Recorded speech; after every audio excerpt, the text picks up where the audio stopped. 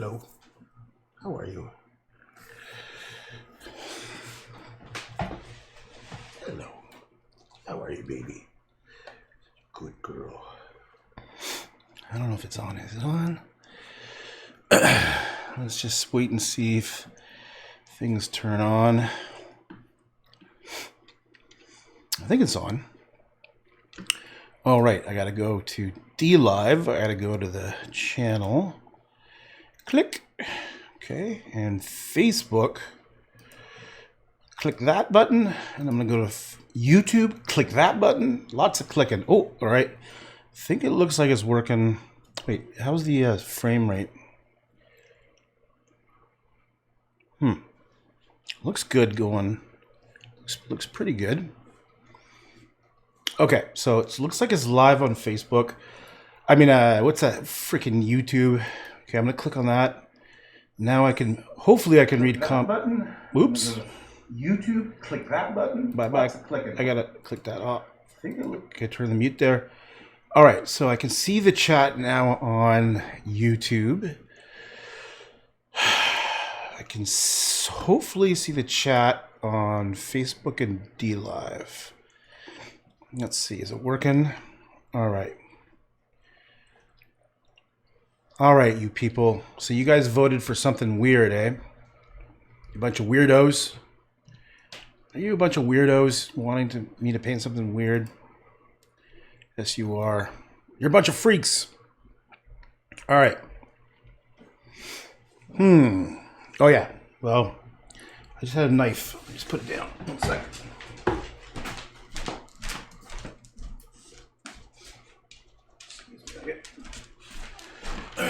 Okay.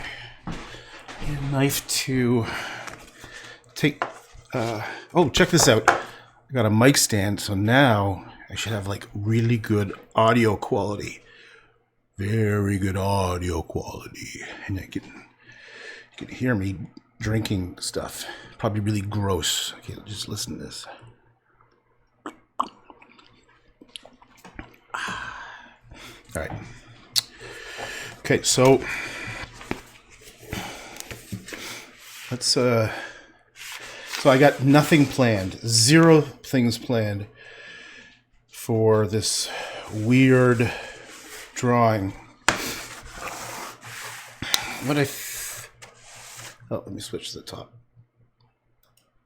Here we go. So what I think, I don't know. I love doing that. That's always fun. Boop. It looks like I'm almost down. I got probably about a couple more sheets left. Okay. Now the question is, what am I going to do? I've got to do something weird. I've got to do something weird. Oh, watch this. Nugget. Come here, baby. Do you want this little doggy bone? What the little what you got? Oh, actually, I know. Come on. But hello, baby. Do you want this? Yes, you do. All right, I'll see you in a bit. There we go. That was it. All right. Okay. Now, what am I gonna do that's weird? I literally don't think anybody's here. I don't know if anybody's here at all. So I was just hoping someone would say some suggestion, like say something, and then I'll go with it. Maybe that's what I should do. I need someone to say, I want you to do XYZ, and I'll create something based on. Okay, so should I wait a minute until someone's actually here? Oh, there's one person on Facebook. Whoever it is, once you say something. Oh, 2 people are on Facebook. I mean, Facebook. Just 2 people watching on Facebook. Why don't you suggest something, and I'll start painting, drawing, whatever the hell you want to call it, based on whatever idea. Oh, Robin is here. All right, Robin, it's all up to you. all up to you. Go ahead. Name a topic. Name something. And I will make it as weird as I can. But I'm going to try to do it with some artistic flair. You know what I mean? Like, I'm going to try to do something, a great work of art based on whatever you say. You could be a noun. You could say, like, squirrel. You could pick an adjective, an adverb. My dog. Oh, my dog. Well, no, that is okay. I'll do it. I'll do my dog. But the problem is that's okay. All right. Oh, fuck my dog. I don't want to do something realistic. All right, fine. Do my dog. But I gotta make it weird. So maybe I need more than just my dog. Damn it. Or maybe I'll paint YOURDOG with a capital giant O because you added the capital. Nugget, I'm supposed to draw you or paint you. All right? How am I going to do that? Maybe I should. I know. Maybe I'll take a picture of her and then I'll use that as. Oh, I can't use my password. Come here, Nugget. Hello, baby. Hello, baby. Come here. Up. Come on up. I don't like cute stuff. That's something. Okay, up. Good girl. Look at me. Look at me over here. Oh, you're so. Okay. You want one of these? One of these. Do you want one of these? Maybe I'll try to get with her mouth open. That'd be kind of cool. All right. Paint. Well, it's a girl. I don't know if that matters. Paint her personality. Let's just see what kind of pictures they got here. Da, da, da, da, da. Oh, I like this. I found this. I stole this from someone on the internet yesterday. I like this. The only person I trust is me, and even then, it's pretty fucking iffy sometimes. And it's what's this guy? I like this guy. What's his name again? This actor. I would like to emulate him. Okay. You want me to do so? The only problem is, okay, I will do it. It's just going to be sentimental, and I don't like sentimental.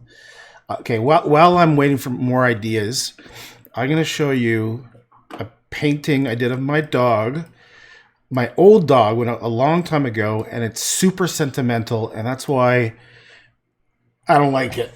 It's like dripping with super sentimental Hallmark postcard stuff. Okay, so I think it's called My Dog. No. Is it called My Dog? Let me do a quick search. Oh, it's a self-portrait, right. This is a watercolor and pencil painting drawing I did of my dog when I was growing up. There it is. I was 17 when I did this. So this is like me. And look at that awesome 70s bowl cut I used to have. And this was my dog. And this was, we had a Buick Centurion. So that was the car that I learned how to drive on when I was like 16, 17. So here's some compositional sketches I did. So I tried, oh yeah, so here's what it looks like when it's framed. So there's I tried a different photo. I tried a different image that I had. Oh, this was, oh my God, look at this. This is the view of my grandparents' cottage that I loved. It had this little shitty fucking, so, oh, I've been wanting to do paintings of that for a long time. So this is from 1987. I was 17. And so look at it. Like it looks nice and sentimental. It's just not weird. It's just not weird, Robin. You're making me do stuff I don't want to do. God damn it. All right. So let's put that over there. How do we put that there? Okay. All right. Pinterest personality. Na, na, na, na, na, na. Why isn't the chat on? Draw lost dog in the woods. Oh, okay. So on DLive, we got 2 dogs now. Shark, sort of shark, whatever, how you want to say your username. Shark is Ask for a lost dog in the woods. How would you even know it's lost? And I'm just thinking now, like I need brainstorming ideas. Those ideas are okay. I'll be honest, they're not that good. They're kind of like, here, just listen to this.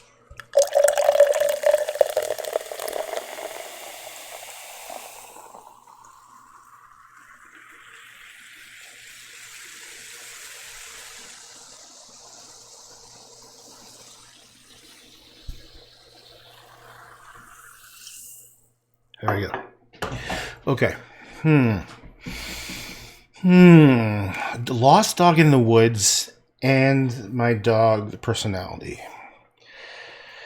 Both those ideas suck. I'm sorry. They're just bored. They're just like not weird. Like the whole point of this is I'm gonna do something weird. I'll do a dog. I'll do my dog. I'll do it in the woods.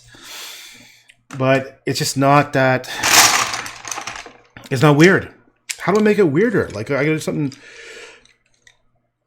Let's do something freaky, man. Don't be shy.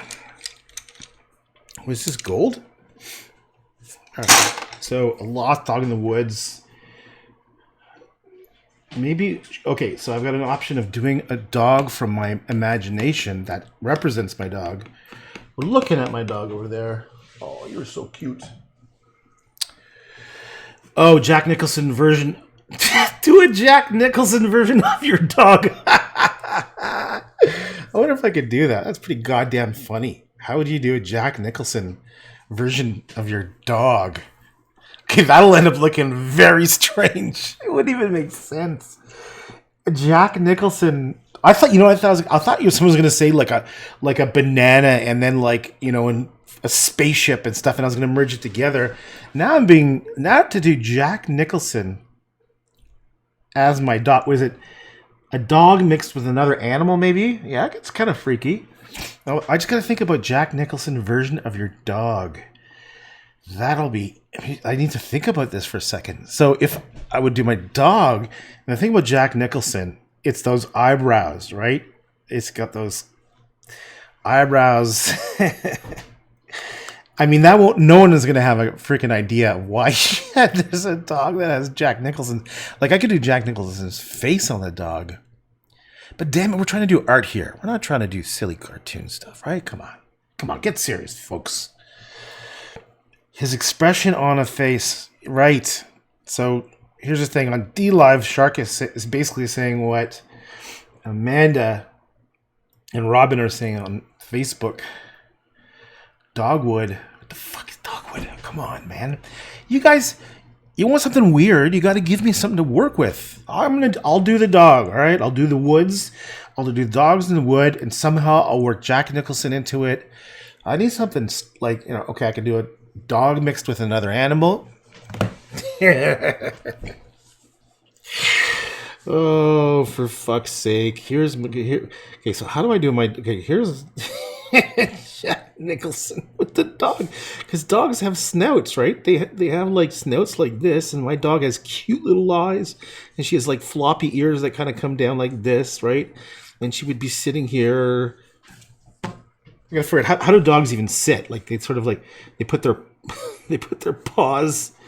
Oh, look at her. She's kind of like a little bit of belly, and she might like have a little paws like this, and like her tail is coming around here, and then okay, so there's like a shape of a dog, sort of like with her ears. Now, what the hell would her Jack Nicholson eyes?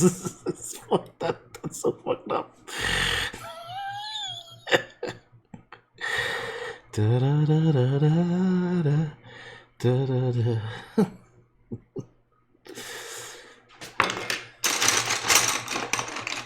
All right, you're gonna get some Jack Nicholson dog eyes. Let's see if I can zoom in so you can actually see what I'm looking at.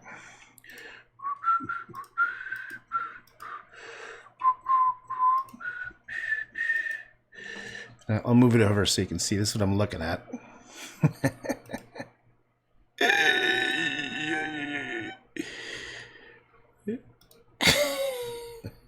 There we go. Oh, there we go. Okay.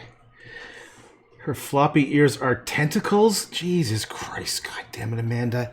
No, you don't have to merge stuff. Like, you can just sort of say, like a freaking, like it could be anything. Come on, man. You know, like it could be, it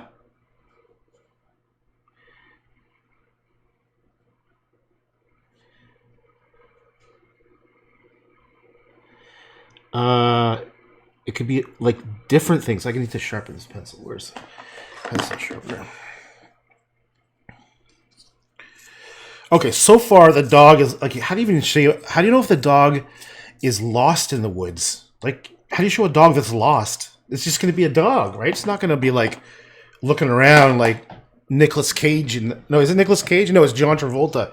You know that meme where he's like looking around?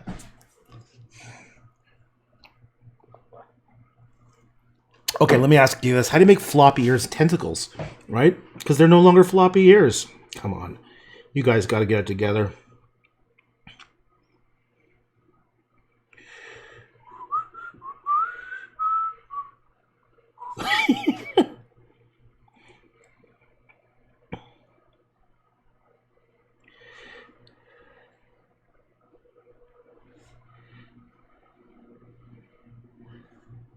So her nose would probably come down like this.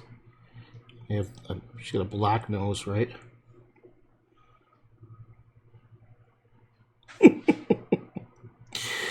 How do you merge a human mouth with a? Because dogs' mouth, they have that kind of like, they have that like little bit of a thing here. It's so stupid. It's not just weird. It's stupid. I guess I have to do it though, right?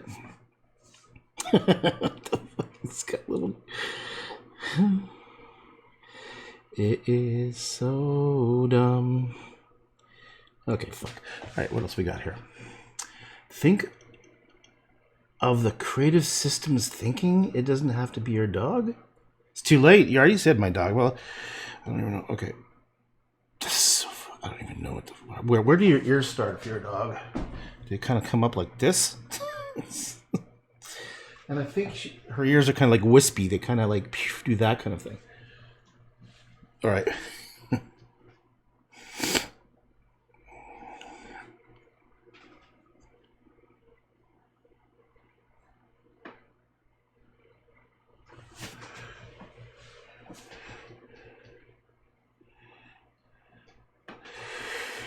You have to put Nicholson's mustache. I'm sorry. Oh, I didn't even notice there's a mustache. Jesus.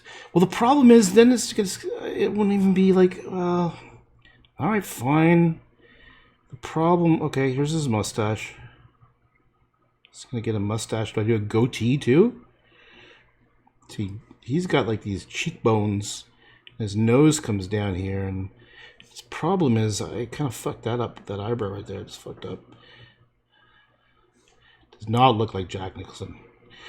It just looks like some weird. Well, maybe that's the achievement is that it's weird. Like if I put his nose on it, it's gonna totally mess with this thing up. Does not look like Jack Nicholson at all. I just look, what the hell is that? Maybe I should start somewhere else. This looks terrible. Oh, Robin, you're making excuses. Come on. Draw a hedgehog. Oh, next to the dog with a Marlon Brand. What's with all these animals and expressions? I want something like. Okay. Oops. The only way I can salvage this Jack Nicholson thing, is because I drew with a pencil and the drawing is so incredibly crap that it's so incredibly shitty that I might, the only thing I might be able to do is paint. Doesn't even look like she's sitting right. It's like she's hunched over. Look at the goddamn face. Funny as that. Like where's the dogs even? Like they have like kind of what comes down like this maybe. And don't they have like little? I can't see. She's not seeing it. Like little weird elbows or whatever. Okay, so here's her. It looks like a fucking. That looks like a hedgehog. What does a hedgehog look like? No, I don't want to do a hedgehog. I want to, you guys. I honestly thought I was going to say do some skulls with, a pentagram and then like a something that's like weird shit. You gotta use your imagination. You gotta be a little bit silly and nuts. Okay, so we're gonna do some woods. What if, you know what this reminds me of? It reminds me of like the Cheshire Cat.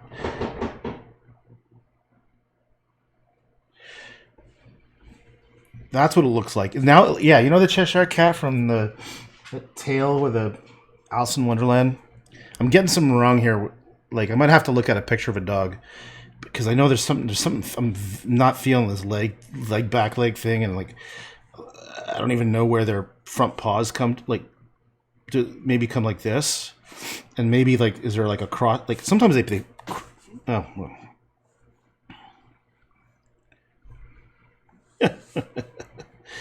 Like I don't know where their little arms and legs, and they have like little paws that come down like that. Something's really wrong with this back leg. This back leg looks terrible. Okay. The skull. Oh right, your keyboard's acting up, quote unquote. The skull then has been. Robin, man, what are you typing? I don't even know what that means. The skull. This has been. Okay. Well, I'm gonna do the. So we're having a start of something. I'm not saying it's good. This is not good, but we have a bit of some kind of dog with some kind of Jack Nicholson, some kind of face. I'll try to improve it once I start painting. It looks like it's like a weird fatso. Like I think I got the back. I think I started the head. Like I think it should have been more like this kind of thing. Look at the bit of it. I don't know. Anyhow. And then there were some like woods.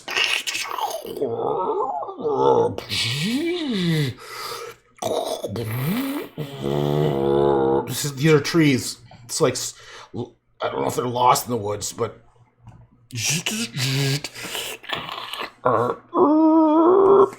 okay. Oh wait, I got some more text to read here. Let me zoom out. Oh wait, it says here. I was actually thinking about an ox skull, maybe an animal, a cat or dog, wearing it to hide its head, or a human. I could have ethnic painting. It could have ethnic painting or feathers. Just an idea coming for you mentioned. It looks like a lamb, doesn't it? Yeah, it looks super freaky. I should probably look at a picture of a dog because well, what else? We need something else here. Okay, I'll show you. Let's go to here. And let's see if we can find a picture of a dog that I can use. I just need a bit of reference. My dog isn't sitting in a nice way, so I'm going to type in golden retriever lying down.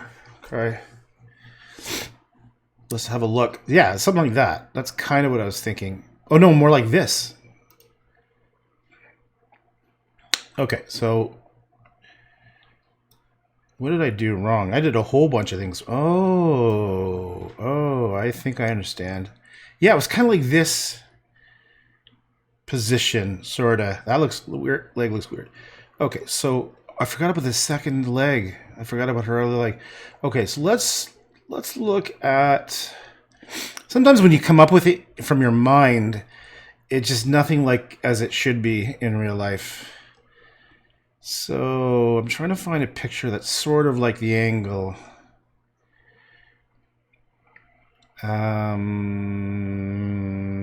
Actually, this one is the closest, I think. So if I click on, open in new tab. Does that work? Boop. Okay. Let me just zoom in. Burp, burp, burp, burp, burp, burp, burp, burp. Okay. Boop. And I'm not sure if I can't show you both things at the same time, but let's just look at what I've done. And look at that horrible, freakish creature. I know what's wrong. The head is too low. Like, it's too low. I mean, yeah, it's supposed to be up here. So if I was to do it properly, the body is actually like it's totally different. It would be more like, here, let's do a different color. Let's try red. Let's try red. Okay, so like even forget about like the face is the wrong direction. So maybe it would come down and there would be like let's just try to look at that. Let's do this here. And then the body is going to be like more like over here. And oh, look, the legs come up here. See, this is what I didn't know what the hell I was doing. Here, and then this thing is here. And this will come out more like that. And there's like a little cool little fur little thing that happens. And then like pot like that. It's going to still be super awesomely weird.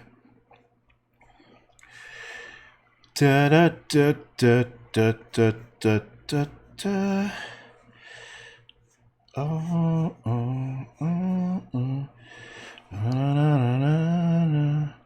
So I'll just show you what I'm looking at.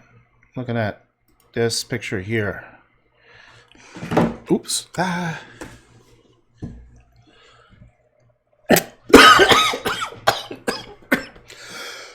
I breathed in when I was taking a drink.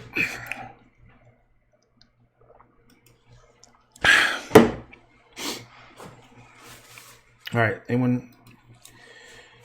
Okay. Okay. All right, let's go back to this. So I'm gonna make it up where the ears actually. This is just beyond like a disgrace. It's a disgrace, I tell you. But maybe that's what we're supposed to do.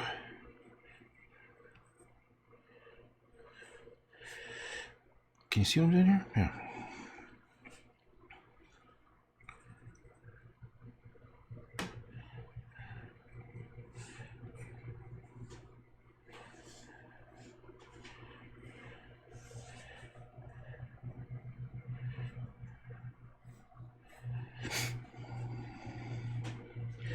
Da, da, da, da.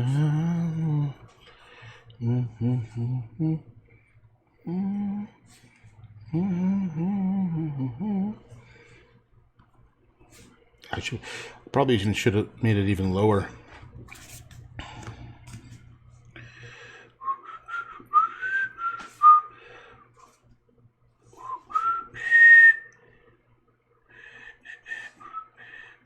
Jack Nicholson's actually comes up here, and he's like bald and stuff. So it looks a bit like Shakespeare.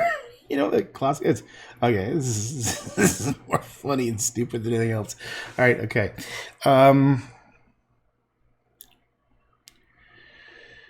Do I try harder to make it look decent, or do I leave it like absolutely ridiculous? Let me just see if I can try to improve this little drawing just a little bit. Just a little bit.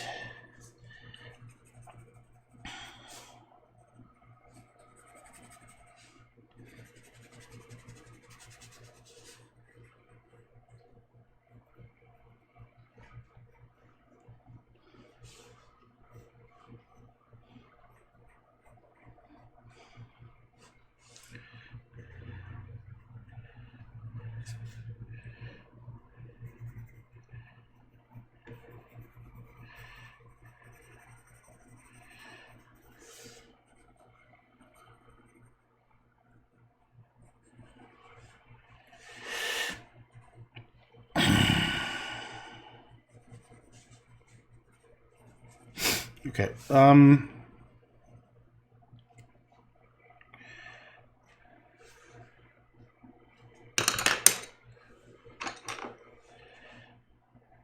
What was I talking about? I don't remember.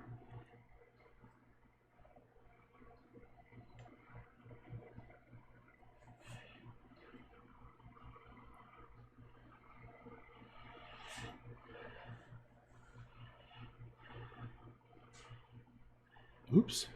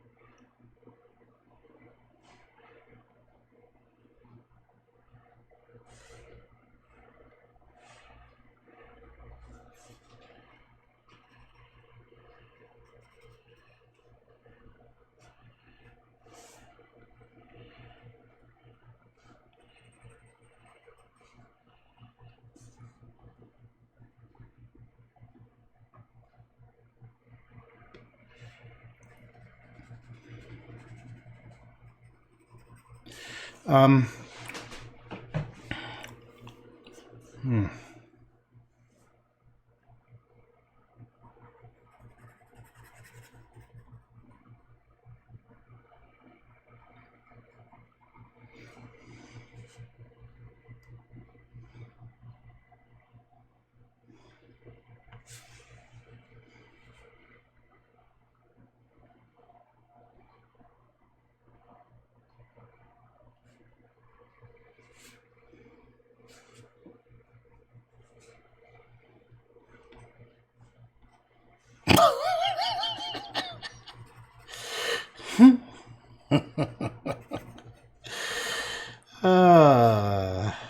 Well, it's certainly getting weird.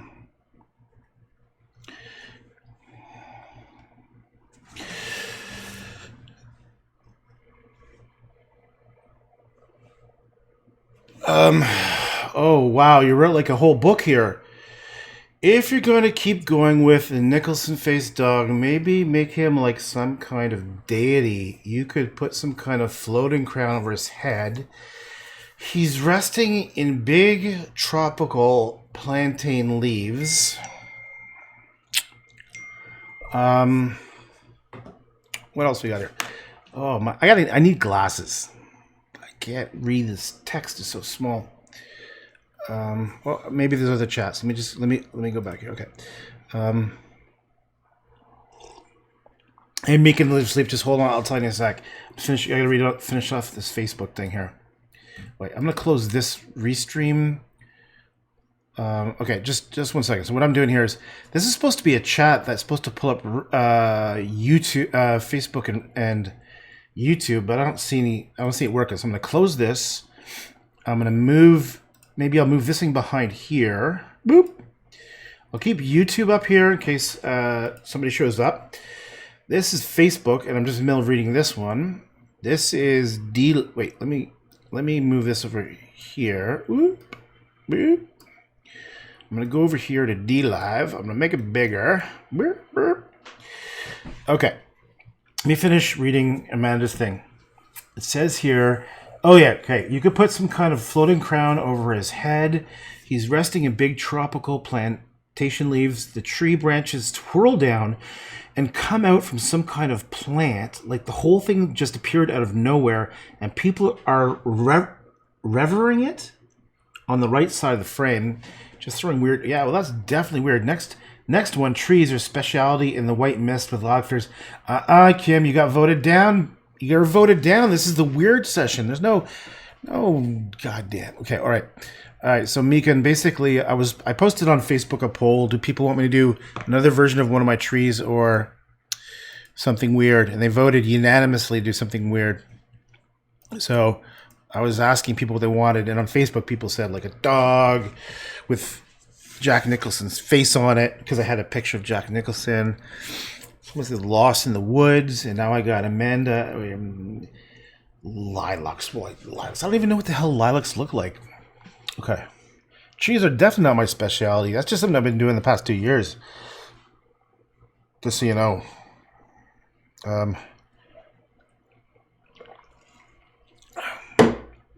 Let's just say I've done maybe 50 paintings, let's say in the past 2 years. I've done like maybe, I think it was something like 800 over the past 30 years. So it's funny because I know you probably only know me for doing trees, but that's just like the past couple of years. I've just been focused on it. Okay. What did I do? Oh, put my hand on the keyboard. Okay. All right, so let me get caught up here. The next one, I know. I wasn't taking requests. Nope. I don't do requests. Well, I kind of was asking what you think about a weird one. I'm just messing with you, Kim. I'm just messing around. Okay, I'd have to look at what lilacs are. I don't even remember. One thing I have learned is that gouache does not wash off. Looks like a weird tattoo. Okay, so what else? Okay, a crown. A crown. All right, we'll do a crown. Wait, a floating crown. That, yeah, you said a floating crown. So like, what is a floating crown? Let's just do that.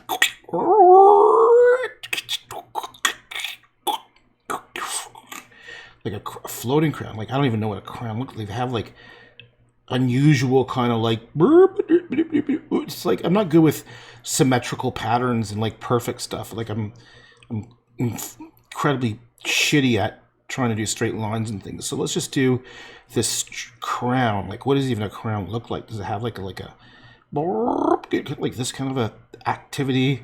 And it has like jewels and like things like that. Okay, so it's a floating crown. It's like some sort of like glowing item. All right, so I got a floating crown. I love trees. They're all over your home. That's cool. I like trees too. They're pretty good. I like the trees, yeah. All right, okay. A floating crown. Okay, let's go back to Manus thing because she's the only one who's giving me any good ideas here. The rest of you yahoos are, oh crap. Here's something that I've been noticing a problem with. I can't scroll down to the other comments. Like, is there a way?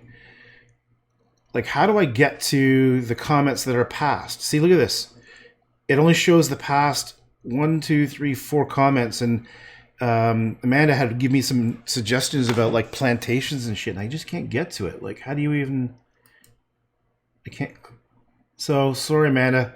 I don't know how to go back to your previous comments. Damn it. All right. I kind of remember something about like plantation leaves. Like, you know who I'm thinking about? When you said that, I immediately thought of, you remember Rousseau? He's kind of a crappy painter. Rousseau, let me show you. This is what I was thinking about. In fact, I kind of hate his paintings. I think they suck. They're flat and boring and just like, look at this. Barf. Rousseau. Rousseau. Painting. Like, in fact, I'll show you. I just reminded myself something. So this is Rousseau. Bonk. I'm going to show you something that's going to laugh. Okay, so I think his stuff is blah, whatever. But I actually triggered a memory. So this is Rousseau. He's known for doing these kind of flat, simplified shapes of jungly scenes with birds of paradise flowers and like African animals and shit. I actually kind of tried doing something when I was really young, like young. I just remember this. Let me go to, I know. I'm going to search I'm so glad I did this database. Now I like to see my own shit. Animals. Where's animals? Okay, I'm going to search for animals because I remember thinking about a Rousseau painting. I was quite young. I'm going to go right to I'm going to go next. Rousseau, you suck. I just don't like your flat shit. Let's go. Yeah. Oh, we're going back. We're going way back. We're going to go, how old, maybe? Here it is. Look at this. I was literally thinking about a Rousseau painting when I did this. I never finished this. I remember doing this drawing. This is kind of crazy. I don't know. How old? 12 years old. Actually, I was either 11 or 12 when I did this drawing. And 11 or 12 years old. And I was thinking about a Rousseau, and you can even see, doesn't it kind of feel like a Rousseau? It's like it's flat with animals. And I remember going, fuck it. It's just too much work to do all these, like, look at this. This is what I was doing when I was 12 years old. What a weird kid. So see these shapes here? Go back to the Rousseau and look. You're going to see those shapes somewhere. Like, I'll find another painting. Yeah, like, boop. See these? Look at these things. This is 1982. I have a very good memory for visual stuff, but it's the same kind of plants. Rousseau. Let's just pick another Rousseau. Exotic landscape. What's this one? Maybe this one. Like, all of his paintings have a very similar kind of vibe. They're very flat, and they have like animals, and they tend to be African animals. I don't know, maybe because Rousseau is a French name. Why can't I just click on these? Bloop. Okay, so you get the idea. All right, so I'm going to put this away. Oops. Give me a second to put that away, and we'll come back to here. Boop. All right. Wow, I go off on tangents sometimes, just rambling. You love Rousseau. That's okay. You can have terrible taste. I don't mind. I'm just kidding. No, I am just talking a bunch of bullshit. I don't really hate Rousseau at all. I mean, I kind of, you know, he's got a very distinctive style. I'm just messing around. Okay, so we're gonna do some plantation stuff. Oh, hey, now I got back to Amanda's. For some reason, I can read Amanda's text again. Oh, I see you repeated it. Okay. If you're well, I better do it quick because you're almost off my page. You can put some kind of floating crown over his head. He's resting in big tropical plantation leaves. The tree branches twirl down and come out of some plant. Oh, well, I've already kind of done this side. That made kind of weird. How would I get a plant to twist out? Like you're saying, there's going to be like a plant, and they're coming twisting down, right? So these are like the they should come twisting down. Where does it say? The tree branches twirl down and come out of some kind of plant. Okay, so we have a plant here, right? Like the whole thing just came out of nowhere. Ah, crap! I was making it come out of like a plant of some kind. And people are revering in it on the right side of the frame. Now you don't get to tell me where I do shit. That's up to me. I get to do that. That's my thing, man. Oh, what about this? If this was all dark, like what if and all you see is a silhouette of the plants? Okay, imagine this. All right, here we go. Wait, would that work? Okay, I have to make them lost in the woods still. Okay, so there's still trees and stuff. They're still lost in the woods, right? Here's some trees. And then people are revering. Okay, so revering it. I think I need to think about. I think the revering, like to rever something means to like to worship. I'm just going to go to Google, and I'm going to type in REV rever. REV. I want to make sure it's not a typo. It's actually, yeah, to rever. It's almost like to feel deep respect or admiration for something. Okay, so people are revering it. People are revering it.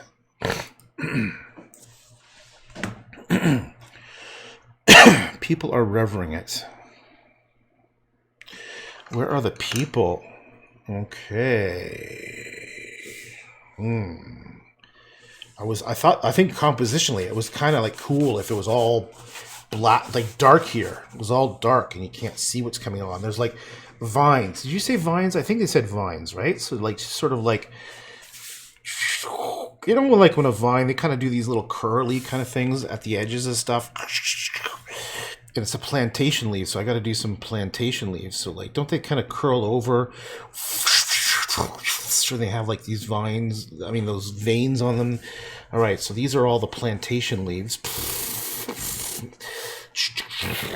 And then I got to do these lost in the woods. Okay, you know what? I think it's a floating crown, so I definitely have to do da da da da da.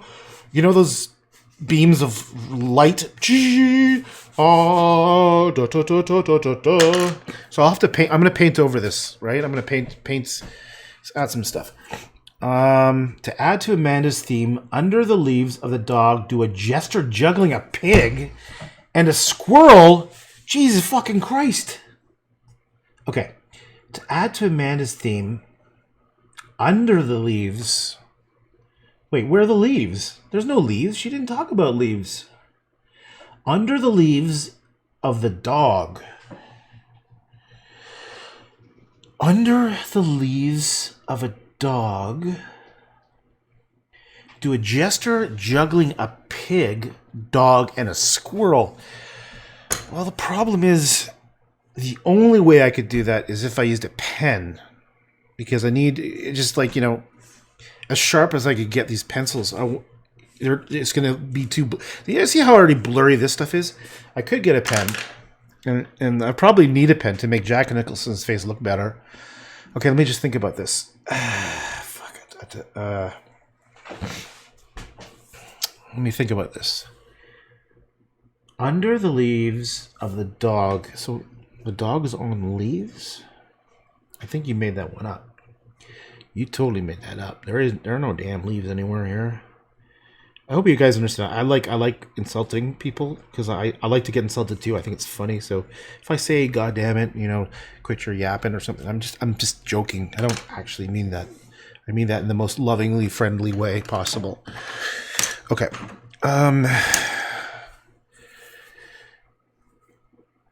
I repeated it. You're the boss. Oh man, I'm just joking. I'm 100% joking. I don't. You could say whatever you like. Honestly, I'm just messing. I'm just screwing around because I like it. Okay, you're the boss. Just throwing random ideas. Hey, maybe it can be all black. Be black all over. It could be a flower floating around it, containing those branches and the dog. The background could be outer space or surrealistic ambience. Right? Yeah, that's kind of cool. Like. I do like that. I was honestly thinking this is mostly black,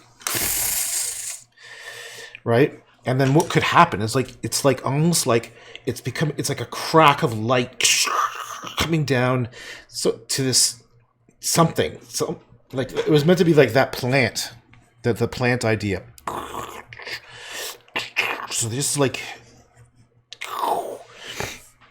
okay. So this could be all black with like little star, like little dots of light, you know, like that.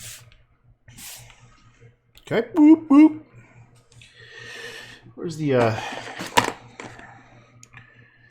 okay, I gotta think about Kim's thing now.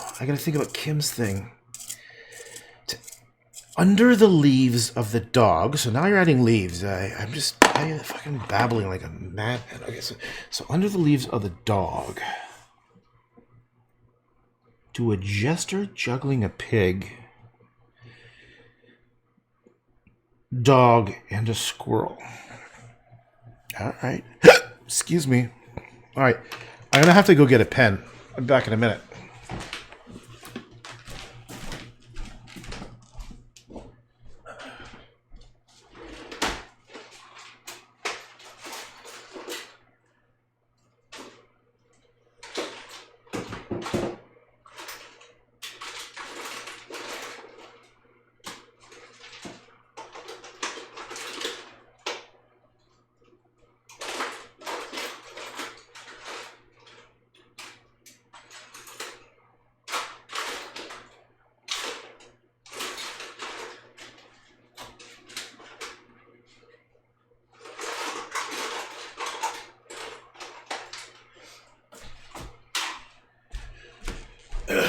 Okay.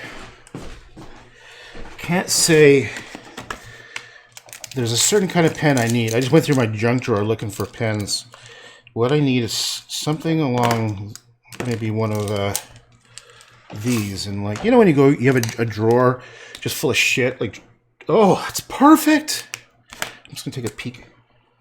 Yeah, see, that's something happened. I was expecting them to be all empty. But it looks like, yeah, that one's dead. That one is exactly what... Oh, this is not bad, too. Okay. All right. So this... Yes! That's the ultimate pen. I can't believe I found this. This is perfect. It's actually a drafting pen. Or like it's a decent little drawing pen. Sweet. Okay. So, let's do some zooming in here. Because we got to do some really ridiculous shit happening right about now. Let's zoom in. Zoom in. Zoom in. Zoom in. Wait. Oops. Oh. Okay. Can I go closer? Yes, I can. All right. If I'm going to pull this off, I gotta have to make it really small. Which is... Okay.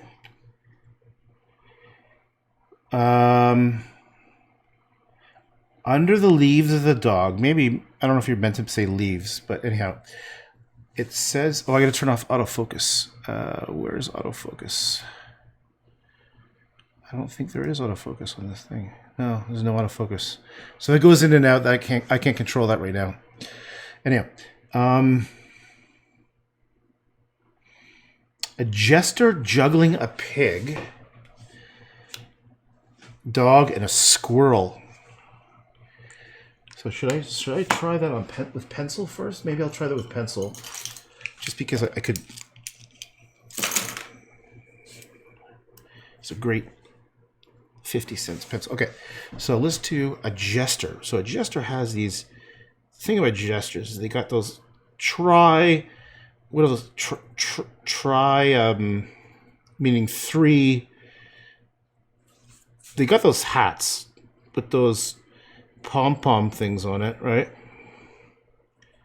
Makes me think of didn't Picasso do some like jester? Don't they have these things around their necks? They're like these things like that.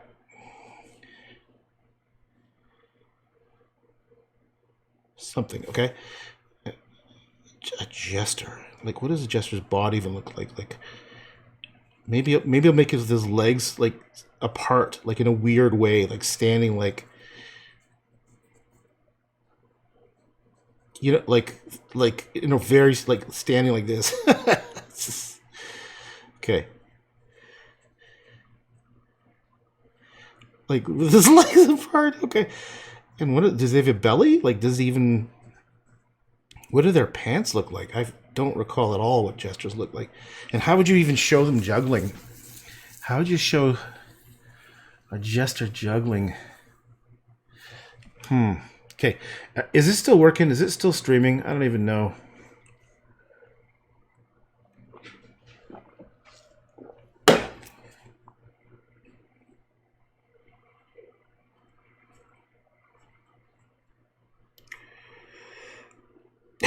How could you possibly even show a pig and a dog?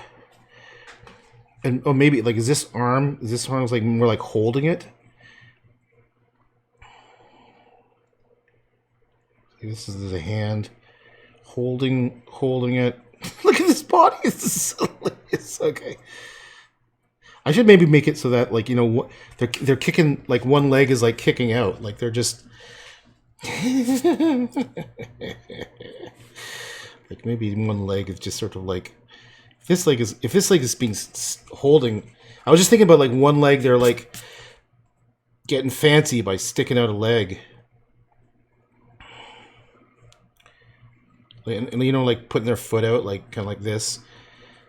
And if that's the case, the weight needs to be like standing something. It's so fucking bad.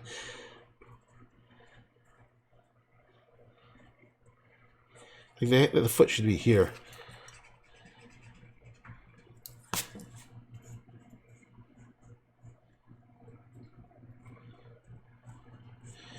The weight of the body, and like there's a knee. How would the knee even work? You sort of have to like fake the shit. Okay, and so if your armpit, where your armpit maybe go like this. Okay, so it's this thing is in front of them, and they're. Oh, that looks so terrible. Okay, but anyhow, let's just do this. So here's a problem. I knew things would be so small. It'll be very hard. And what is this? Fuck balls. They have like what does a jester's costume look like? Like, I'm thinking like, do they have like big buttons and things? That looks more like a clown. Anyway, I'll fix this foot thing in a minute. So I did it so small that I could show off I could show off, what am I trying to say here?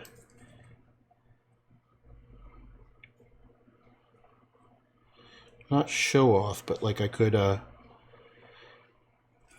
can't even think. I could,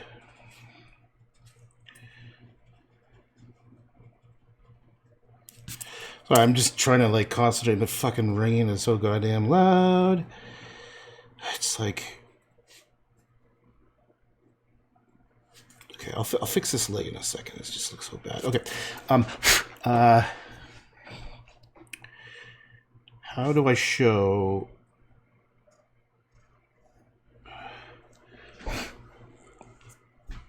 A dog, a pig. Oh my god, what does a pig even look like? I know what I'm gonna do. Haha. Maybe I'll do them as toys. Okay,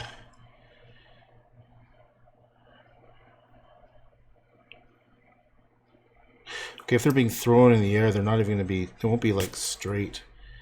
So. Yeah, fuck it. Okay, here's what you're gonna get. There's your pig.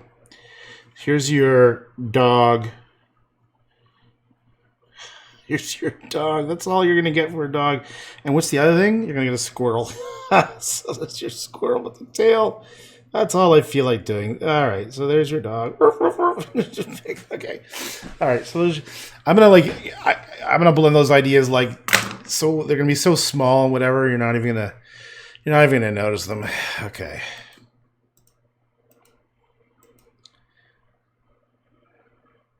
Okay, this is probably good enough for me to work with. I bet you this is good enough for me to do. This is a good foundation. Let me just quickly do this. Let me just quickly put some lines down, and I only give myself a 40% chance of making this look like Jack Nicholson.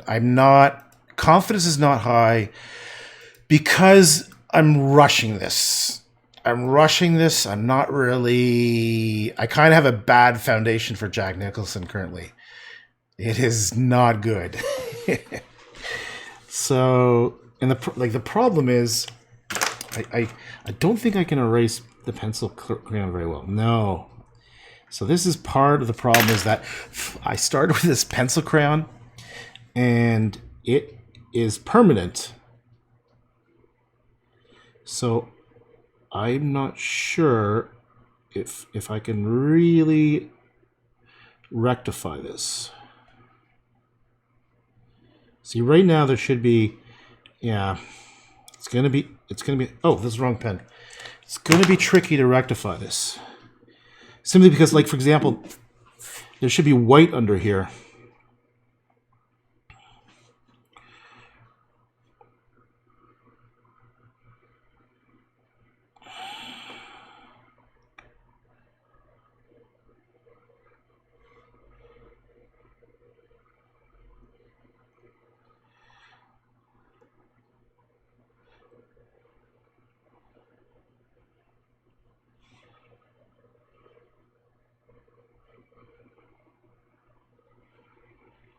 His eyebrow curves differently. I can't. That's kind of, I fucked it up because you can't.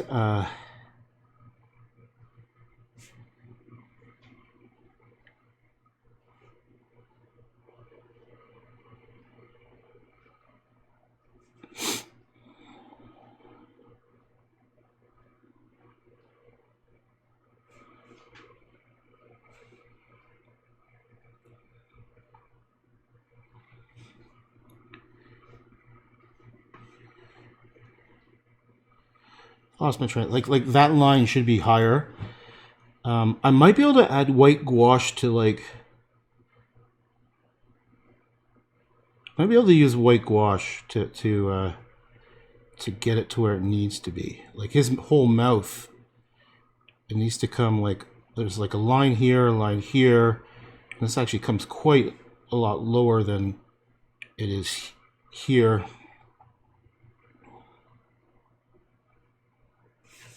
This jawline is actually way down here. Oh, it definitely does not look like him. Oh, look at this. So his hairline is actually, if I was, it's way back over here. Like his ear is here, and his jawline, he's got this. Too bad I can't see where his jawline actually is because of this, what's it called? Hello, brain. Get working. I can't think. Because of... Oh, isn't that annoying? I can't actually speak. I literally can't even think. What the fuck was I saying? Oh yeah, the picture's covering up his jawline. Okay.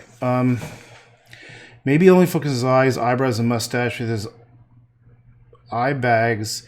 It's the most characteristic thing about his face, and just go with the dog's snout. It's too late. I mean, I could probably, when I start painting, I might be able to do some shit with it. But it looks like a lost cause to me. It looks absolutely fucking horrible. So just don't tell anybody it's supposed to be Jack Nicholson. It's not Jack Nicholson. We'll see what I can do when I start painting. Okay, what I want to do is the overall painting. Overall composition is going to be fun. This is going to be fun. Oh.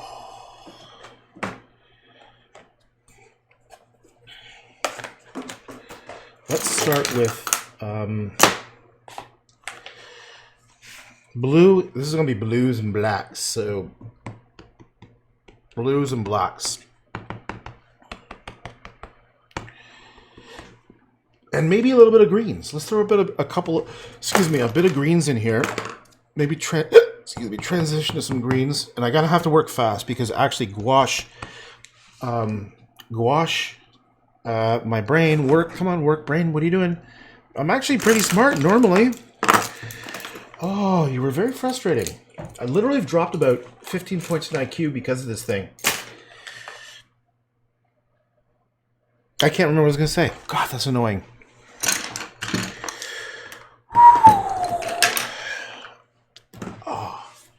Oh well, God, fuck! I really want to remember what I was saying.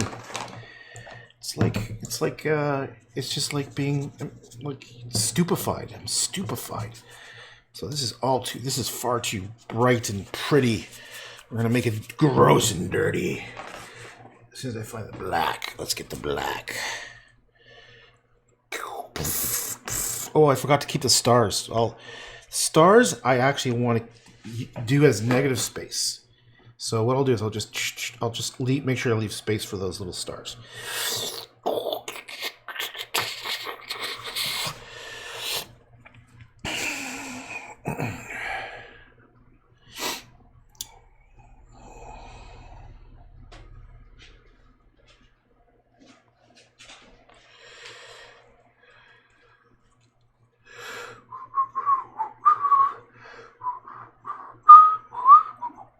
That's right.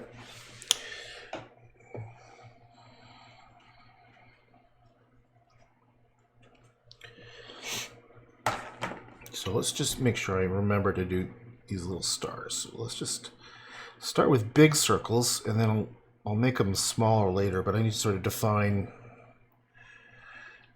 Keep those... Oops. I'm just using a big brush, so I can't really...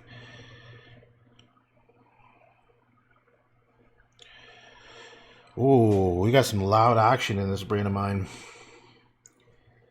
Woo, baby. Wow. Holy fuck.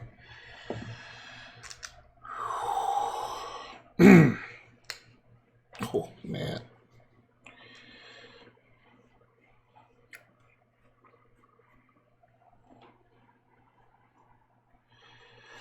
Okay, that's not a decent start. Let me just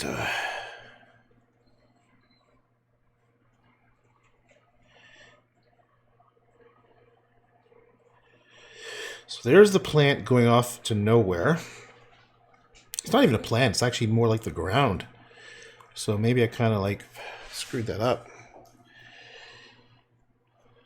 So I'm just trying to like carve out places where I'm going to leave the white showing through, so that it can be like, that can be where the stars are.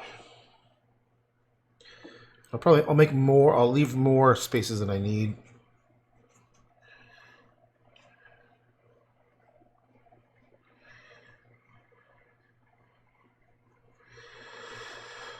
Okay, I've actually done this before. I've literally done stars like this before. I'm just trying to think of which paintings I did.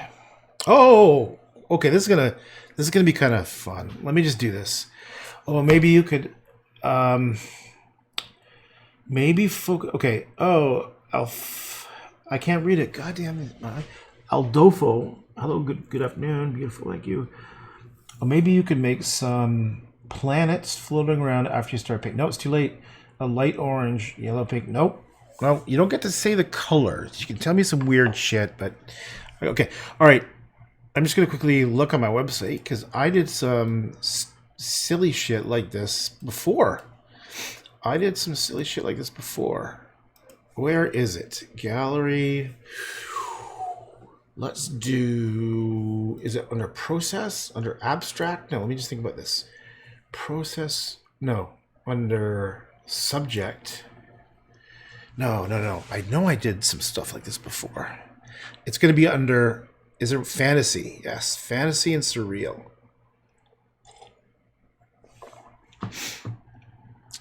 I got to change this. I got to change this... setting. This is it's showing too many at once. Let me just go right to the very end. So I'm gonna go in like long time ago. Yeah, so that's like when I was a little kid. Let me go. Look at this cool surreal thing I did when I was a little guy. This was like I think my first self-portrait, and it was a surreal thing. I was pretty young. Isn't it awesome? Okay, let me go back. Oops, this is page 6. I know.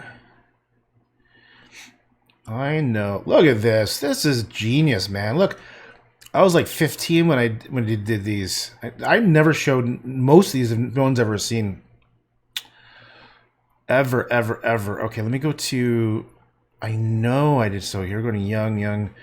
What am I thinking of, Josh? I know. Oh no, I was like 20 years old or so. So let's go a little older.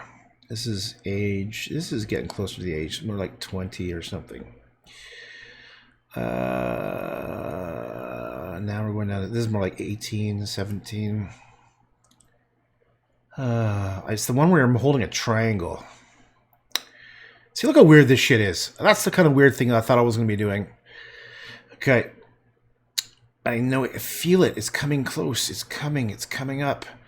I know it's... Oh, there's the stars. Okay. This is actually one of my favorite things I've ever done in my life. It's a little oil pastel drawing. It's little. Look at this. I love this thing. Come here, baby. Where are you? It's called Gargoyle. It's 8 by 12, which is pretty small. I was 19. It's a drawing. So my favorite sketch I've ever done is this little sketch. When I was 17, I did an art school in Italy, and then I backpacked, and I went to the Tivoli fountain in Rome. Let me show you this. I think it's Tivoli. Tivoli fountain. It might be Rome or Florence. Trevi fountain. Okay, check this out. Oh, sorry. Let me go here. The whole time shit balls. I was showing you this drawing I did. So this is one of my favorite ones. It's based on my favorite drawing I ever did. I was here in Italy, and I was looking. I think. See, it's this dude blowing a conch shell. I think it's this guy. Let's see if I can find a better picture. Tivoli fountain. So I was probably, yeah, I think it's this character here. I'm gonna try to find a zoom in. Tivoli fountain, conch. Is that how you spell conch? Blowing. Here it is. Ah, there. Is this the one? Yeah. Or is it this one? Yeah, this is it. Okay, let me just. Here's the guy. I was hoping to find the same angle. So I was sitting there when I was 17. I was alone. I had to spend about a week alone because I was waiting for my girlfriend to meet me after my art school was done. So I think I just hung out around here at this fountain, and I did a little sketch. Let's see if I can find a similar angle. So the problem is this angle is the other direction. So I was standing over on the other side of this thing. So it would be kind of cool even you can even see where I was standing. So that's somewhat close to, like, I was more to the right. Huh, look at that. Anyhow, I did this tiny little sketch, and then later when I came back to Toronto, I looked at my sketch and I did this painting. And I was specifically thinking about Auguste Rodin, which is he's a wicked painter. A-U-G Rodin. I think that's his name. No, R-E-D. Yes, this guy. I just loved his style. There's something about his style. So I kind of like internalized some of his little doodly things. These little what thingamaschnobbles. If you look at a painting, I'm trying to find one that where it's you can see distinctively. You can see his little kind of stylistic little. I don't even know what you call it. The way he would paint, it would be these little kind of marks, and I just loved it. I would just look at it and go, "Oh, I like that. I'm gonna use that."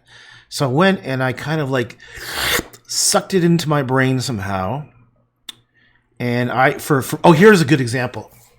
Look at these little marks. They're like representation of. This is perfect. It's like a representation of a flower.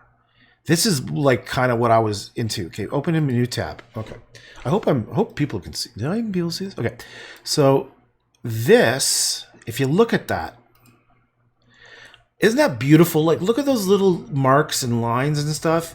And that's what I was thinking of when I did this. These little things. And I have no idea what the fuck I'm talking about. Oh yeah, the stars. So the things I'm just messing with right now. Let me just close all these things. The things I'm messing with right now, these little stars here. I was thinking eventually I'm going to get to something like this. But there's actually some other paintings that I did that actually literally have the same star. So here's some stars right here in this one. You can't really see. Well, I have to click on it to show you. I know I'm rambling. I'm just sort of like waiting for the paint to dry. If you look here, if you look closely, you'll see how it's wet.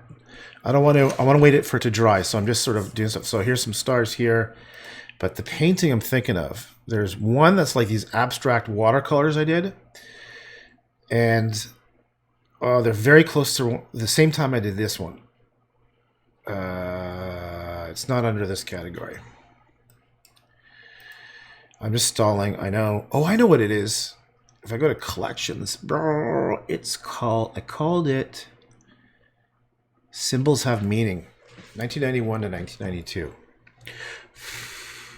Oh shit, this is the one I was thinking of, but there's no stars. But it's got those Auguste Rodin kind of little doodly things.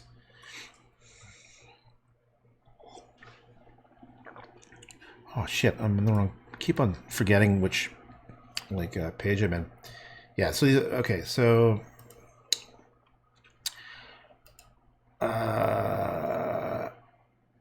where's that? This, and then I go to gallery, and I'm going to go to subject. I'm going to go to abstract. There it is. My paint's almost dry. It's still a little wet. Okay, so abstract paintings. I got to go back in time. Back in time. We're now getting, this is 1995. Let's go back in time. Here we're getting closer. There it is. This is what I was thinking about.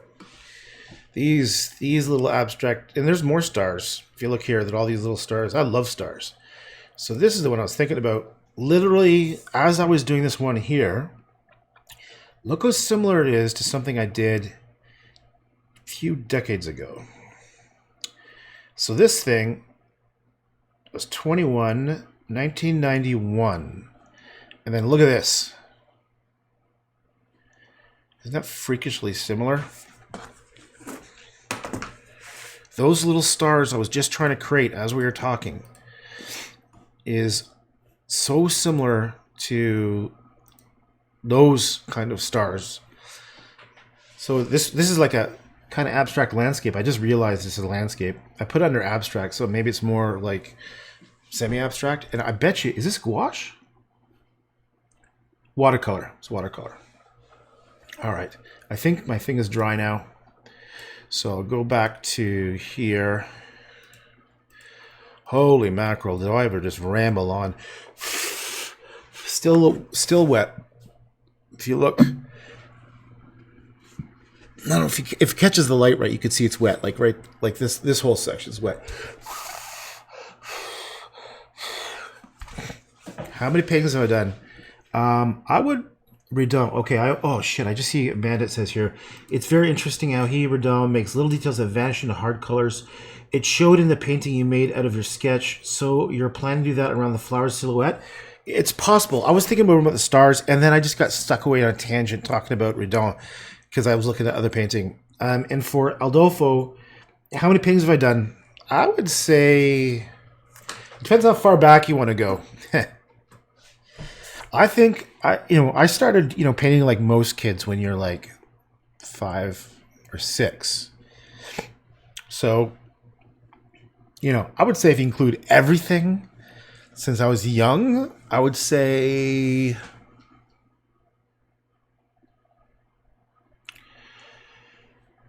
let's say 1,300, 1,400. But if you were to say sort of when you think I would develop into something somewhat mature, I think I was fairly developed when I was 15 or 16. That's when I started maturing, and I actually was like, whoa, there's something really there. Like you could still, when I was like 13, I was just becoming something. Like I was definitely years ahead of most people when I was 13, 15, 14, but when I was 15, I was like, okay, this is something like adults were doing. So let's just say let's just give it a bit of a buffer. Let's say 17. I was doing some awesome shit when I was 17, man. Some of my favorite stuff I've ever done when I was 17. Let me show you a little watercolor. Like, I love this thing. Oh no, the chairs. Oh my God, I did these chairs. In fact, both these paintings take place in the same place, my parents' house. They have this little porch room. Is it called a sunroom? And one is a watercolor of my mom, and one is a... Yeah. Oh, look at, they're perfect. They're both there. So let me tell you, this is where I think I started being like an actual artist. I looked at this and go, this is real shit. It's not this one. The chairs is a bit more, I think is a beautiful fucking painting that okay. So I was 87. I was 16 and 17. So I did this as a painting of my mom. And look at that. Look at the like. I was thoughtful enough. Like I know this glass table. Like this is lit. There's my mom there. I like to do figures. I didn't like to do faces as much. It's just one of those things where, anyhow. But this is pretty subtle. There's some subtle shit. Like look at the reflections on these tiled floors. Like look at this is that gives you the impression of one of those corded phones. Okay, so that's a 16, 17-year-old, and that's kind of when I felt like, okay, I know I got something. Look at, and this one, honestly, I fucking love this. This was a acrylic on paper. One of my earliest times even using acrylic. This is beautiful. I was 16 or 17, and it was that same room. And look at how I use negative space to create form. Like these are just blocks of color that create the white. This is actually quite small. I remember this is it's a sketchbook size. You can see the little holes the sketchbook is. And even these little impressions of these, look at, holy fuck, I'm blowing my own mind here. I was doing a painting of my parents' garden, and I was using those exact, oh my God, I'm an idiot. The whole time I wasn't showing you the screen. Jesus fucking Christ. Okay, so this is the one that I think that I love. I got to go back and show you everything again. So this is the one where I was 16 or 17, and honestly, man, that's some really beautiful stuff. This is some really next level fucking any age. Like I just knew it. Like I felt I took some from Van Gogh. I took something from David Hockney. I took something from Rodin over here with these little streaks. I was absorbing shit. So here's the watercolor of my mom when I was 16 or 17. I'm so sorry that I wasn't clicking on it. Okay, here we go. Look at this.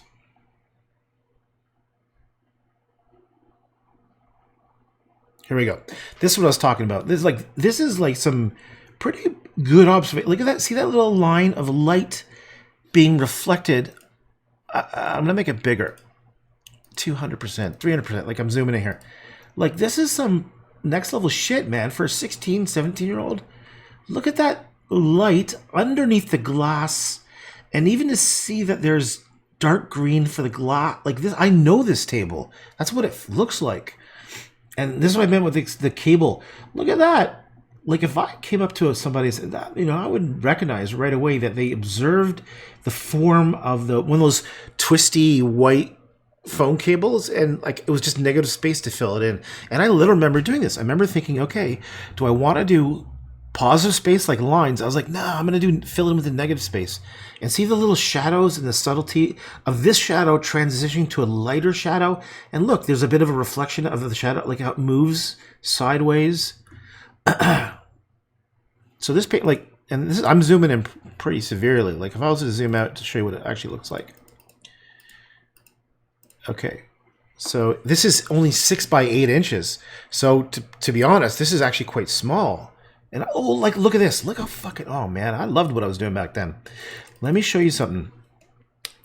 Look at this. This is a shape that Auguste Rodin would do. Like we're really zooming in here. It's little etching, this little thing was literally that thing I showed you with Auguste Rodin.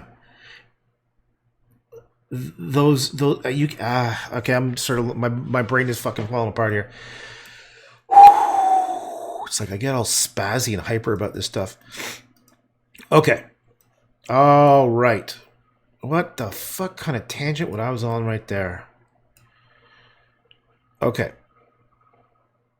Let's make it small again. Oh no, I gotta make it here so I can see if anyone's talking. Okay. Okay, so there's no one on D Live. That's fine.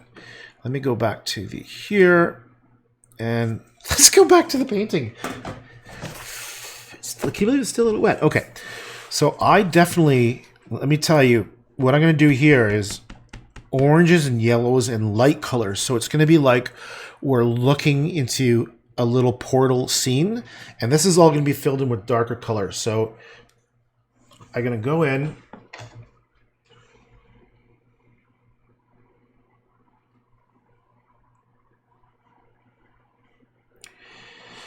And like actually, I was intending to make these things more green, but just I think what I'm doing here is I'm just trying to get like the silhouette, get a silhouette effect. So I need to fill in more.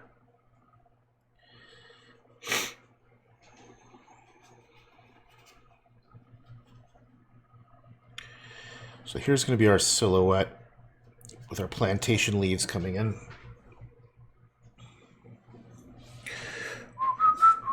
The chairs made me think of Van Gogh. Yeah, I was in love with Van Gogh. I felt like I totally got Van Gogh, and I mean that like these are all my private thoughts, and whenever I would say it out loud, it came across so fucking arrogant.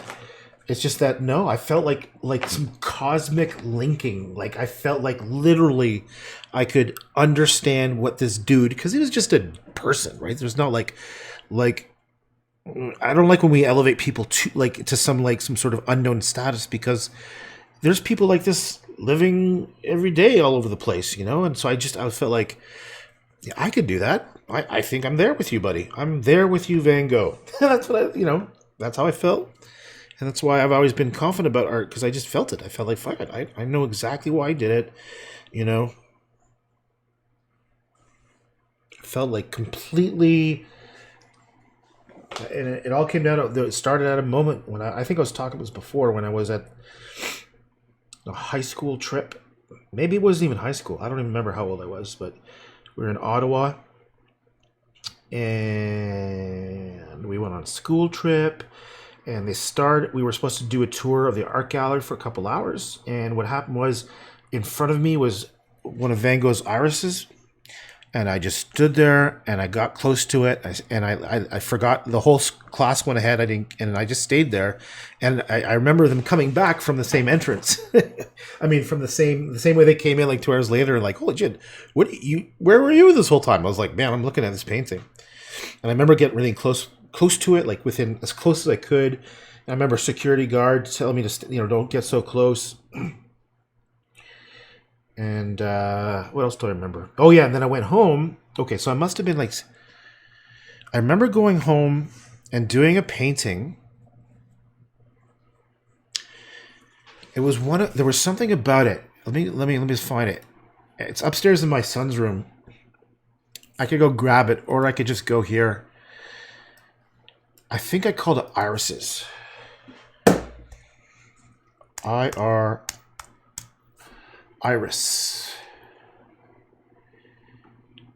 Here it is. Yes. So this is the first. Yeah. Oh, so this is my first.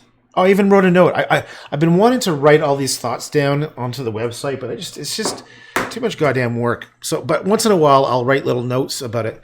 So this was, So I was 16 or 17, and I wrote a note even here. It says here, this is my first acrylic on canvas board. Oh, that's what it was. I remember, because it definitely wasn't my first acrylic. I was doing acrylics when I was much, much younger.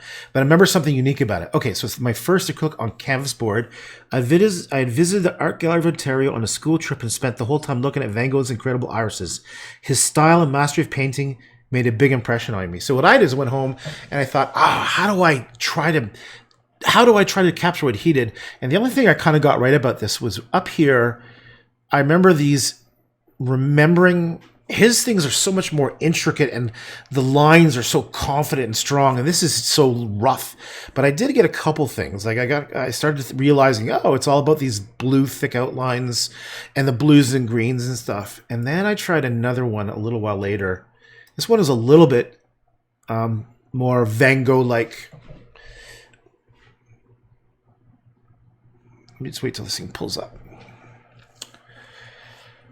And actually what happened was I did a painting and it had quite a thick texture. So these streaks here, I don't know if you can see these horizontal, there's these lines coming down. You can't see my hand.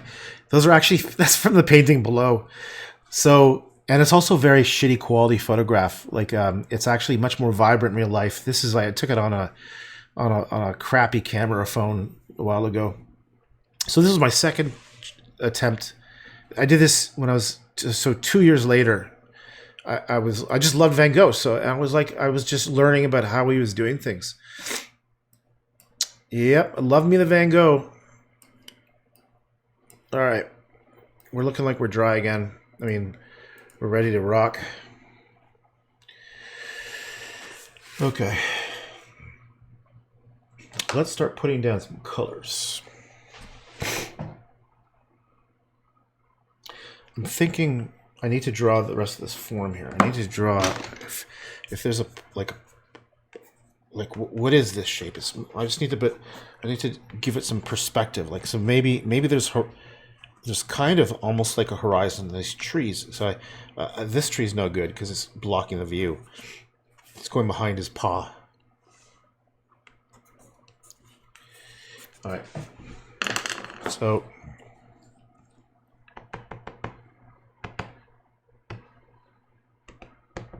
her paw.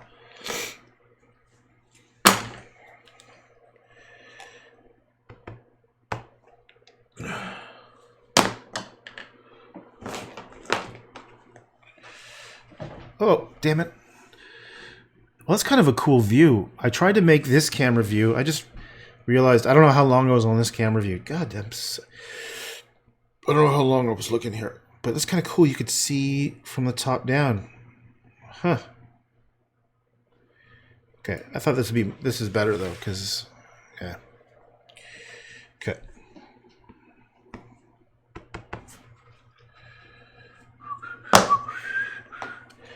I'm just gonna tap orange. Start putting down some colors.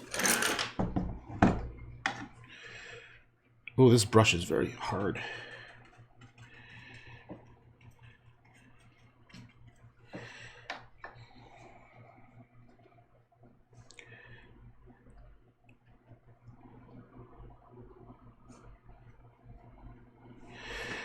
Okay, I'm going to kill that tree because it's just in the way.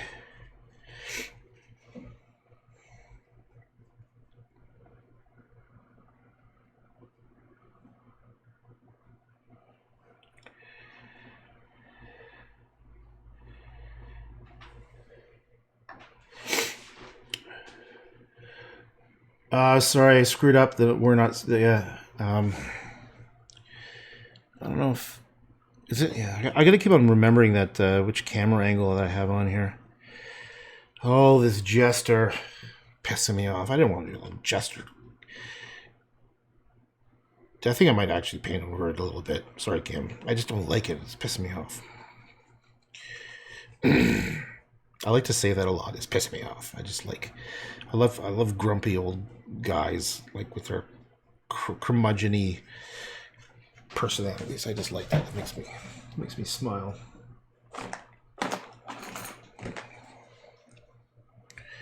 Okay, I was gonna save this for the crown, but maybe I'll just tap a little bit in there. Okay, I'm gonna avoid using greens to make it too.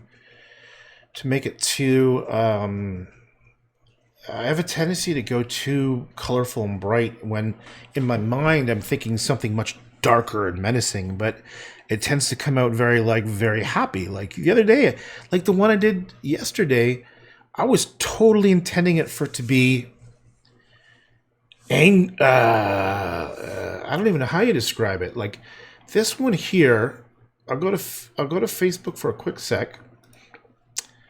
Oh wait, I can even show. No, it's this one. I'll just forget about that. I'll just show you. This one here, I was totally intending this to be more intense and like because it had all I don't know what, like all these little crazy little fucking words. But it turns out to be someone said, "Oh, it looks like springtime," and I was like, "Oh, god damn it." So like right now, I'm thinking, "Whoa, look at this." What the hell is it? Oh, and it's more like oh, we've got a dog with a weird face, and it's like I'm trying to make it more intense, and something's going on, but oh well. Oh well. Bum, bum, bum, bum, bum. I love that chair drawing. It's beautiful, man. Like that to me is beautiful, and I like that it was wonky. I can totally do realistic stuff. It just it makes me think that you just show it off. Like I don't know. That always bothered me because I could do it. Let me show you what I could. Well, do you care? Do you care to see? Do you want to see the fact that I can do realistic shit? I can do it. It's just like it feels like it's when you're doing that for other people. You're not like I like when you do art for like you're expressing yourself. You're not saying "look at me" or something. I'm beginning to exhaust myself just thinking about this shit. You know, the worst part is I really don't like talking about myself, and that's like all I'm doing here. Like, there's got to be someone else can say something. I don't want to talk anymore.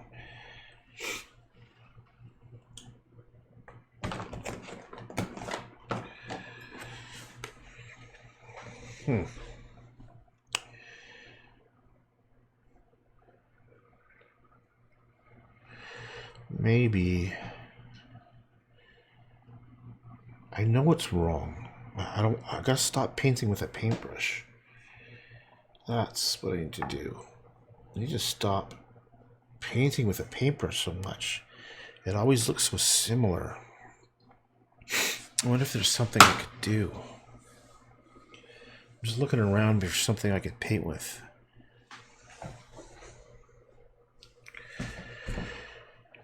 Because, I just got hit with a wave of tiredness. I think part of the reasons why I keep myself so intense is that I get exhausted very quickly. It comes like this wave, and it's like, oh man, I gotta go lie down. So I'm like, I know I can feel it. It's like it's around the corner. That wave, it's close by. That just reminded me of an image. There was a movie called The Fisher King, and the director was Terry Gilliam, who was actually part of Monty Python. I think he's the only American in Monty Python, and he would do all those ridiculous Monty Python cartoons, like with a giant foot coming down and that kind of shit. Anyhow, he was also a really awesome director. He made a bunch of fantastic movies, one of which was called The Fisher King. And there's a scene in it. It's a pretty dramatic story about this guy who's just sort of a regular guy, whatever, and he was in a restaurant and someone like a random person came in with a shotgun and killed everyone. And what happened was they shot his wife, and his wife's head blew off or something like that. And he was completely traumatized after that, and he was living in a delusional world where he thought he was some kind of knight on a mission, and he was being chased by this dreadful dragon. And you could feel like, and he was and there was a sort of like a wealthy, cocky, I think DJ or radio host who bumped into him on the street, and so it was actually Robin Williams was playing the crazy guy, who lost his wife, and I think it's Jeff Bridges sort of initially felt pity on him, and then there was sort of like a relationship was formed between the two people, where Jeff Bridges, I think, felt obligated to help this guy, even though it was more like just virtual signaling, giving him some money. Anyhow, it's an amazing story, and what happened is there's the moment you can feel when Robin Williams' character begins to feel the overwhelming dread because the dragon's coming. And that's kind of the feeling I kind of get sometimes, this overwhelming feeling like, oh, fuck, here it comes. You should definitely see that movie. It's such a brilliant movie. Anyhow, the dragon, I'm spoiling this for you, so stop. Don't listen anymore if you don't like spoilers. So I'll give you 1 second to turn it off. If you're going to see The Fisher King, I'm going to ruin it for you. So turn off now. 3, 2, 1. Okay. The dragon is his memory of his wife's basically head being blown off. Like, like imagine blood and streaking everywhere. So in his only way to in his way to survive the trauma, he has in his mind, he's twisted it so it's not he doesn't have the memory of the blood and stuff, but he has this fear of this thing that is being represented, and that's what the dragon is. Oh my God, it's such a powerful movie, and it's funny and it's interesting, and it's like Robin Williams at his best, like as an actor. You should definitely look at The Fisher King. The other movie, and so with Terry Gilliam, his directing, he's done like The Adventures of Baron Munchausen. He did this one where these people who live in a medieval world dig through the ground and come up in New York City. And the one theme he sort of carries on is he loves like medieval, like British people in all their rags, like the plebeians, like in the dirt and stuff. And so all of his movies, they sort of have that kind of flavor. Like you'll know a Terry Gilliam movie when you see it. They all have the same kind of like really unique flavor. And The Adventures of Baron Munchausen is an excellent movie too, where at least it was when I remember first seeing it, which was just so many years ago. I was like, there's something. It's a very fantasy feeling, and the character, like they're very like I'm not into theatrical stuff. Ironically, I don't like theater very much. It bores the shit out of me mostly. I can't sit still in the theater. but there's something about the fantasy world of Adventures of Baron Munchausen I remember really enjoying. Okay. More menacing. Make a crushed jester next to the dog because he didn't juggle enough for the dog. Or make giant snake-like surrealistic monsters float around in that black space. You know what it is? It's not even that, Amanda. It's just the colors I use. It's that simple. It's really nothing else. It's not the subject matter. It's the fact that they tend to like all the things I was attracted to in painting.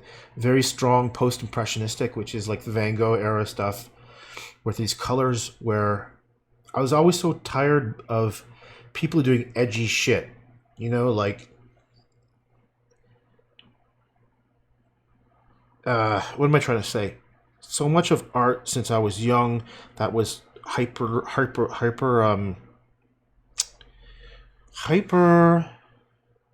I wouldn't say aggrandized, I wouldn't say worshipped. There's a word I'm looking for, which is not even idolized. It's pretentious, first of all. And I just knew It was crap. I just knew it was crap. It was pretentious people who didn't, not people, like, it was just like, I didn't see the talent, and I need to see talent. I need to see, what's that word? Competence. I need to see mastery in art. And this is just me being just, this is why I don't talk about it, because I was talking to my best friend today before I started here. We went grocery shopping, and he's like, you sound like the most pretentious art snob ever. And I'm like, dude, I'm so unpretentious. I am pretentious. It's like I want. So these are like and he said, stop talking on the internet, Josh. Just stop. That's what he told me. He said, get off the internet.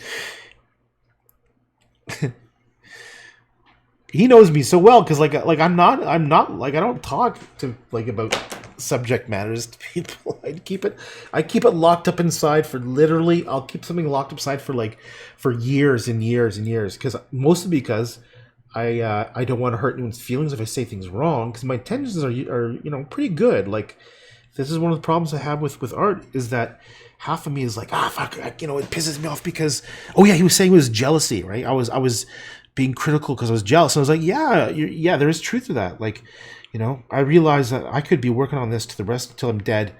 And then maybe at some point after I'm dead or something, people might go, oh, there might have been something there with this Druckmann fellow. And I see people like Yoko Ono, who I personally think are completely full of shit, and people like fall over themselves over someone like Yoko Ono. And like, I've tried paying attention to some of her stuff, and it's just like fucking so lacking talent, and it's just like, it's almost like marketing hype. It's like, really? You're actually thinking that this is good?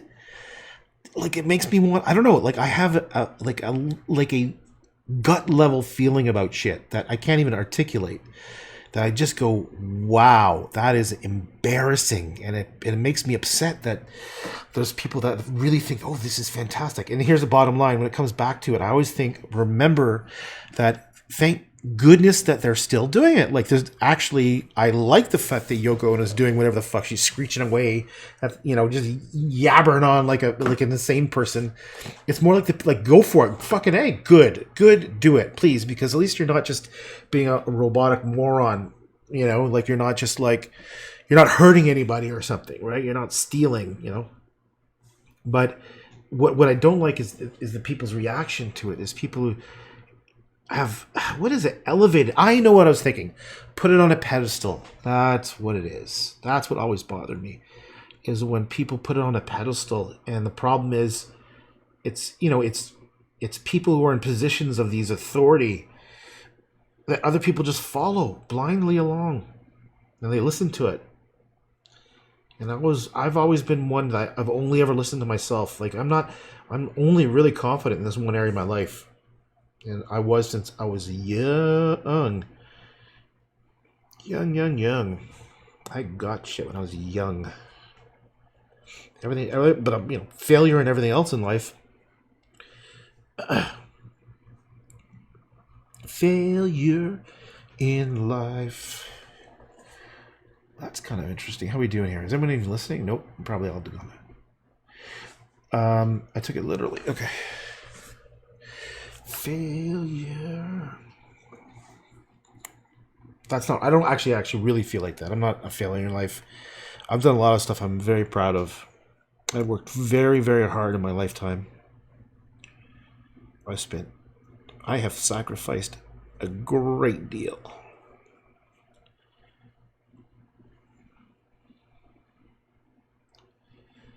And that is okay. So these are kind of like becoming kind of stars, isn't it? A lot of shit products are just sold thanks to marketing. Yeah, oh my God. If the seller's famous, whatever they produce will be put on a pedestal. Exactly. There's actually someone in Toronto who I followed for briefly because I wanted to see, like, this guy is like, it's the most shameless self-promoter. And honestly, I look at his stuff and I just think it's crap. But he's out there promoting it. He's like at shopping malls doing murals and stuff. And it's like the most vomitory shit I can imagine. Like, if I was truly really hard to do something horrible, like tacky as fuck. Actually, that's kind of what I was thinking about today. I was thinking about when I said weird, I was thinking maybe I'm gonna try really hard to do one of these edgy, obnoxious things. But I kind of like this. This is kind of a bit of me. What you're seeing here, what's coming out of this, this is a bit of me, really. Like if we go back and look at like hundreds of other things I've done, there's something about my hand is creating this. Like I'm not even really conscious of it. It's creating this stuff. Like, remember I showed you that? I just showed you not long ago. Okay, part of the reason I'm talking is because my ringing is so loud right now. I'm just trying to like, you know, when if you're like you're drowning and you're trying to stay above water, that's what it's like right now a little bit in my head. Like I'm trying to fight that dragon that's coming right now, which is this ringing in my brain that fucking hurts. And I'm trying. I can feel that. I feel it like that wave of exhaustion and overwhelming noise. So I am kind of rambling a bit right now.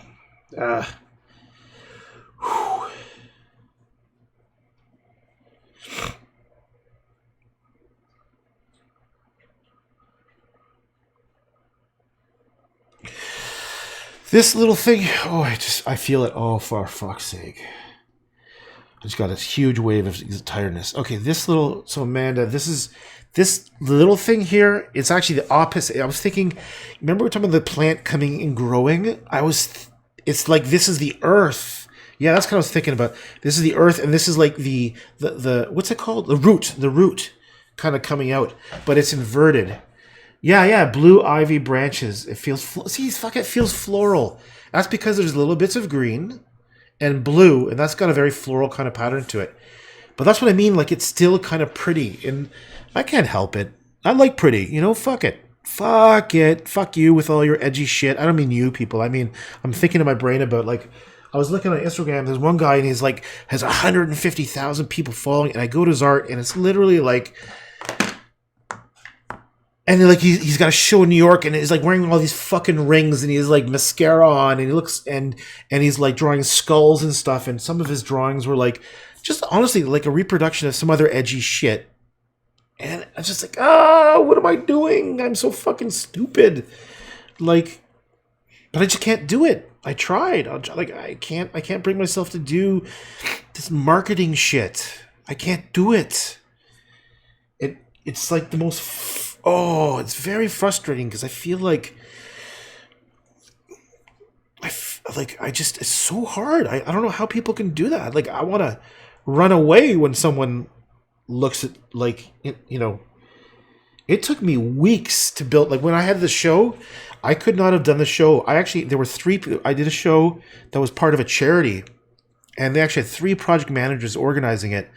And it was very successful, man. It was like, it blew me away,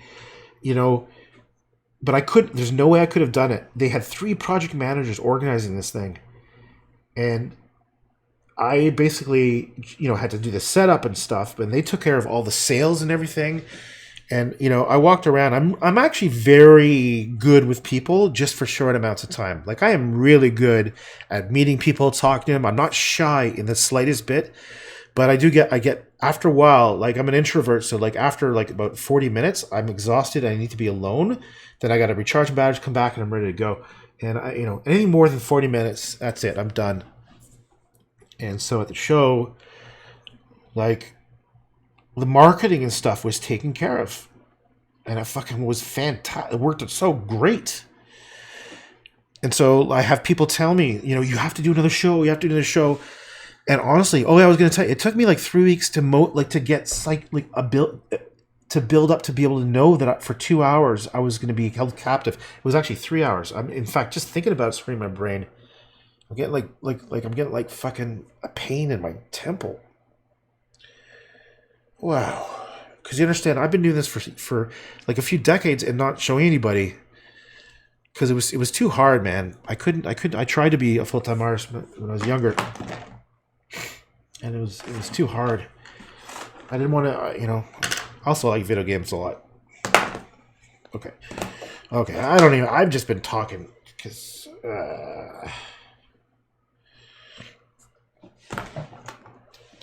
really? I don't know what I said. I gotta erase that shit.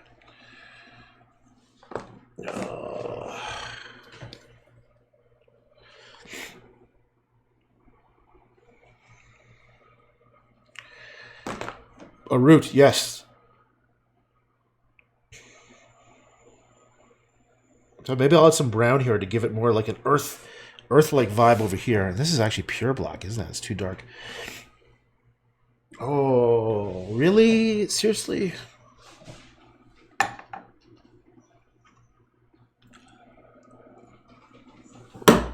Okay, what needs to happen here is I got to fill it in.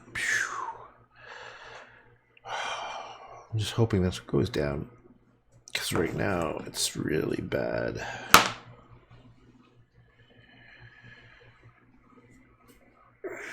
Oh, God.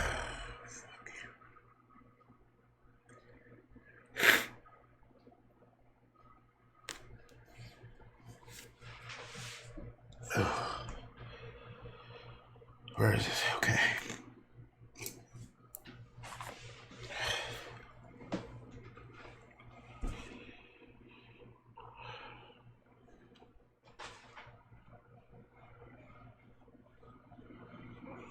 This reminds me a little bit of that. I think my first gouache painting. My first gouache painting. I think it was a reproduction of a couple of William Blake's paintings. When I was about 17, I did these. I think it was just an excuse to paint when I was in high school. Oh, I can't talk. Oh, fuck's sake. Yeah, this is what happens. This is what happens. I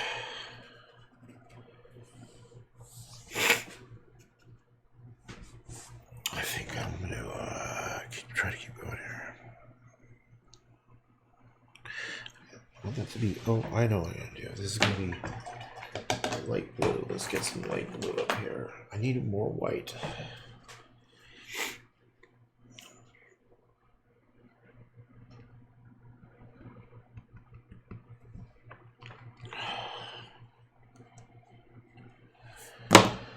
Wow, this is not fair, man. I don't like this. Wish I could go back to normal. Like, when something happens to you, you appreciate everything else so much more. Like, I would love to have a little piece. Okay, where's the white?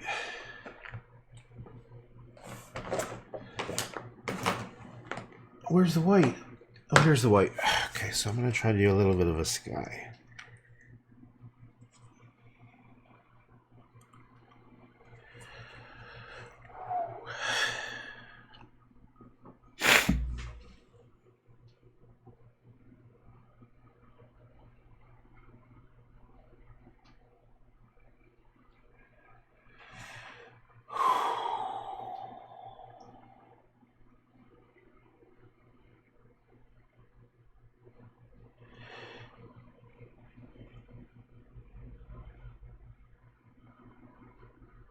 Oh. What is that? What is that?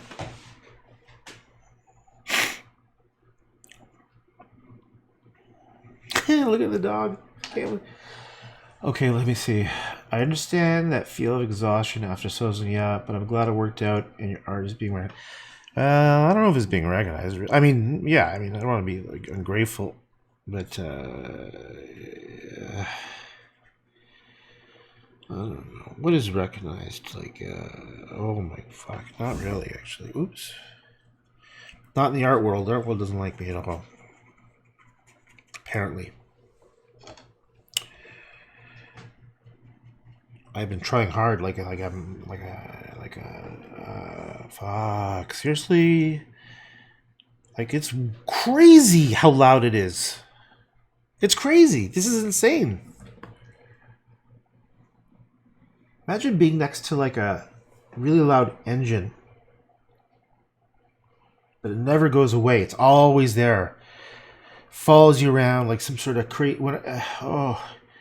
I remember, you ever hear about I don't know if it's true. I don't know if it's true.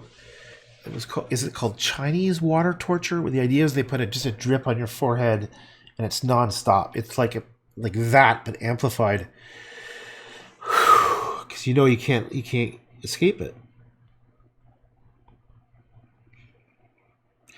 And sometimes it's not even that loud, and it's even just as disturbing because it's there. Like I know I can't walk away from it. I can't walk away from this. It's horrible.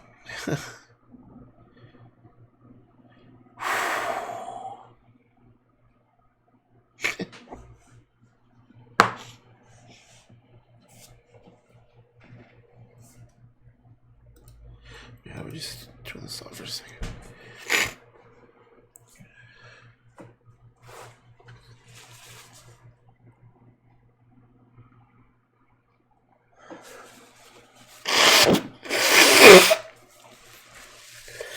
Okay.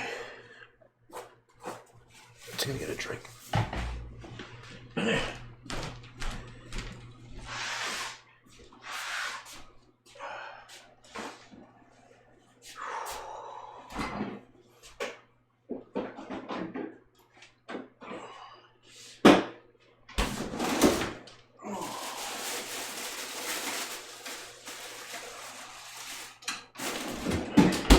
Fuck balls.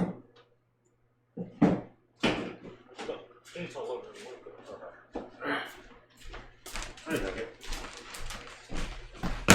Okay.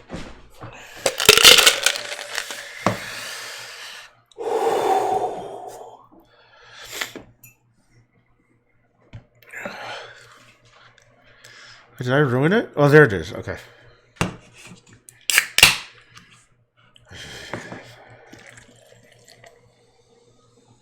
Hello. Hello, baby.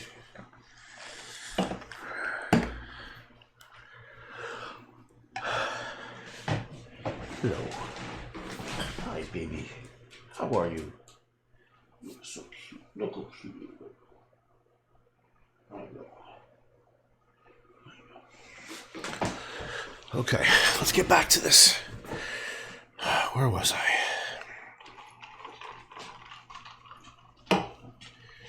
Okay.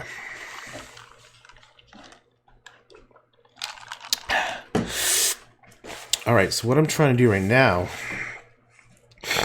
excuse me, I'm snoring. I'm trying to make this into that forest or the woods.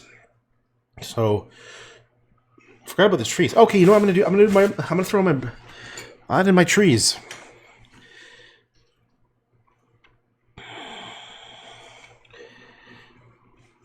Oh, I might have to. See, the problem is these are gonna be my awesome fucking wicked birch tree things.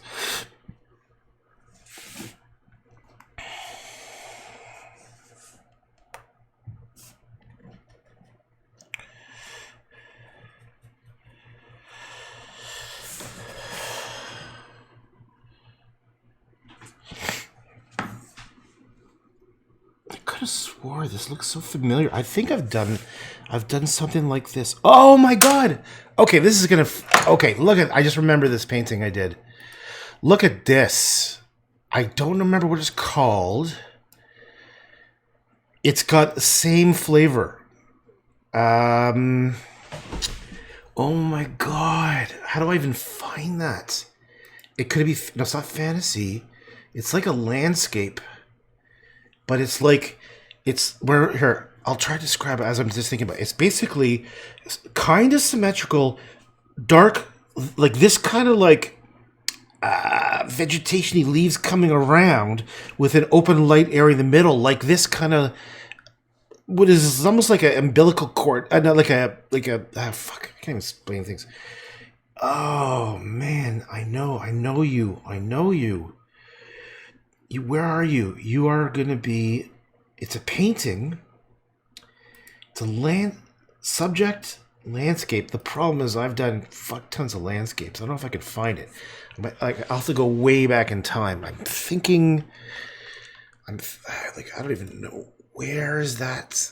It's probably in the early 90s. I just have to go back.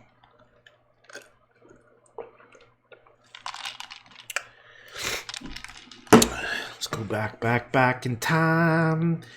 Go back in time. Oh, I keep on forgetting to click. I've been going back in time. Okay. I was just on my website. Sorry, I just went through a whole bunch of pages. Okay, let me go back in time. I'm now... Okay. Maybe I forgot to tag it. Let's see what this... Oh, no, I forgot to tag it. I think I know it's part of a grouping. I'm just, I don't know if it's part of here. Maybe I never tagged it. I don't know if I tagged it. Am I saying that again? Why don't I say it a couple more times? I don't think I tagged it, which means I put it in one of these groups. It may just be floating in this website somewhere.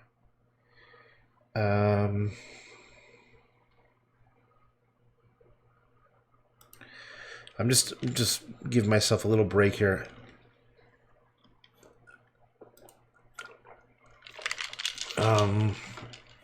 I don't want to keep going back. It's not. It's around this. What year was this? What year was this?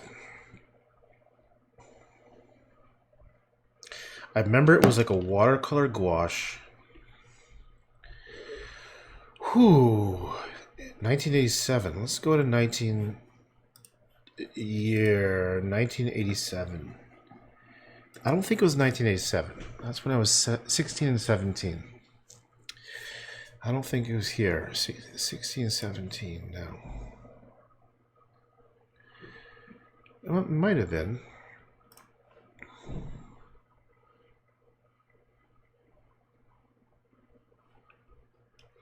That one's very August Rodin.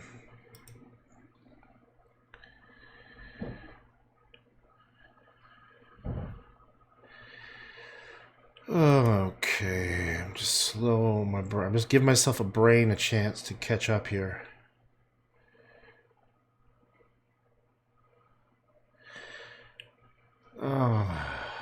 Just give myself a chance to just take a break. No. This is my first oil painting. It was one of my art teacher's wife's sister, who was a Canadian actress. So this is what I was doing when I was 16 or 17. That's my very first oil painting, and what I liked about it was the line work here. It's kind of nice. It was 24 by 36, and she has beautiful blue eyes, I remember. And they were very good friends with my parents. The people. I'm tired. Yeah. So I could do realistic shit, man. I could. That was boring. I like showing. Okay, so I should put all my realistic stuff together and be like, oh, okay, maybe you can do it. Maybe it's not a big deal. There's a little drawing in my hand when I gave it to my girlfriend. Okay, fuck it. Stop yabbing. Yabber. I'm trying to I'm just trying to think. I want to see it. I kind of get on this thing where I want to see the rest of it. 87, 88. Let's go to 88. When did I do that stupid thing?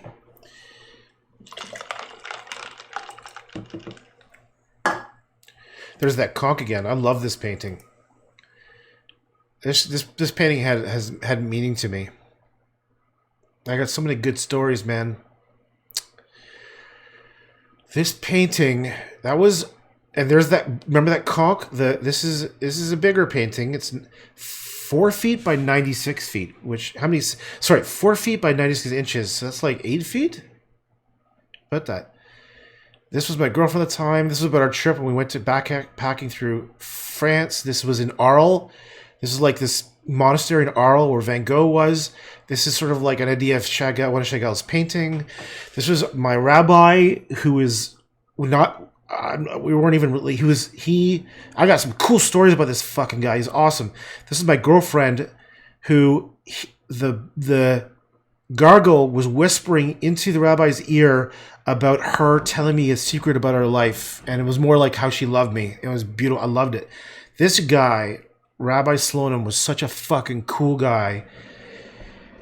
We were part of a small congregation. That's like a Jewish church, and he would give these sermons. And he did not fuck. He wasn't fucking around. He would like tell you like it is. And he actually got kicked out of this because people wanted like a night. They wanted to feel good, and he was like fucking. Anyhow, he eventually started like preaching, telling sermons in a non-denominational church, and like he was like an advisor to I think an Israeli prime minister, right? And the thing is, he actually grew up in the same orphanage as my grandmother in Winnipeg. They were both orphans, and they helped each other out to survive, like in this orphanage. And I can't remember the story, but they grew up together, like I said, like in this, one of those horrible orphanages. And I can't remember what happened with my grandmother and my great aunt and Rabbi Slonim. Anyhow, like you should Google this guy, Rabbi Slonim. He died years ago, but he had this voice. He had the most incredible voice. It was like this rich voice, but he was like, he would almost like shake. Like it was incredible, man. Rabbi Slonim. Fuck. He was like one of a kind. That guy, I had a lot of respect for him, and he was a big part of our family. So that's what that painting means. And there's that conch dude. Oh, I just wanted to find that painting of the thing with stuff. Although this is, the people in synagogue. I drew all these funny, all the Jewish people in synagogue. This is hilarious. This one, I just made this up. It's a woman giving birth. It's fucking funny. I literally remember doing this and going, what am I doing? I'm doing this. Like, how old was I? I was 17 or 18. I just did this woman. Look at her face. She's like, okay, la da da da da. Just fucking this kid's coming out. Pop.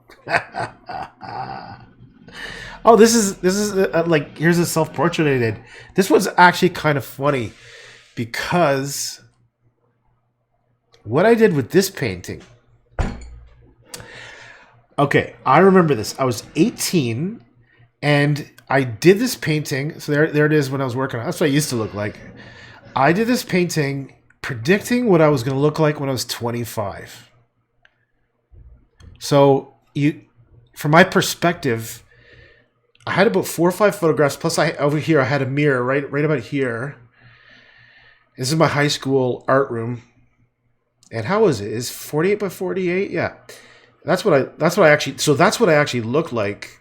And here I was thinking, how would I age? And look, you can see how my eyes are. One is kind of bigger than the other, sort of fucked up. It's because I had once I had a stick in my eye and I had to wear a patch for a while. Then I got a piece of lead stuck in my eye, and so actually. This is something I just observed about looking at myself. So look, here's a drawing I did. And you could see, even back then, I picked on it really quickly. Like, it's pretty subtle. You wouldn't notice unless you actually probably spent time looking at me. See, look how this one eye is slightly bigger. And I think I remember noticing that even earlier. Let me just go to, I'm just rambling. Like, here's the thing. I've never talked about most of this stuff. Imagine that, not talking about something for decades. Years and years and years and years and years go by, and I've never talked about this shit. And now I am kind of like spilling it all. Like, I have stories about every single painting, every single thing. There's stories. Stories and stories and stories. Where's the subject? Self-portraits. Yeah. Got a story about everything, man. So here's some self-portraits. Okay, so let's go back in time. Like, look at this one. Look at these. Like, this is. I was actually just kind of having fun with this. I made my eyes look a little crazy. It looks like an insane person, but if you look, you'll see. Look at one of the eyes is a little bit different and bigger. I just like the look at the light and shadows. That's kind of nice, isn't that? I was 18 when I did that. Just pencil and paper. Look at like that. See how my mouth actually did do that, where the lip was a little bit thinner on this side. Look at that. You can see for a young kid, that's pretty good. Look at the light reflection on the bottom of the nose. So it's kind of like, here's the thing. My experience was I figured that shit out and I was done with it. So when I went out to art school, they were trying to teach us shit that I learned when I was honestly like 15. So here's something I did when I was probably about 15. I remember I was just fucking around. I just had I think this is like on a little piece of paper. I should show you the stuff. Yeah. Oh no, it's 16 or 17. But like, see the little bit of light coming here? Even the reflection, tiny touch. Oh, what are you rambling about now, Druckmann? I want to find that picture I did of that. That's the plants. It's not an abstract, is it? Oh, nature and flowers?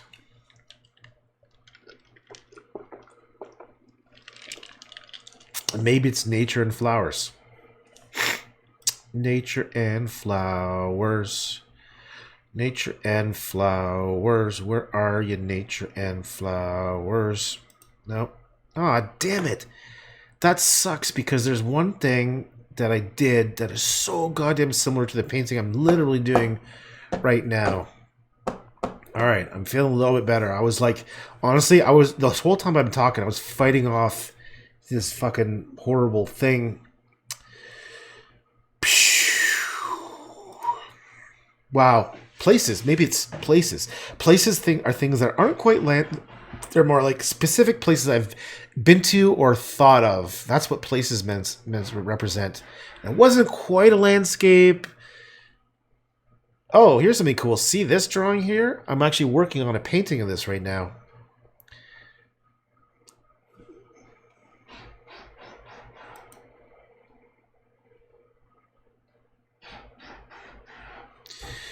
Oh, that sucks. I can't find it. Oh man, all that time and effort trying to find something. Okay. God, that sucks. I was so excited about finding that one thing that looks totally like this thing.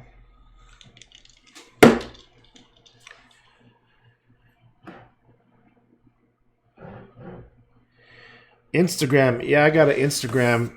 I got it. All my shit's Druckmann art. Here, let me just type this in for you. Can I even type? Oh, yes, I can type here. Okay. So, Instagram equals Druckmann art. Everything's fuck balls. Druckmann art. Actually, everything I'm going to do. So I'm on minds.com, DLive, obviously Facebook. I think my at symbol, where the you want to call it, is Druckmann art. I've been using Druckmann art for everything. Even Reddit. I started posting on Reddit. Okay, wow. It's like a roller coaster, man.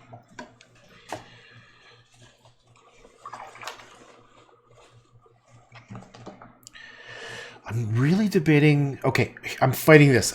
No green. I'm gonna stick with this color palette just because. Oh, that is. I just said no green, and I pulled out this thing.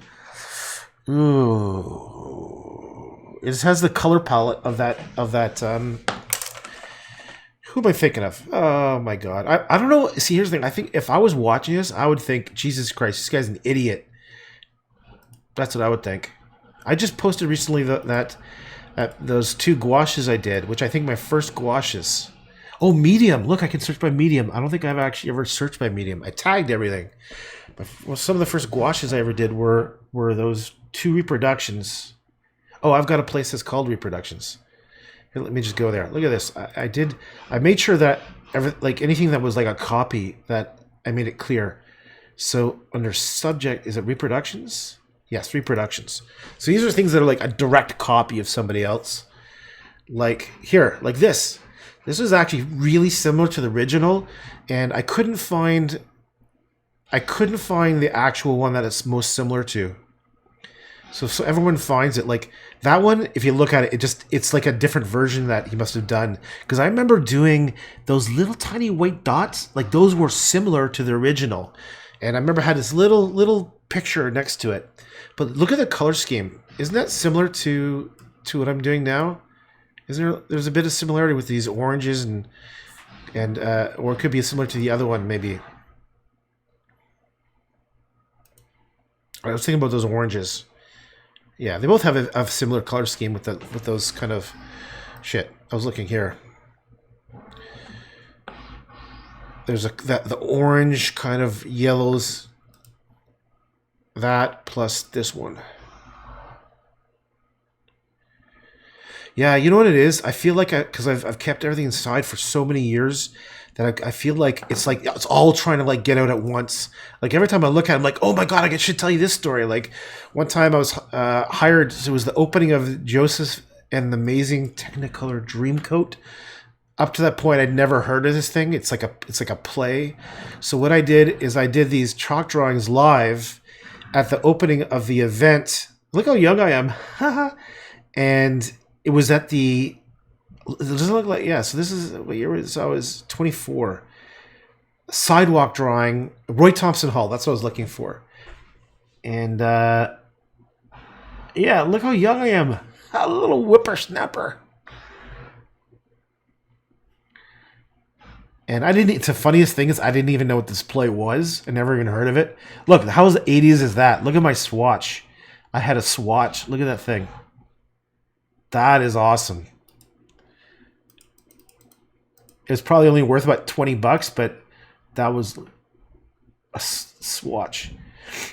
So here's a little drawing I did. So, and I put little notes here.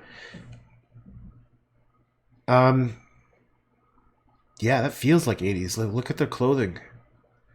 Look at the pizza. See, look how red my hair is. I was like a super ginger. That's like... Look how red that is. You're supposed to... Gingers don't have any soul. Did you know that? That's what I was told.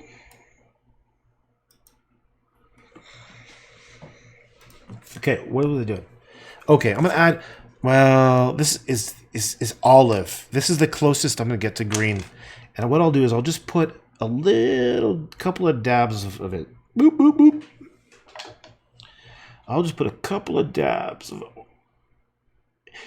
Oh my god, that's exactly how I feel. Which is, I have not been talking about this for years and years and years and years, like for fucking 20 years. Because I hated people who talked about their shit. I really bothered me so much that I said, I can't do it. And now I'm thinking, I need to get it all out before I'm dead. That's kind of what I'm thinking. Don't do green, you moron. Viridian, that's still green. Okay.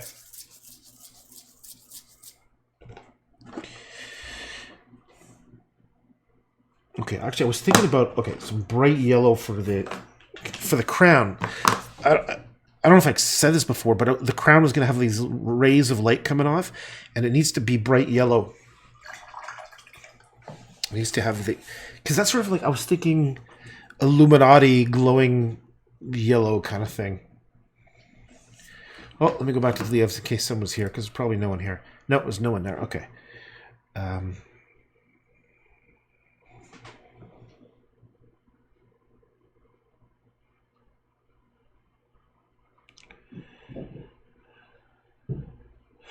Oh, that thing. Okay, so that's so weird. Like, I live in a world of just images, right? Just images. So check this out. Well, I don't actually want to make it bright. I'm not to make it happy. Look at this. Fuck, man. It's like everything in my head is just images. I was literally, as soon as we said crown, I had this image in my head, but I couldn't express it. See these eccentric rays of light coming off of this weird disc thing he has? I can't remember if it's supposed to be a sun or something, but that's kind of what I was thinking about. As soon as I said this thing, I thought of those. I noticed that what Blake did is that he created lines that were dark, because normally when you do light coming out, they're actually light lines shooting out. And that's what I did. I used pencil. I don't know if you can see it. Like, I can see it pretty clearly, but... Oh, hey. Feels like a lily pad in space. All right, so... I don't know if I'm supposed to call you Liz or Lisa. I'm going to say... I'm gonna say hi. Okay, I'm saying this hi to somebody on YouTube.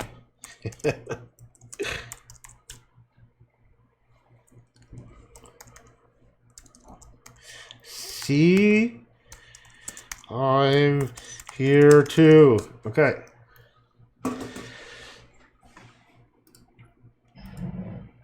Oh, that's my very first time I think I've ever chatted on YouTube. Look, it makes it bright yellow. Okay. Oh, sorry. I'm just so you know, I'm over here is YouTube, where Lisa. I don't know if I call you Lisa or Liz or whatever. But she is not on. She's on Facebook. Doesn't have the apps. The only time you can chat is when I'm live on YouTube, but I've always missed it. Liz is short for Lisa. Okay. All right. Yeah, I got it. Cool. So, all right. So let me go back to this stupid thing here. Okay.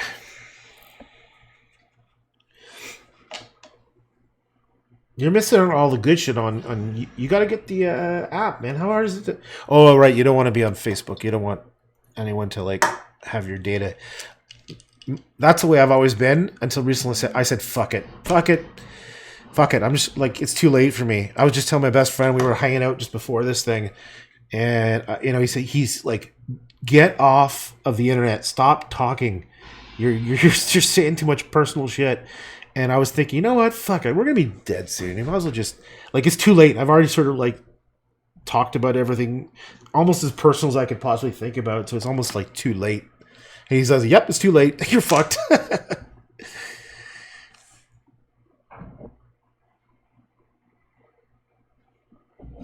You're fucked. It's too late.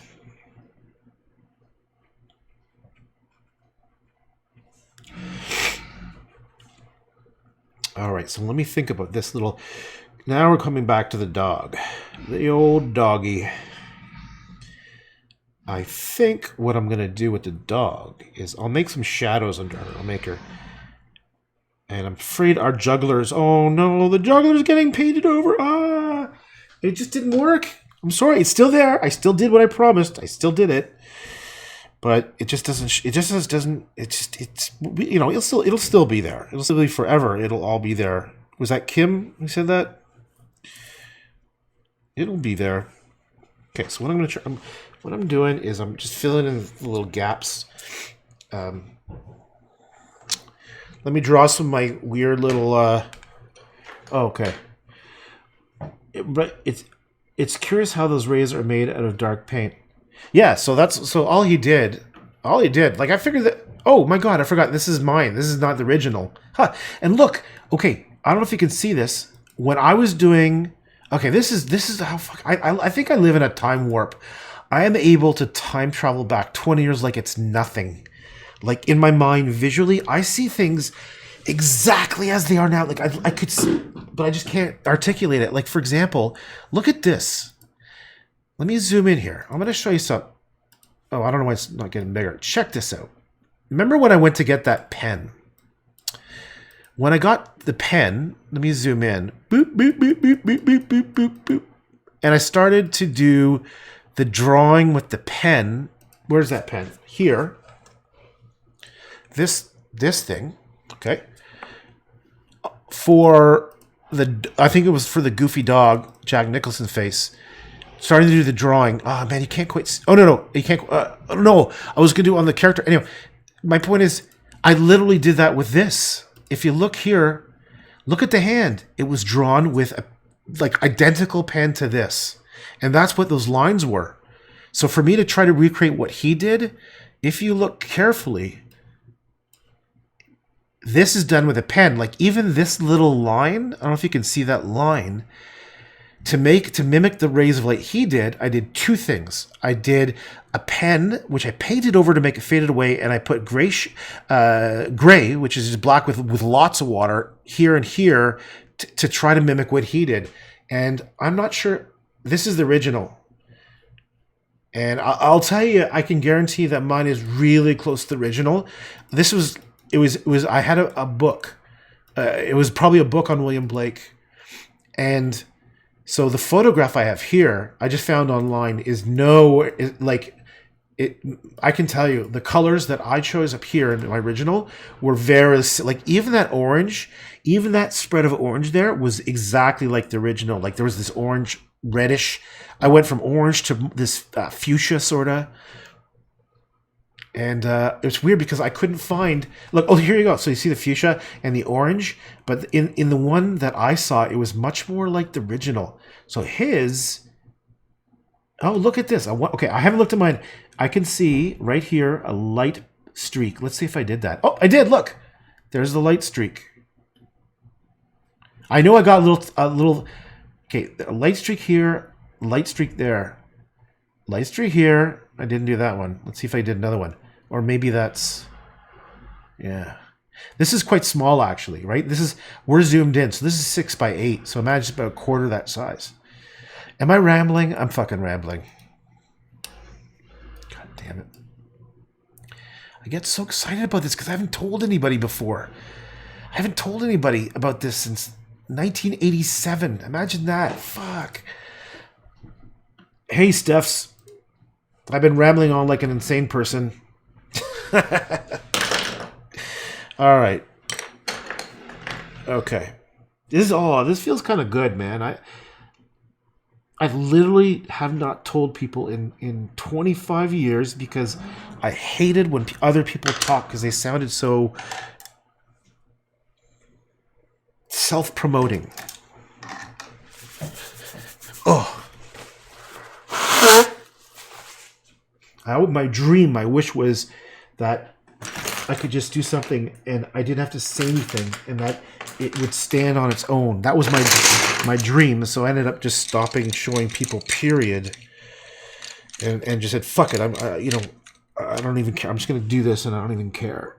That's it. Fuck it. I'm just gonna do it because I was like my own little audience. I would do something and I go, "Hey, that's pretty fucking awesome." And I was like, whoa, that's kind of how I felt when I looked at that Van Gogh. Yeah, I'm not kidding. I would literally go, well, that's really beautiful. That's fucking incredible. Just say it to myself. That way I wouldn't sound like an asshole. Here, I'm going to purposely make that thing. See this shape here? You know who this reminds me of? James and the Giant Peach. James and the Giant Peach, but the artist. He's that guy he did Coraline. Coraline. You know the animated movie? I don't even like animations, but it was kind of neat. Who's that artist? He has a very distinctive style. He always does these. He does that little curve. Who is James and the Giant? What's that artist guy's name? James and the Giant Peach. James and the Giant Peach. Tim Burton. Yes, Tim Burton. Tim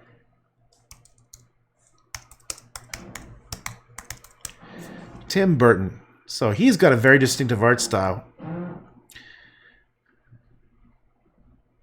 He did Beetlejuice. Oh, that makes a lot of sense. He did Beetlejuice. That was kind of a fun movie. So Tim Burton is this guy who has a very distinctive style. Oh, he did Edward Scissorhands too. Like you look at his stuff and it's kind of neat. You know, normally I don't like cartoony stuff, but I kind of like his things. They're kind of fun.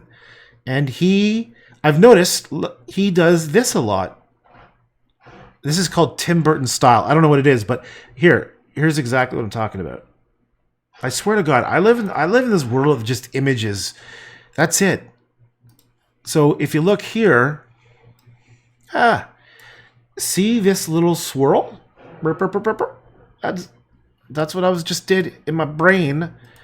I just thought of that little swirl there, right here. Beep. So it's like I entertain myself constantly by just sort of like doing these little things. Like, oh, there's Tim Burton swirl in here, and I'm like lonely. Does anybody else? Who can I tell about? You know, can't really talk to anybody about this because like it's too fucking fleeting. and doesn't mean anything, but it's like that's how I think. That's literally what goes on in my head. I'm like, oh, Tim Burton swirl. Does anybody know that? That's how you distinguish his art style, is because if you look, there's a sort of like Fibonacci pattern to, he mimics. He creates these elongated thin lines and stretches out proportions, and like, what the hell? This is why I don't like watching shows, because my brain is like going off on these weird. It's like I don't need to watch TV. Do you know that I can? Here's a weird thing. I don't know if anybody else experiences this, but my imagination is going so much that I literally sometimes just close my eyes and I watch the show. I watch things happen, and I can create scenes in my head. I can literally sit there, and I've got sort of like, I think there's sort of two levels of visualization. One is I close my eyes and I can little tiny movies start playing, like I can see visually, and then there's more like I can create an imaginary scene, right? But one of the things I like to do sometimes is I sit there and I can like just sort of visualize, like it's like watching TV. And yeah, I don't know how to explain it. And the same thing with like ideas for paintings. Sometimes it gets a little scary because I can sit there and I'll have flashes, and every 3/4 of a second I'll see a new painting. And it's like almost like I've never really like I don't know what DMT is, like as an experience. That's that drug that causes great hallucinations. But I think, oh yeah, it's a neurochemical that's actually in our brain, and I think it's related to sleep and dreaming and whatnot. And I think it is developed. It is like actual biological neurochemical, but it's been synthetically created, so people take it and they have these like crazy trips where it's a very similar experience, and it's supposed to be like the most life altering experiences. Like that's, if you watch Joe Rogan, like that's what he talks about a lot. And I've never taken it. I'm not really crazy about that, but I think that's probably what's happening to me, is that I might have, you son of a bitch, I might actually have an overabundance of this neurochemical. I actually honestly believe that's the physiology of what's happening to me. That's always been like this, is I think I just have a little tiny bit more drip than probably is the norm. And visual stuff just flashes and bombards, and just it's there. God damn it.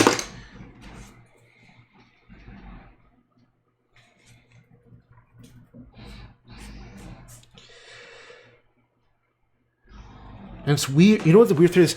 It's like it's kind of lonely in some degrees, because there's so many cool things happening that it's kind of like, imagine you're in a movie theater and you're watching some really cool special effect on TV. Oops, I think I didn't zoom out. You're watching a special effect on TV. Yes, Brainstorm Night, absolutely. Wait, I'm back behind. I loved Coraline, although James and the Giant Peach was kind of a nightmare fuel for little me at the time. No wonder, since Tim Burton's work. Yeah, I you know what? I don't think I've seen the James and the Giant Peach. Number one, I don't like cartoons. They piss me off. And two, I just not something like I just don't like cartoons, period. Anything. Like, I loved cartoons when I was a little kid, Saturday morning, trying to get to the TV at 7 in the morning to watch Super Friends. That's when I liked cartoons. I forced myself to watch cartoons because my idiot best friend and our sons both.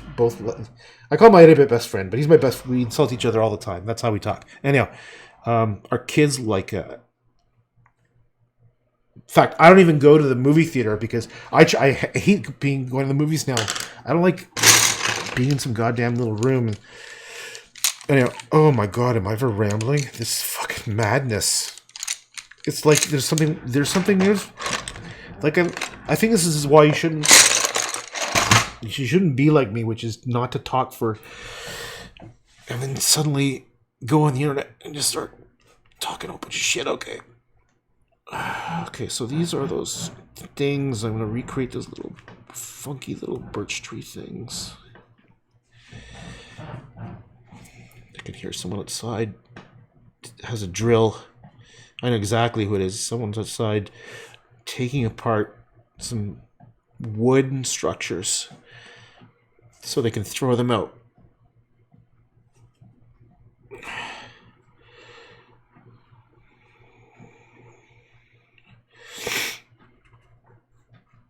So I was looking at some Gustav Klimt's landscapes, which honestly are some phenomenal stuff. Every time the more and more I look at them, the more I really appreciate what he did.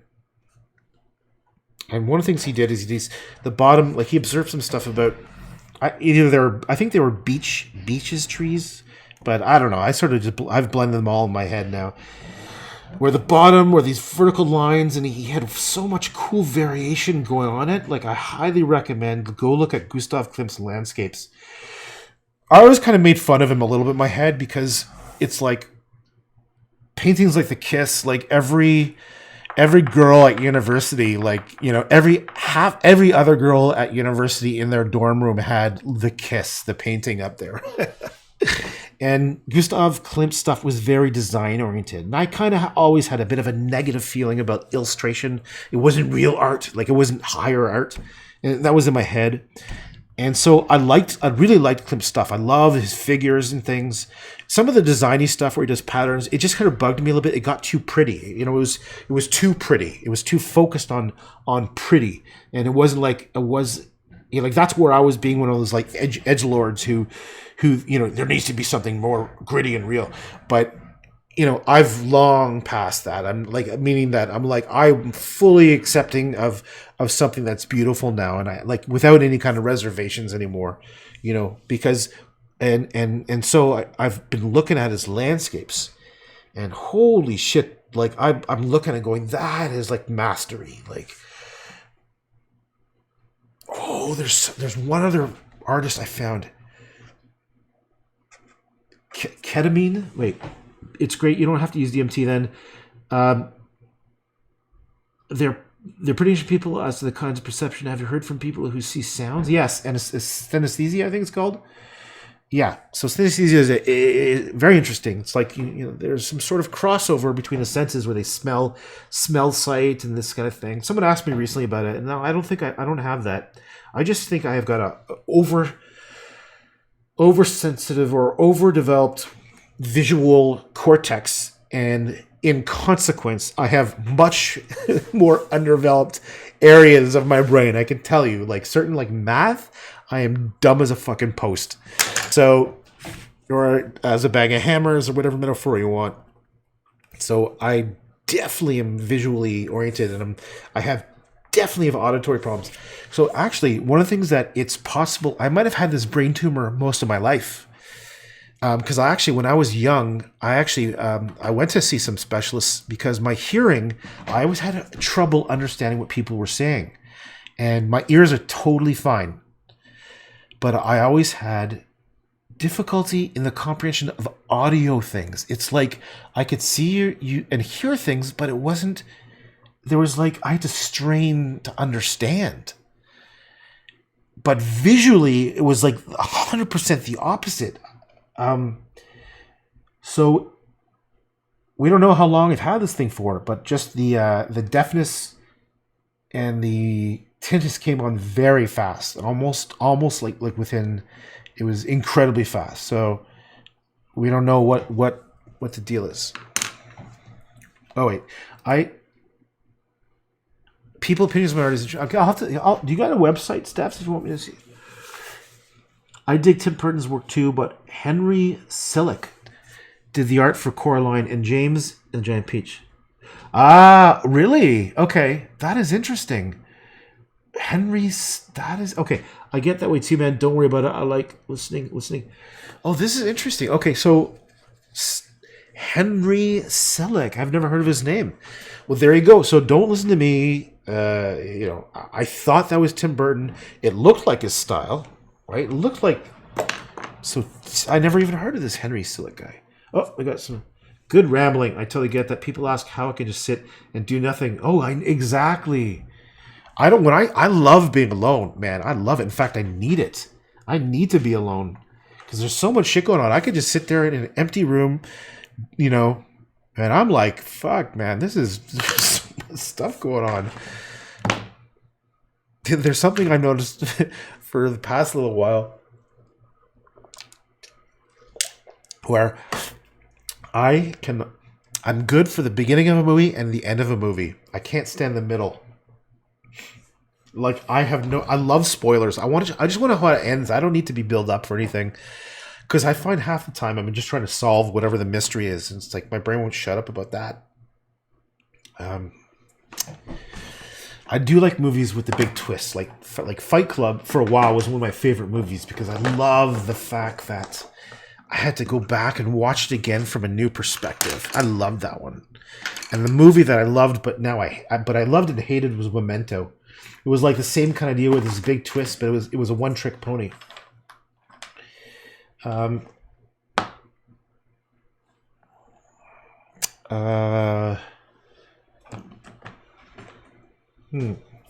Okay.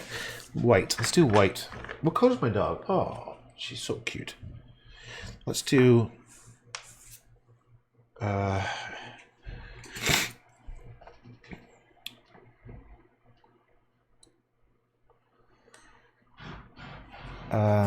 okay, no, so I prefer to be alone. Yep. Sending me SpongeBob flowers. Thanks, Steph. Well, just so people know, I've got DLive, YouTube, and Facebook up, and I'm talking to different people at the same time. So, like, I'm talking to Liz right now on YouTube, and Amanda and Adolfo on Facebook, and Steph's on DLive. It'd be cool if there was somehow to, like, bring them together, because I imagine unless you see what people are saying, it's like I'm just some doorknob just yapping. Okay, so this gouache, unfortunately. Okay, what colors is she? She's kind of like a very light tan, and I think I need, in order to do this, I'm going to need this color. Yes, that color with lots of white. I gotta remember to buy 3 times as much white as I need. Okay, so this time, I barely want to touch it. I'm just gonna go dink and mix it in, and it already becomes so much. Look at the color. I don't know if you can see that. I barely touched the white, that tan color, and it just immediately soaks it all up. I don't know if you can see it, but it really changed the color strongly.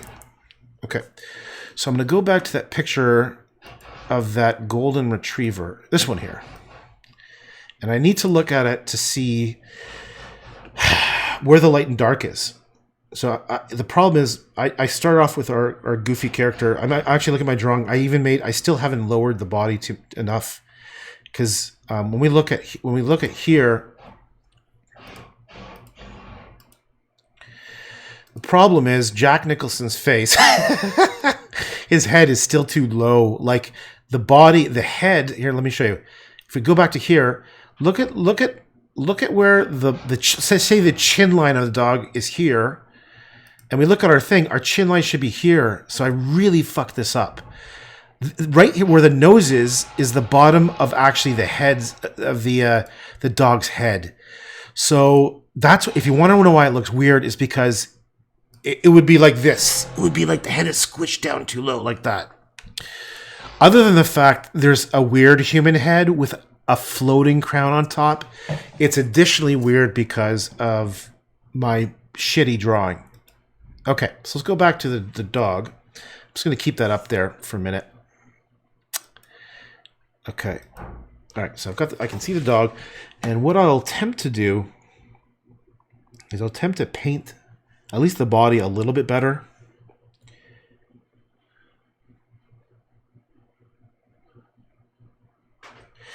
Now, gouache is not, oops, poked the thing.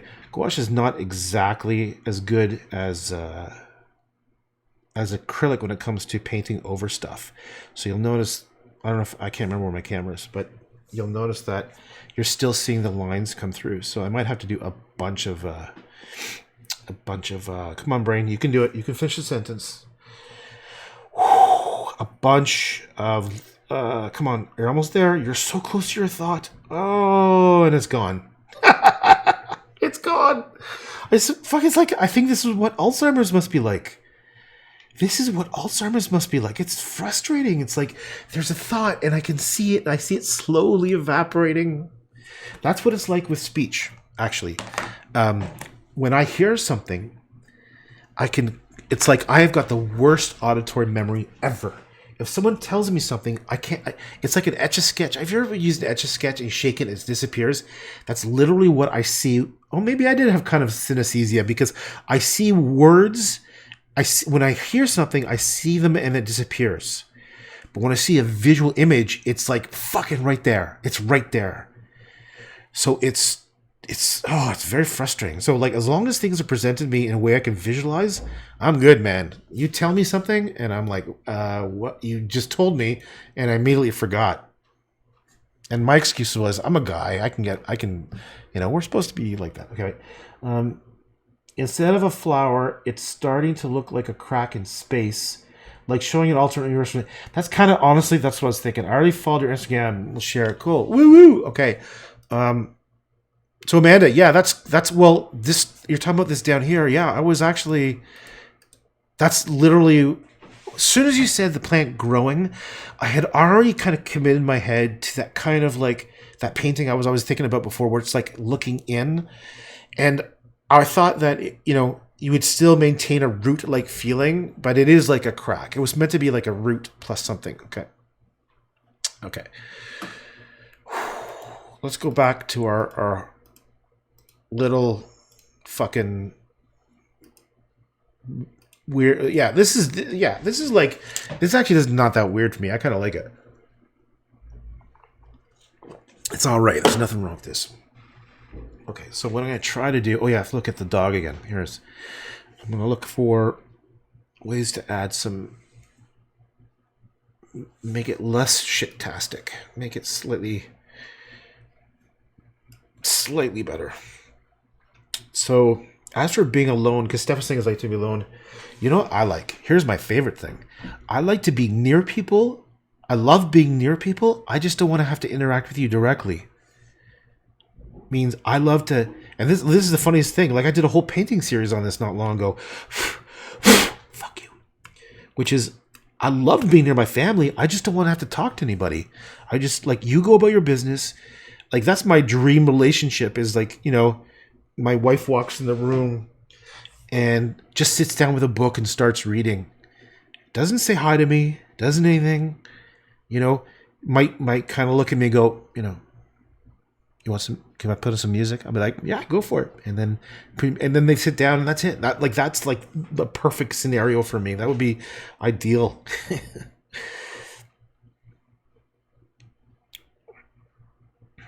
don't know. I've trained my buddy to like. I had to send him like this. There's a really good cartoon about like comic about introverts. And it's all about this bubble. Like, we live in this bubble, and you gotta... What was the thing that... Like, when you walk in a room, just leave us alone. Leave me alone for 10 minutes. Like, literally, don't say hi. You're welcome to come in. Just leave me the fuck alone. And in about 10 minutes, I'll be like, hey, how's it going? And everything's awesome. It's the fuckers... Like, you tell people... Some people you tell people who are just naturally extroverted.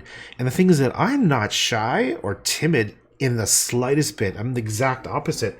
I will fucking walk in a room with 100 people. I don't give a fuck.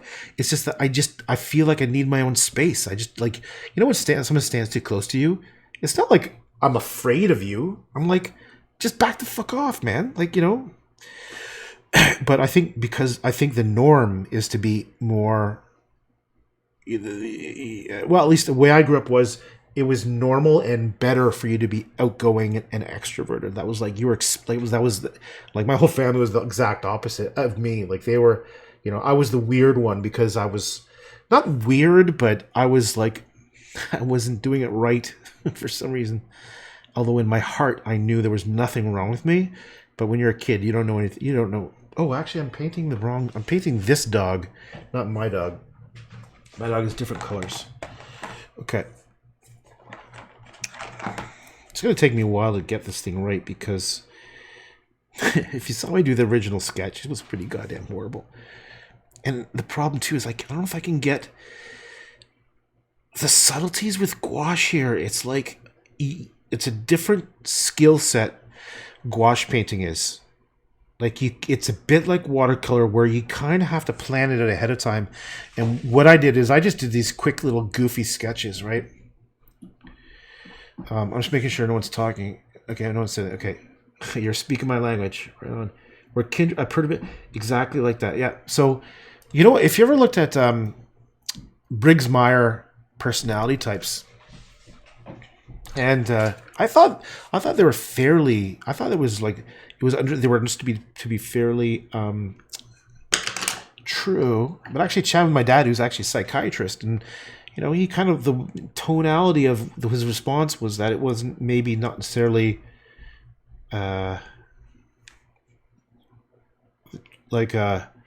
incredibly accurate. Anyhow, but I'm if there's any truth to it, I'm 100% INFJ, which apparently is the rarest personality type there is, and that kind of makes so much sense to me. Like everything they described, you know, like I was like definitely like a leader. Like everything I've done, I've always been the lead. Like I've built companies and I've run with like 100-person project, you know, and like I have no problem taking charge and shit. But I also like, and my approach is I can handle conflict, but I 100% try to resolve. I try to avoid the conflict by bringing people together, you know, and I like it when other people are like on the stage and taking. I love that, you know, and where you can help someone and they're the star, you know. I so much prefer that for me than me being center stage. I fucking hate that. In fact, the most stressful times in my life was when I was meant to be the center stage. Oh, I hate it in any scenario. I don't like all that attention. It feels like there's fucking giant spotlights beaming down.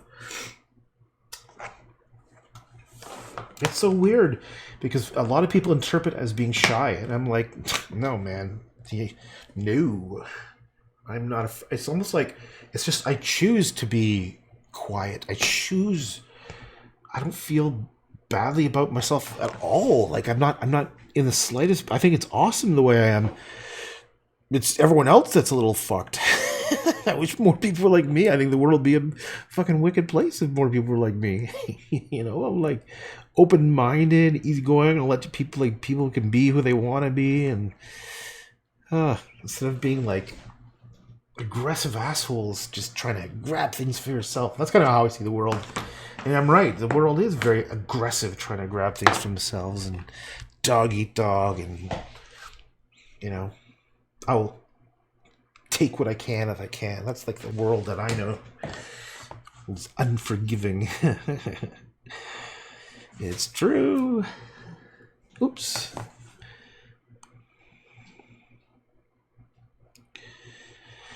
Finally feel like I can say something. And all it took was a little brain tumor. That's some funny ass stuff.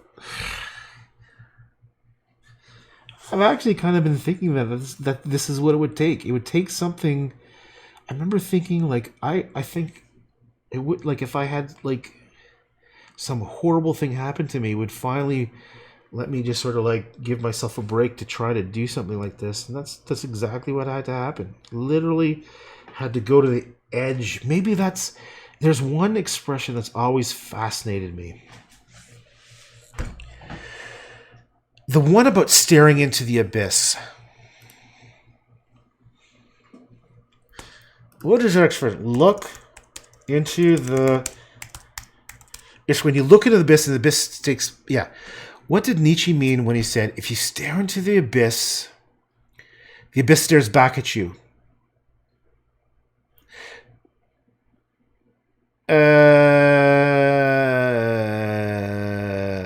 Maybe that's not the right way. It's hard to understand the equivalency of direct experience. This is referring to a divine revelation, spiritual awakening. When you go through the destructive process of getting past fears, dissolving false beliefs, seeking only what is actually easy, where eventually left only with your... I read faster when I don't talk. Okay. It's facing your true self. I think maybe that is that what it was. Yeah, it's kind of like that. It's like overcoming something about overcoming fear to be free, something like that.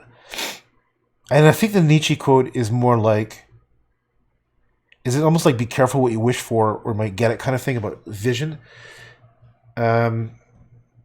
He who fights monsters should be careful, lest he thereby become a monster. Oh, I've been thinking a lot about that. And if thus gazed into the abyss, the gift bathes back into aphorism. I don't know what aphorism. I wonder if that's like a grammatical thing or is it a word he made up. Okay, seeing it is an aphorism. Oh, I think I learned a new word. Aphorism. Oh, I'm sorry, guys. I was right here. I was reading a Quora thing. It is provided without context that would make its meaning more apparent, but also consider that it comes with such gems as... Okay, wait a second. So I need to look up what aphorism is. A-P-H-O-R, aphorism. I liked my mom. She used to read the dictionary when she was a kid. She told me that, and I ended up doing that. And I tried doing that, and I don't think I got like a quarter through A. Okay, aphorism. A pithy observation that contains a general truth such as, if it ain't broke, fix it. Oh, I'm going to tell you a story about grammar in a minute. Pithy. A pithy. What the fuck is pithy? Pithy. Of language, concise and forcefully expressive. Okay, I got to tell you a story about a pithyism. What's an example of pithy, if this is true? The definition of pithy is language or words that are brief but meaningful and forceful. Okay, it's not what I was thinking. I was thinking more like there is a word that means you're choosing the right word. You know how there are subtleties in words, and each word has an exact meaning that in our language we said this is what this word means.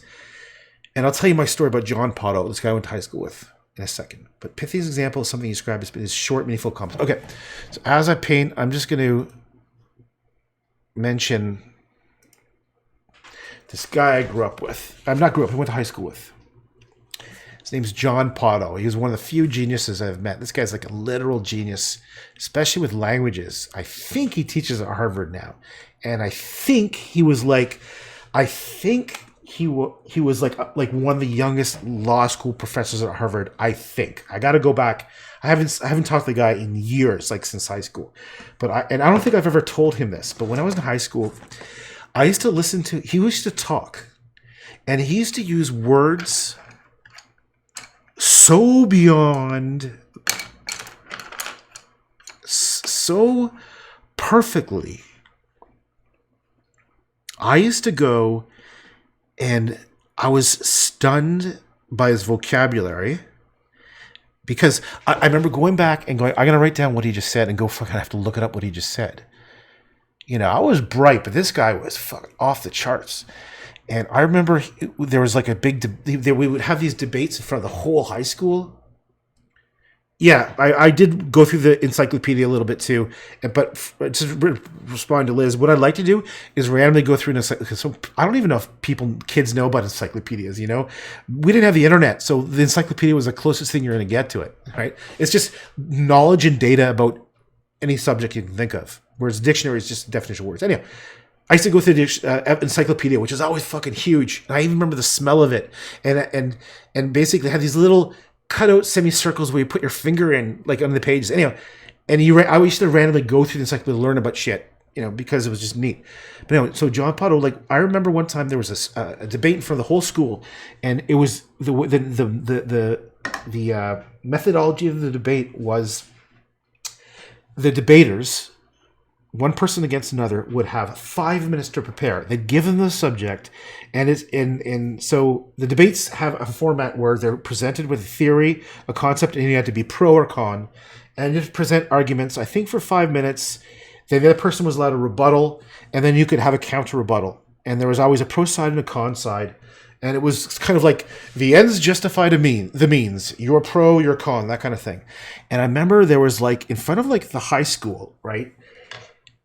They were given something, and he went back, and the other guy went back, and they came back, and John started talking.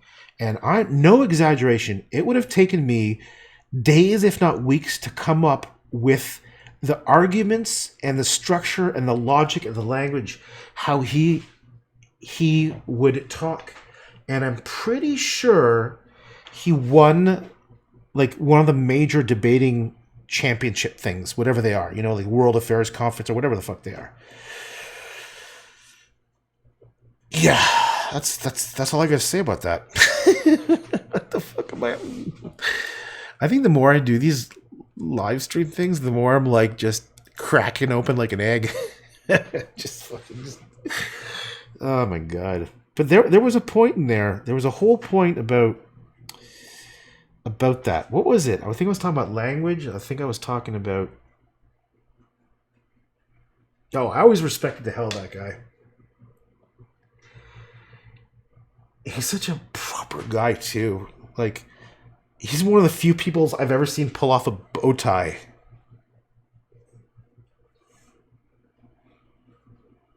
In fact, I think his profile picture of him wearing like a tuxedo with a bow tie. John Potto. And he was a very good guy to boot. Like, he was like, I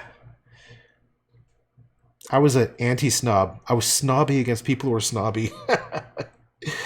But he was one of those people who you could interpret as a major snob, because that guy was like upper class. We're talking like he was part of those like elite family whatevers, but he was pretty cool. Like, he was like I don't know how it'd be like to live like that with someone that goddamn smart and still be a down to earth guy. He had a great sense of humor. He was so beyond all of us. I mean, intellectually. I always like wondered, like, what it would be like just to have that kind of a mind. It was amazing.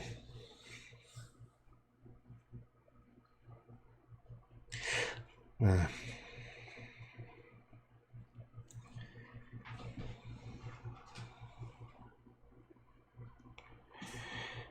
I kind of felt I was his equivalent, but in art.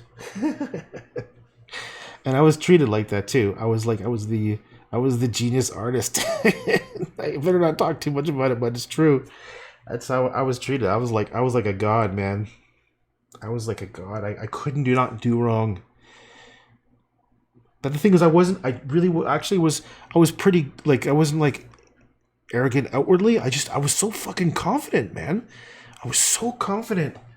And I felt like it was just like I had no constraints, like I had like, it felt just so natural. Everything felt so natural.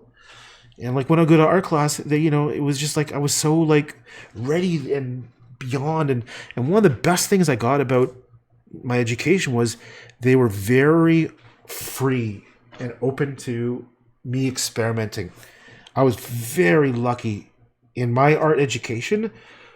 Was mainly, here, go ahead and do what you want.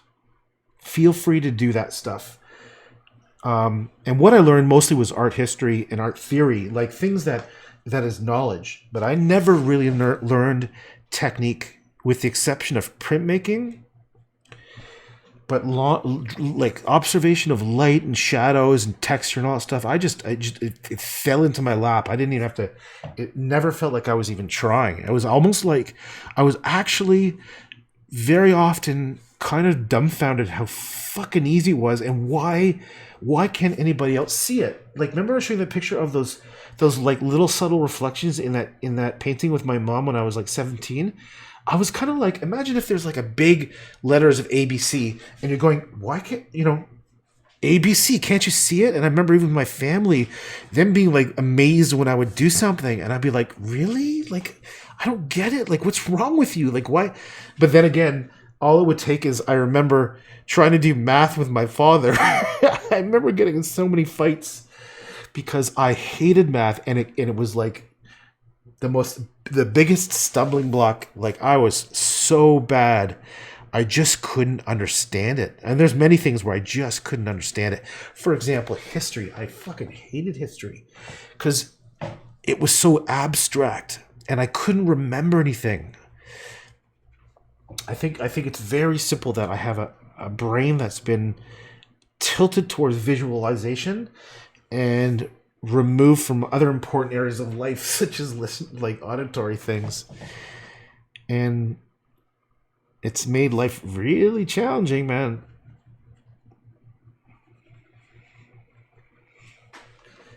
Like I just can't do what a lot of people find is normal, you know. I just can't do stuff. It's so difficult to hear things.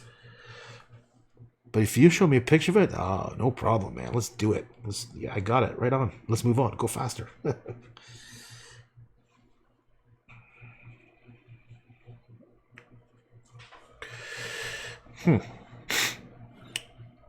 Excuse me, but if you got a Patreon, it just struck me. But you could do these kinds of streams with your Patreon. I thought about that and indulge in your storytelling. It's an amazing at first. Okay, so here's where I'm stuck. Well, patrons pledge amount. I know exactly what patrons. I created a Patreon account. I've created accounts for pretty much anything just to see what it is, but I've never actually done it. Like I created a Sachi art account. I've never actually used it. I thought about that, but I feel weird about asking for money. I feel weird about it. I need to do it, you know. And I thought about it. I mean, my dream would be to be able to just survive doing what I'm doing right now. That like I'm not. I don't want much, but yeah, I thought about it, Amanda. It seems good for artists. Oh, so what Amanda's talking about is a website where people can donate small amounts of money to support people, a lot of artists, and or whatever it is that they're doing. Literally, Patreon. And then the website takes a small percentage of it. And I've thought about that a bunch of times.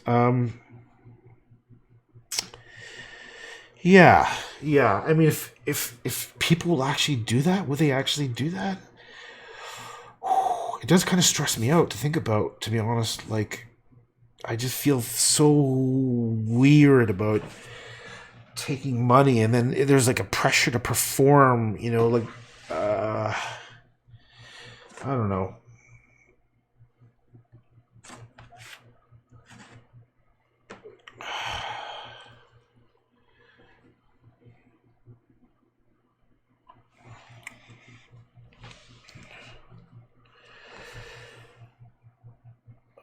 Okay, what am I talking? Okay, I should go back to D Live. Where's D Live? Did I hide it? Oh, there you are. Steph, you are speaking my language. Oh, hey, that one. Okay. I forgot. Was I still in the dog? Where's the dog? Oh, there you are, doggy. So cute. Oh yeah, I should probably work on this stupid dog idea. It was a ridiculous concept. It was funny as hell. We started off this thing. I think it was Amanda and Kim, I think, who kicked us off, and also somebody somewhere, something. Okay, anyhow. I don't know why, but I'm going to make the back of that crown olive.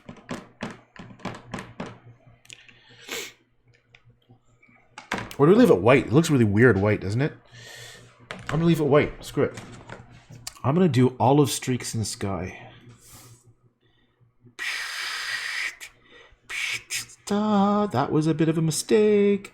Doesn't look as good as I thought it might.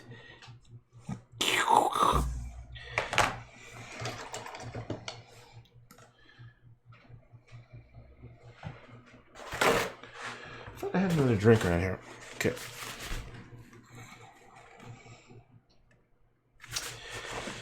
I'm afraid I'm running out of white, which I really need for this thing.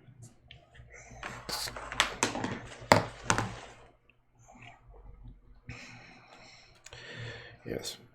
He said money things. Here's the thing about money. Did you know that at least in, let's just say, North America,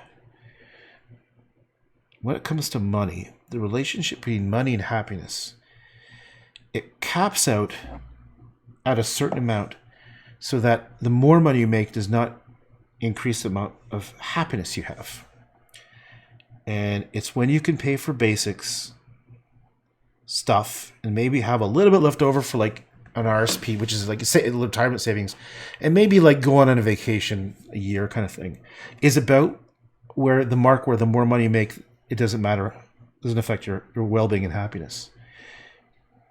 I think it was around 65,000 a year, something like that. I could be wrong, but it was some very obtainable amount for many people,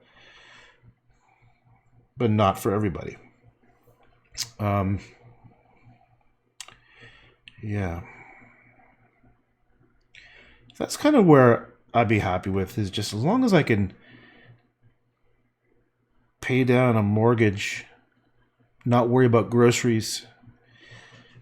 Like, I don't really do anything else. I don't go vacations. I don't buy clothes. I haven't bought shoes in 10 years.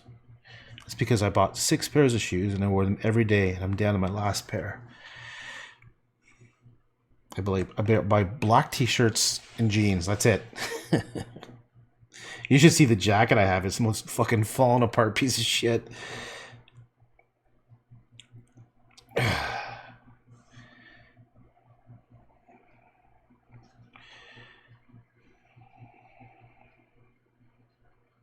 Oh yeah, so yes, money loses value, but how do you survive, right? That's the problem.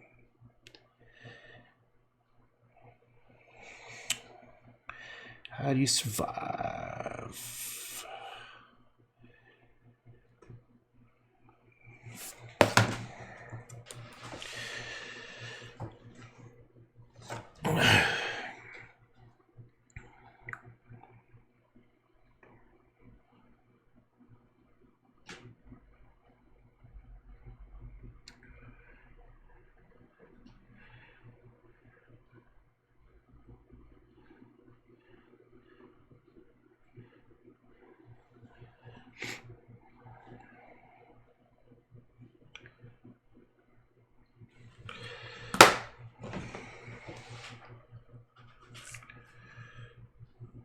Oh, do I already have that color?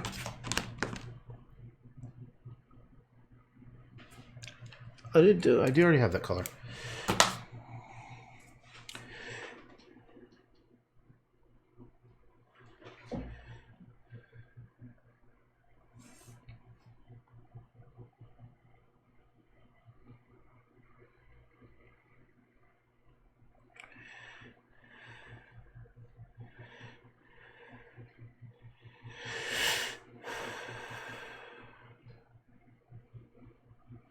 Oh, right now. Man, I wish people could hear what's going on in my head right now. It's like there's my normal frequency and there's a super high frequency. It's like almost like an electronic sound.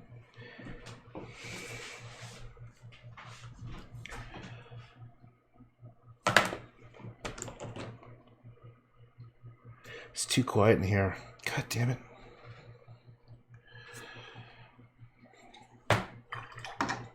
Oh.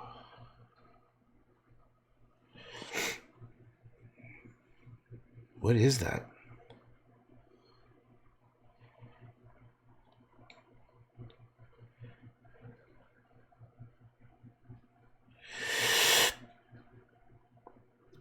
I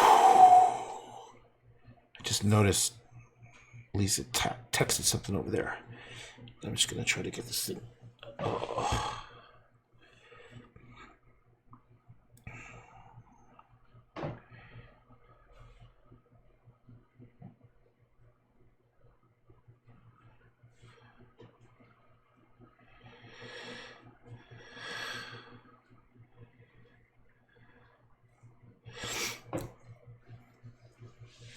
Oh, it's too loud. It's like a freaking it's like a tuning fork. Oh, I've been trying to think of this word for a while. What it's like. You know, we had a tuning fork, ding, and And you remember, a tuning fork is like a metal thing that creates a certain frequency? That's exactly what it's like. It's like a tuning fork right here.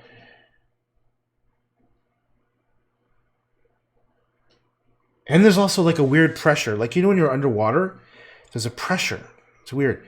What do you mean? Money makes things lose value. Not sure you read that right. Amanda was saying, oh, wait. Maybe you wouldn't have to perform if you don't want to. Artists usually do like guides or voiced over video explaining what the basics of something, lighting, shading, colors. It could be interesting for you. As to what you do is very enjoyable. Really? Well, that's cool. Okay, what was I just thinking? Amanda was saying maybe you should open a Patreon where people pay. Well, basically, people pay like a few bucks a month kind of thing. But if you get like a few thousand people, then you can actually maybe make like a living. You might actually survive, right? And I've thought about it before, but anyhow. And then I thought, isn't that's what she said? Then you said Lisa said, not sure you read that right. So I thought you were suggesting that not to do it because if I did that, it would devalue whatever the fuck I'm doing. That's my interpretation of what you just said. Okay, all right.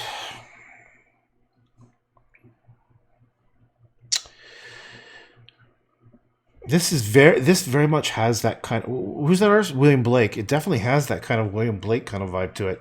It's kind of messy and gross. Like he was like, yeah, it was very much like that. I should go with my pen and draw some more stuff. But let's just keep going with this. Where's gray? Oh yeah, I don't have gray. I gotta make gray. Yes, I know. There's a certain gray I'm supposed to get that you talk about. I don't know what the fuck it was again. I can forget.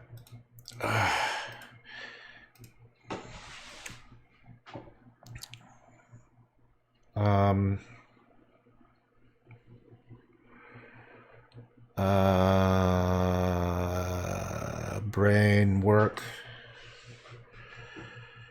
Brain, please work. I'm trying to think of what was I supposed to do. It's like ugly painting. It's an ugly, funny fucking painting. Oh, then we got to come up with a name for this horror show.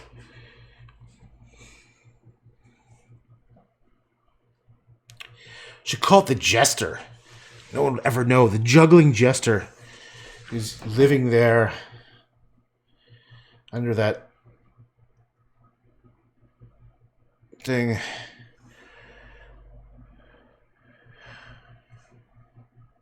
The tail actually goes further back. Let me look at this picture. It's the tail that goes back.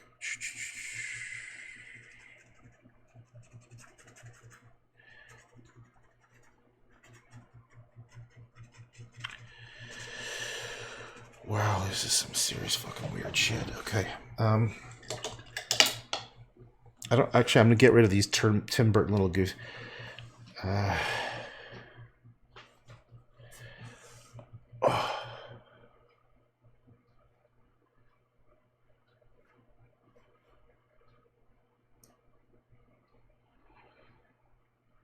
just looking at this picture. What in the fuck is that?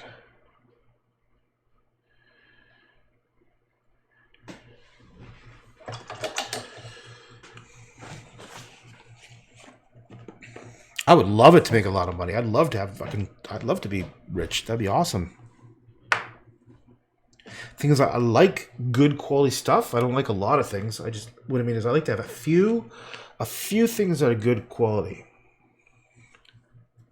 So I'd be totally cool with living without stuff until I can afford to get whatever that thing is.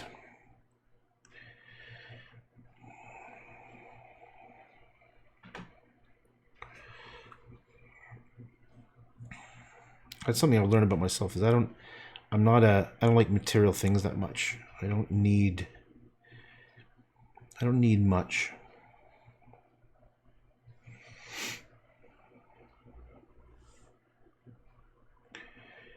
In fact, I don't want much. I hate when I get presents that are things. I feel like the only reason why I keep them is I feel badly because I have to keep this stupid fucking thing, whatever it is. I don't need things. Don't want things.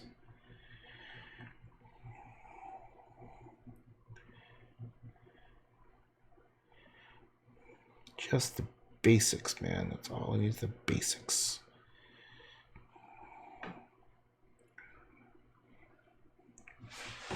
Oh, funny looking weird. Oh, wait, that's what I wanted. I wanted weird, right?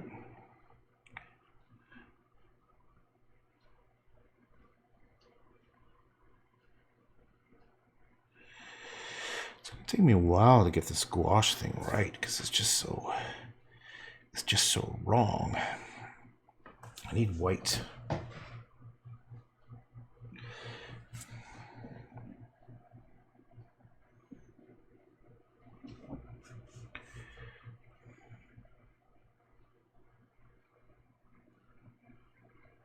My dog's tail is bigger and fluffier, so I'm going to make it bigger and fluffier.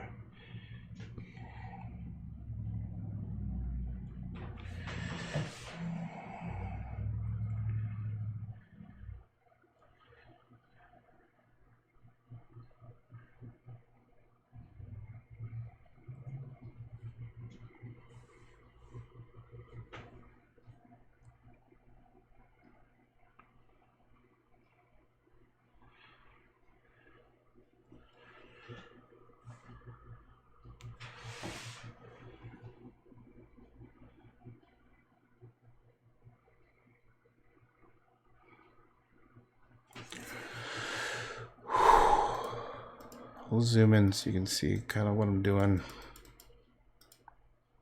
What I'm trying to do is I'm just working on her paws, these little paws here. And I'm looking at this picture on my screen for a reference because I would never have thought, like I would never have realized how paws work. They actually have like, I mean the pads on the bottom of the feet. Dogs are so cute. I like these little pads. And the shape of my dog. This thing is very awkward. Joe Pesky. Well, you want to know? Yeah. Joe Pesky. I remember Joe Pesky. Didn't he get really big? He got like huge, didn't he? No, it was... At first, I had this picture. I just saw that someone had posted this. The only person I trust is me. Even that's pretty iffy sometimes. And it was Jack Nicholson. You know what? If there's any character I like to be like, it would be like Jack Nicholson. That's definitely like my style. Like kind of like a little fucking mischievous, but you can't help but love the guy. Like he's like an asshole, but you love him. He's probably the most lovable asshole that you could ever imagine. I love that. That's like my dream is to be like that, where you can just get away with murder. That is my goal, is to be like Jack Nicholson. He's got that. Look at that fucking. Look at that. That eyebrow. I've always wanted to. There's only a couple things I've always wanted to do physically. One was I always wished I could do a backflip, and those days are for sure over. There was another one. I was actually just talking about that. And the third one is I always wanted to be able to raise an eyebrow. That would be fucking cool. Okay, so can you see that?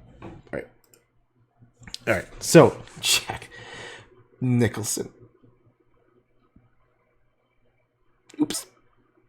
Oops.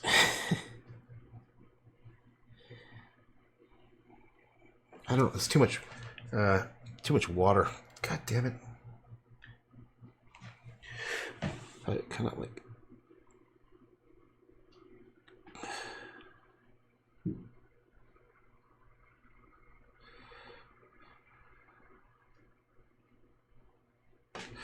Where's white?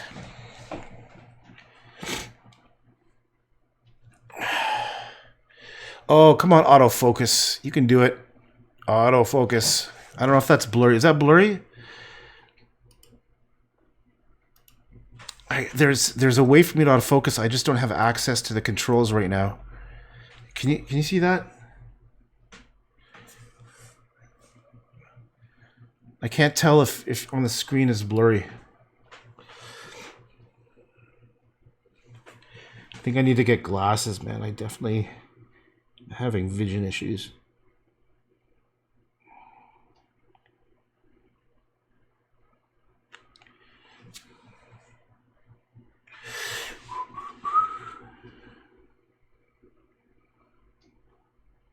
See, what's distinctive is he's got this eyelid fold, which it's going to be hard to replicate. Like I should, if to me to do a proper job, I should probably do this in acrylic because it's going to be hard to get that same. What are the words? Use words. It's to get that same. Oh my God! It's just like I'm mentally challenged. This is exactly what it feels like. It feels like you're mentally challenged. Is that the politically correct term? Is I allowed to say that? Medically challenged? No, mentally challenged.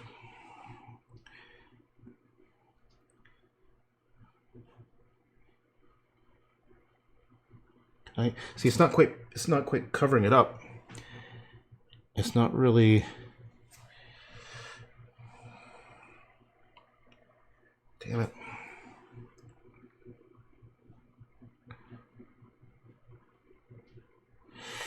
Where's that weight?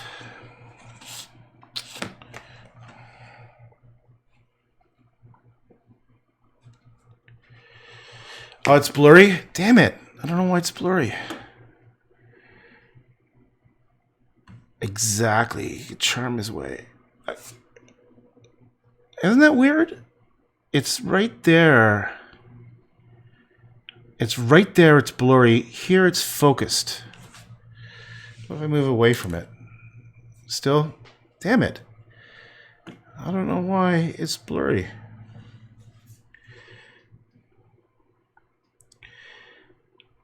Yeah. Jack Nicholson. He's like a charming motherfucker. I liked him in As Good as It Gets. That was awesome. He plays like this OCD character who's a very successful like romance novelist, and he really likes this woman, and he's such a jerk. But somehow he's also charming. Like you like him, but he's such an asshole. What does he say? A woman is a man, but you take away all accountability and reason. Isn't that one of the lines? No, it's something along those lines. Like he just says fucked up. What was the other thing he says? It looks like he's like giving a weird pirate wink. This stupid thing right now. No, he says go away. No, something like take your crazy. We're all filled up here, or something. Go. Take your crazy. We're all filled up. Like we're all full. Like he's basically saying he's nuts, but you should get away. I think like someone comes to the door. It was like maybe like one of those, like a religious, like what are they called? A Mormon. What are those door to door people called? I forget what they're called.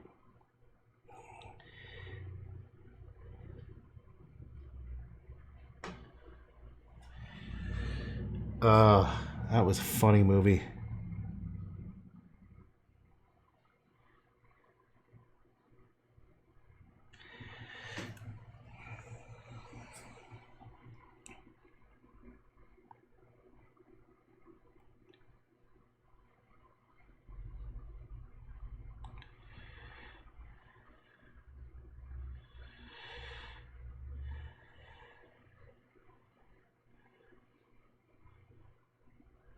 It's actually my eyes are kind of blurry.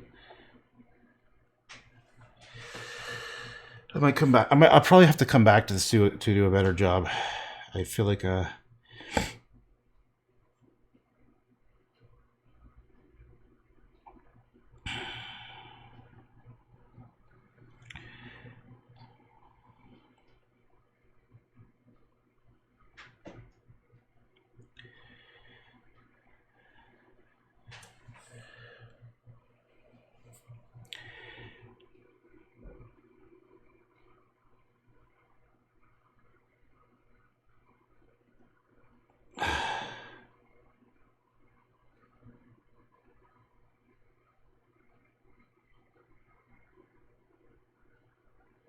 have to fix. Oh yeah, I gotta fix up that shit.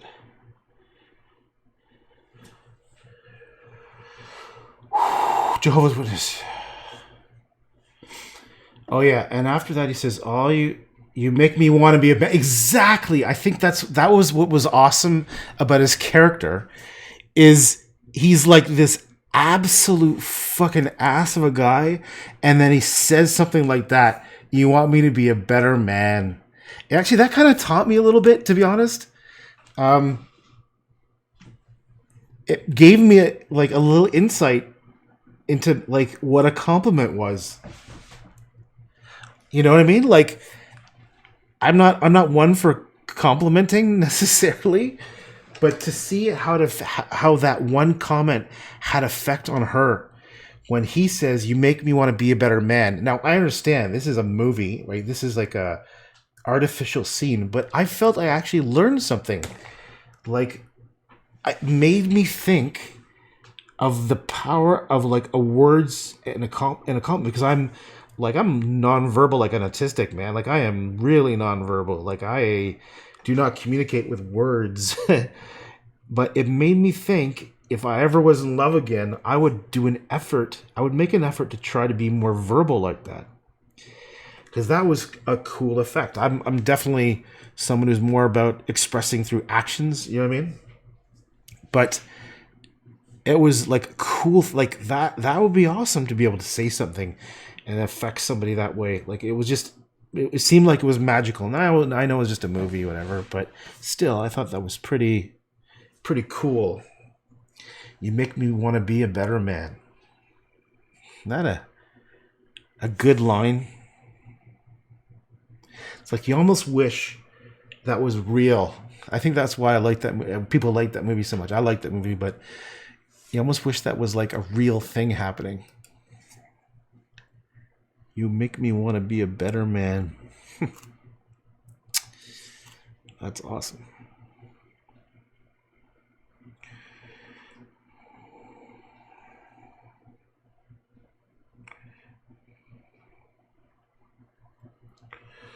Kind of looks like a weird lion now because of the crown. It looks like a fucking super stupid looking lion, doesn't it?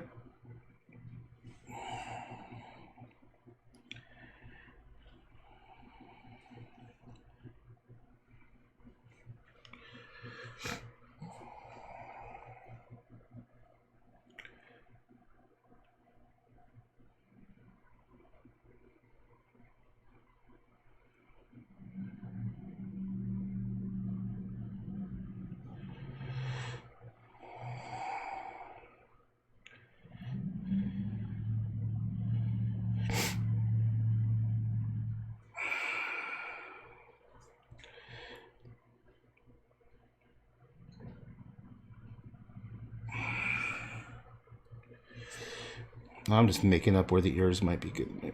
That's where I think they'd probably go.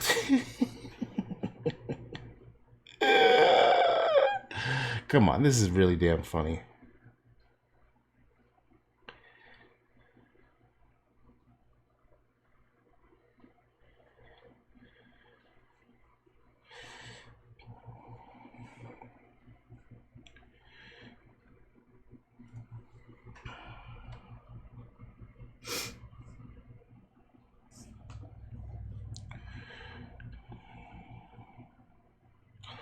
I really don't like drawing animals. I mean, painting animals, whatever the hell this thing is I'm doing. There's so many things that just the proportions are just off and everything.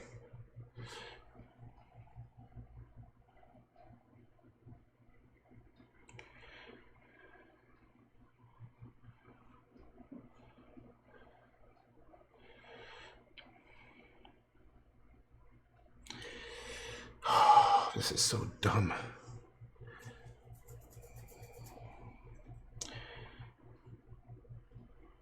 I think I might take a break soon.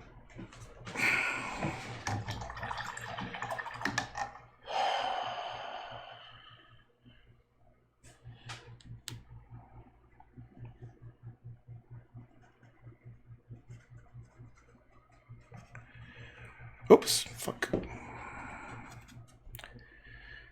Oops, sorry, Jack.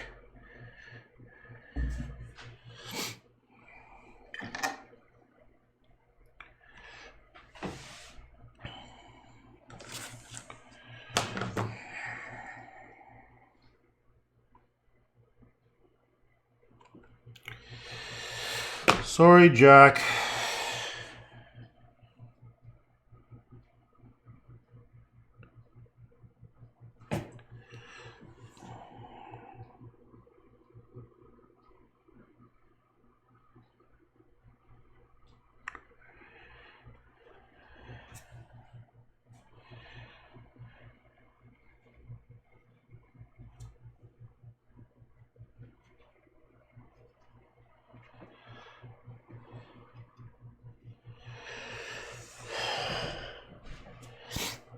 All right.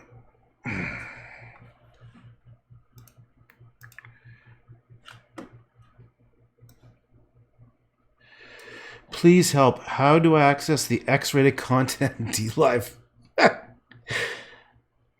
Makazawi 3? I don't know what you're talking about. All I know is that I just noticed today one of the options on DLive before you go live was is your content X-rated? Because I tend to swear a lot, and it said you should put the X-rated warning if you have something like political views that might be upsetting, profanity, whatever. And because I tend to I tend to swear, I turned on the X-rated thing. So I have no idea as far as watching it how you get X-rated stuff. All I know is that I listed my videos X-rated because like my language is, I tend to swear. But so I bet you like DLive has like a FAQs or like a an FAQ page. There's probably a support page if you really were interested. But here's the thing: if this video is rated X-rated on DLive, you're looking at an X-rated video. So that's it. You don't have to do anything. I got a feeling you want to ask, like, are you looking for porn? Is that what it is? Like, why would you look? I don't know. I don't know. I think you're probably in the wrong place for that. Actually, that just makes me think that's kind of weird.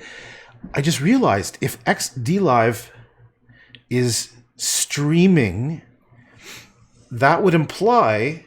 Actually, when I think of X-rated, first of all, I thought it was porn, right? But just based on the very definition I gave of what they said should be X-rated, no, maybe it's just, just not appropriate for kids.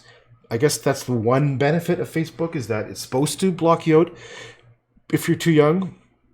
I suppose they could lie, but at least there's like an underlying assumption that people who are watching it aren't. Well, actually, what is the minimum age of Facebook? I don't even know, actually. It might be something extremely young, like 13 still. So don't take my word on it. I would go check out the website.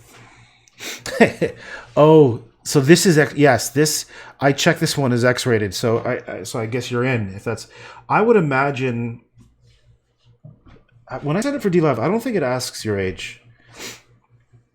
I don't know how it works. Sorry.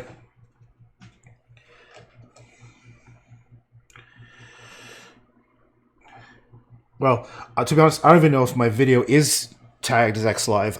All I did is before I went live, there's one little checkbox I just noticed just next to like the button where you save your settings, and I literally just noticed it today. So from a person who's doing the streaming perspective, that's all I know about it.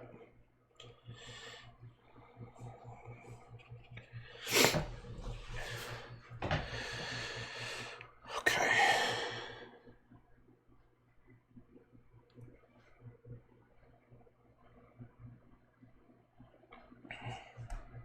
Cool dog, though. Oh, you think glad you think it's a dog. I was worried it looked like some weird animal thing. Oops, hit the mic. All right. think I'm getting close to wrapping up this first version of this thing. I definitely feel like what I need to do is eventually go back and improve the dog. It still looks pretty silly. It definitely looks silly still. There's no definition to it. I might do some line art on it. Like those voluminous trees. It's really ugly. Yeah, it is. Yeah. Damn right it's ugly.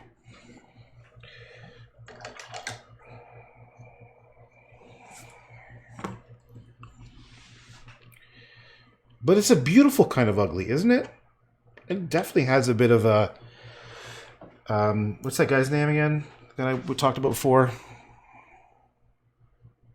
You know, whenever I think of William Blake, I think of that movie. It's like a serial killer. It's like Silence of the Lambs, sort of. It's something about Fins. Jeremy Fins, I think, is the actor. There's a painting by, I think it's all about the fact of the painting by William Blake, the dragon one, Metamorphosis or something.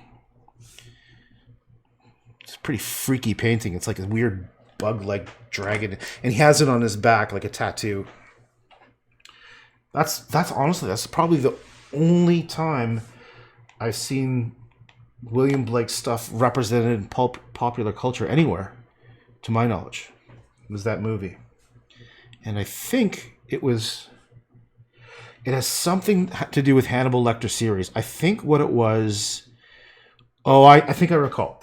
I think it was the person who was investigating it. That actor, I like him. He's good. He was in Fight Club. He was like the alternate reality, the main character. I think it was he went to go see Hannibal Lecter for advice on catching the guy. I think that's what it was.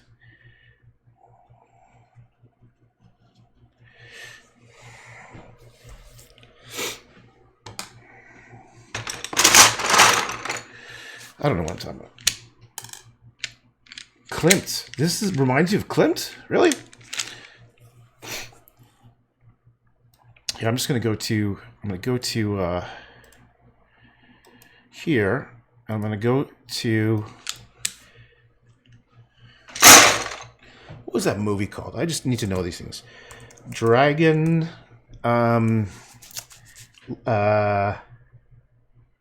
Hannibal... H-A-N-I...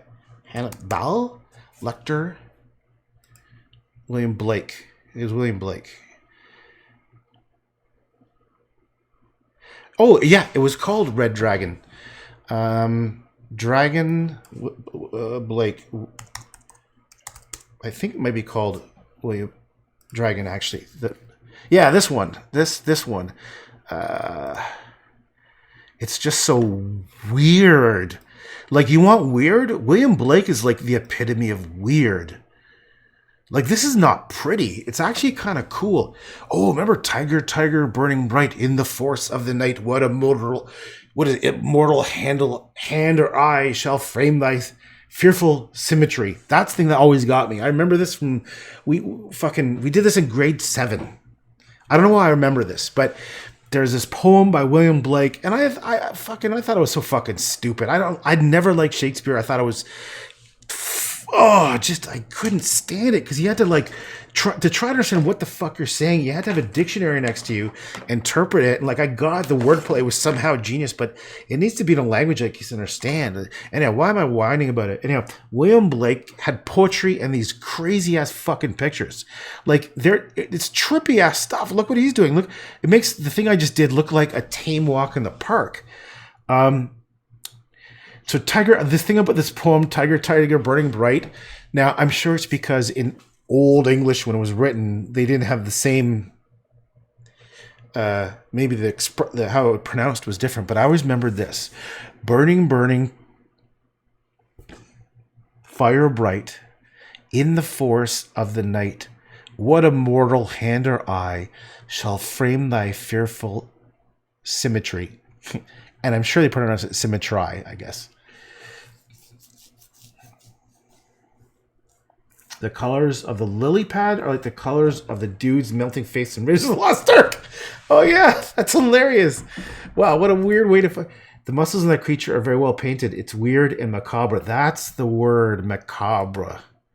Honestly, I've been trying to do macabre. I really was. Like when I did this painting here. Ugh, I was thinking... Oh, sorry. Macabre. That's the... When I was doing this thing here, was it yesterday? I was honestly thinking, I felt like a little macabre. But I guess look how happy, look how cheerful this is. I was really thinking kind of Blakey kind of shit. Also, the color palette, one of the problems I've been doing is my color, like his color palette is very simplified. The range is very minimal. And the range in mine are like extreme. Look at the difference. It's almost like bright blues and reds. And you come to his and they're like just like muted, desaturated. And I'm actually not. Oh, well, look at this. Look at the difference on this picture. That's fake. That's somebody else's. You can tell right. Well, I think that looks like someone else painted it. It just looks too. Yeah, look how ugly those brushstrokes are. They aren't that shit. You can see his real thing. So I kind of feel like I might go into mine. You know what would be good? Maybe I should do some William Blake. Maybe what I'll do is this. Go in here, and we'll Blakeify it by adding like line draw. Like, get that pen. Where's that pen? This pen here. And maybe what I'll do is like add like I wonder if it'll show up if I use a pen. And maybe well, there we go. That looks actually good. That'll work. Okay. Now that's good. Okay, all right on.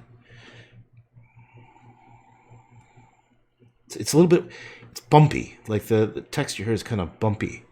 But maybe what I could do is I could just, this'll really bring out the William Blake.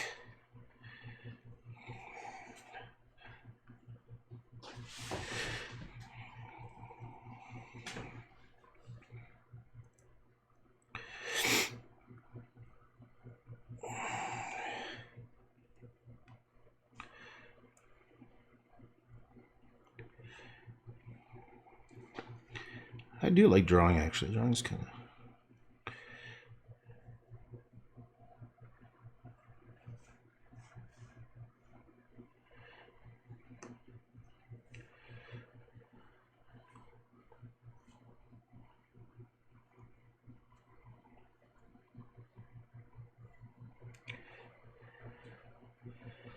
I can draw better than I can paint. Just because there seems to be a lot more control.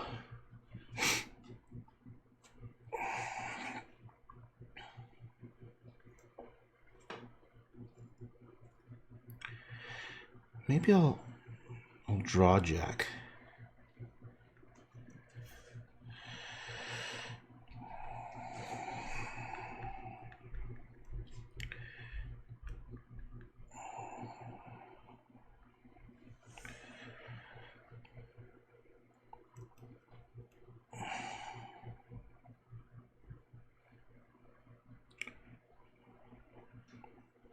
Kind of making up these paw parts a little bit.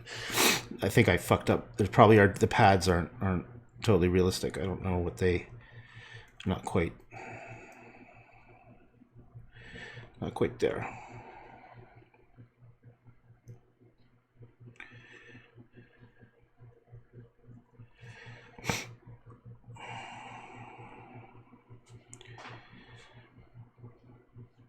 This is kind of fucked up. That's wrong. I think this leg too. It should come like more like over here.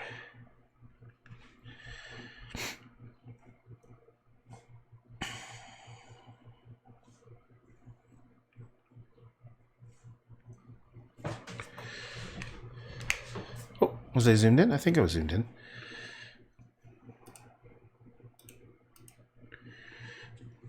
maybe I should take another stab at Jack. Oh, but it's blurry. It's blurry. Okay, next time what I'll do is I'll restart this. I will, what am I trying to say here, Josh? You can do it. You can finish your sentence. What I'll do is... Can't remember what I was saying. What I will do is...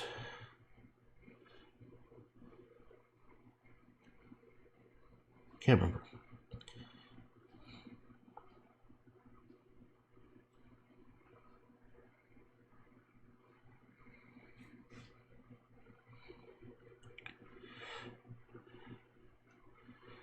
Can't remember what I was saying.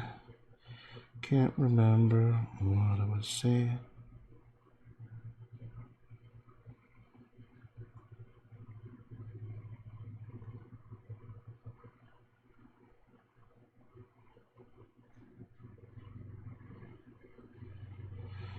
Kind of nose is a little fucked up there. The whole eye's fucked. The whole thing's terrible. Oh.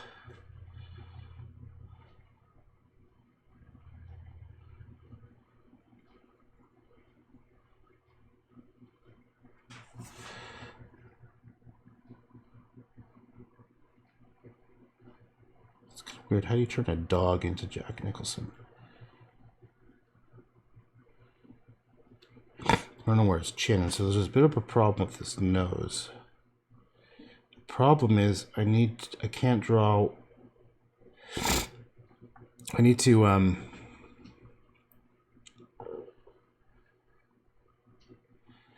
I need to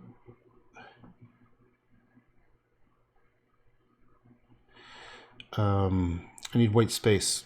I need to be able to paint over. I don't quite have it. I don't quite have it yet. Yeah, it's too blurry. Damn it. Oh, thank you. I didn't come up with the name Skyporn. I was doing these sky drawings, and I asked for someone to name one of the paintings, and someone said Skyporn, and I was like, I like the name so much, I'm just going to make the whole collection Skyporn. All right.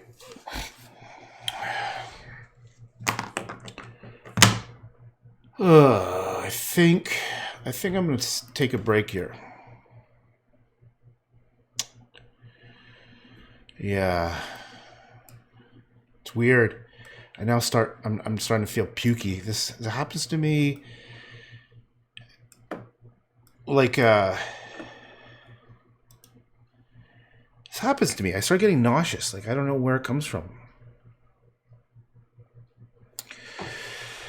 Well, this thing can be most certainly improved. It is funny, and we should all laugh at it. What we should do is we should get someone from New York Museum of Fine Arts, and they will review it and go, this is a modern masterpiece. It's a critique of the way society is structured and a representation of the struggle of the proletariat against the demagogues that exist in post-colonial North America. See, this is such heaping piles of bullshit. This is why I'm never going to be successful in the art world, because I just have such low regard. I'm sorry. I can't help but feel you're full of shit. I can't help it. I think you are full of shit. I think you're full of shit. Don't try to be too intellectual. You know what it is? That's because you're no John Potto. If you're John Potto, you know, I'll probably listen to what you have to say. That guy was a smart cookie. It's weird because when you encounter people that impress you, you can spot out the phonies much easier.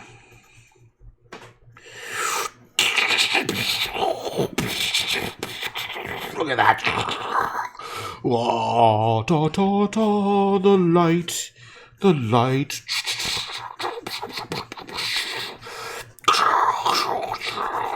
that. Da, da, da, da, da, da, da, da, da, da. All right, I can improve that too. You're not because you had your vision focused too long or something. It happens to me sometimes.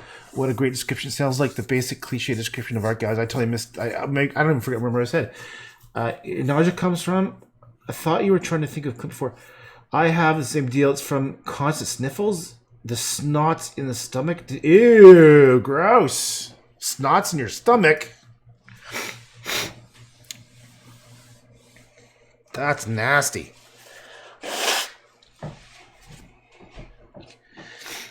Gross.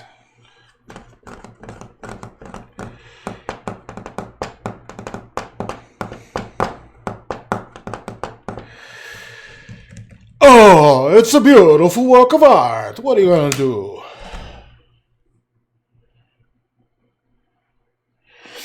No, I'm not nauseous all the time. No, I think what happens is I forget to eat. I think it may be part of it. Did I even? No, all I had was some tomatoes. I went grocery shopping, came back, and I'm so fucking lazy. I didn't even make any food. I just grabbed some tomatoes, cherry tomatoes. That's all I've eaten today. What time is it? Holy fuck! It's 5:30. 5:30. Where'd that happen? How long have I been doing this? Holy shit! 4 hours. Oh. I spent 4 hours on this horrible piece of shit. Okay, here's everyone's mission. Your mission is to go out and let's try to convince people this is high art. This is high art, and it's worth thousands of dollars, or bitcoins. That's what I should do. I will accept bitcoins. It's funny you mentioned. Keep blowing. I don't even know what that means. All right. Yeah, here's something I noticed is that gouache does not wash off. I do not recall in the past, like I did a little, like gouache being so resistant to yeah. It's just like, actually, that's come on. Wait a second. It was all green yesterday, so maybe it is coming off. But I tried scrubbing this fucker. And I don't recall it being so resistant to... Hey, look at that. See, if it was acrylic, I could just scrape it off. It's like on there. Okay, that actually worked a bit. All right. Okay, so you've got your mission now. All right, go out. Go write the, blow your nose. No, I'm going to keep on stiff my fucking brains out. I don't even have turpentine. I'm going to keep blowing. No, I like sniffing. I'm going to keep fucking sniffing as much. See, if someone tells me to do something, I'm just going to just do the exact opposite.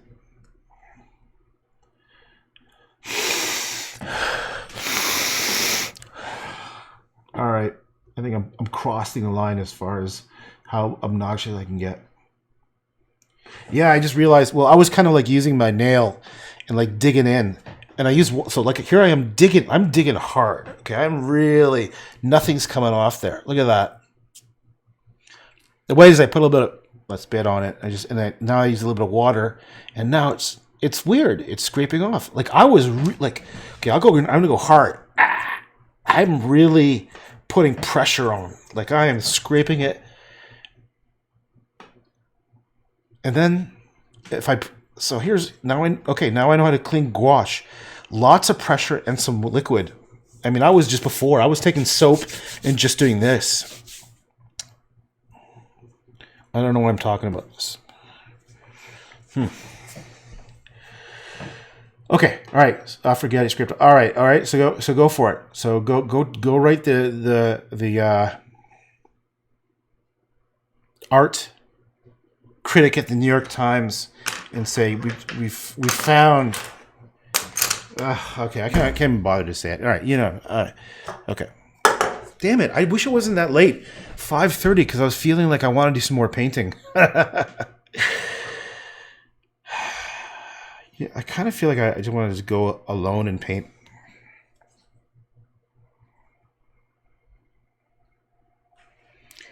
So where could this thing go? I kind of feel like it would be better. It's going to look better when there's stronger line definition. Like if I go really hard. The problem is, I've noticed is that it's not showing up. When you draw on top of gouache, it doesn't really, it just makes it shiny. Right? And that's just not, it's not dark. And yesterday I tried acrylic. I had some black acrylic. Like this is, I found this, you know what? I realized this is super cheap ass paint. This is like level developing artist. So maybe it's like crap, but I couldn't get a black. Like I want to get a really dark black. Because I want to do like a cool dark outline around this thing. But it's, I'm telling you, it's part of your nausea, the snorts and your snots in your stomach, your ducks. Your doc is a quack. You live in the mountains, don't you? You live in the, like, I don't know where you live. Snot in your stomach. It's snot. You're a fucking lunatic.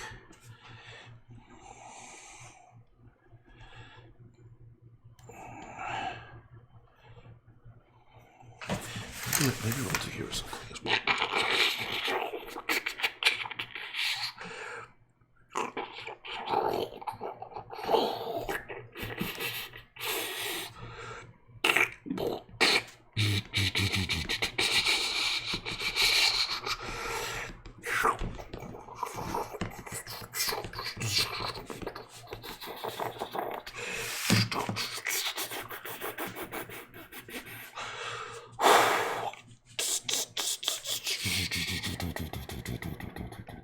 Why am I making these sound effects? I don't know.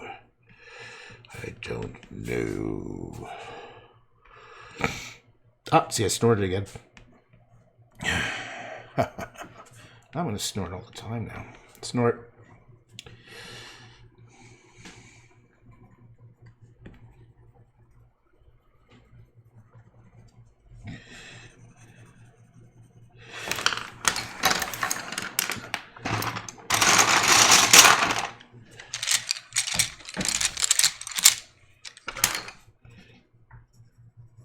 Oops, I don't want to use green. Damn it. It's so hard not to use brighter colors. Well, la-ti-da. I've also lived in international cities. Ooh, look at you with your fancy lifestyle of jet-setting off to Paris for the weekend. The fuck is an international city? Ooh, I've been international city. Look at me, but now I'm in the mountains. Now I'm in the mountains with my grizzly bear friends. How about gray? Gray might look good here. Fuck it.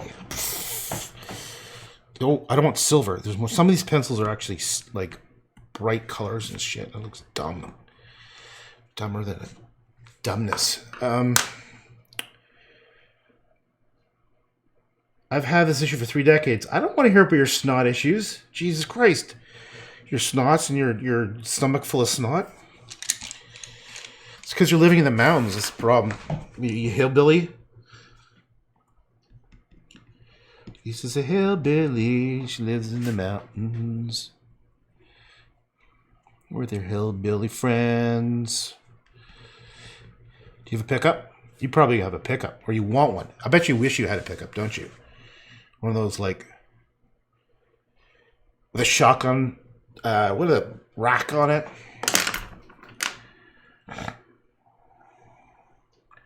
Just saying to a local.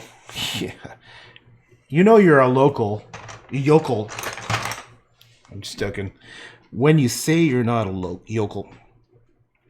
Actually, I prefer yokels anyhow, man. I like yokels. Yokels are awesome people. Peeps.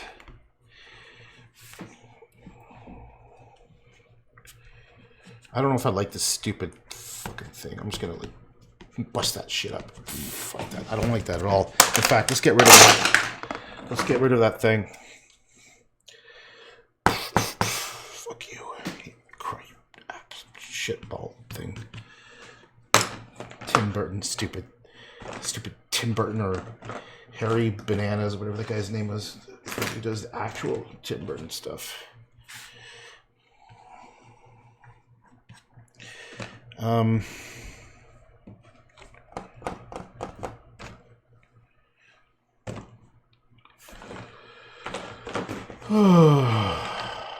Okay. I had a dark brown somewhere. What is this? Raw umber. I would totally get a gun rack. I get 2 gun racks. That's funny as hell. I'd get 2 gun racks just for the hell of it. I don't think I've ever even seen a gun rack.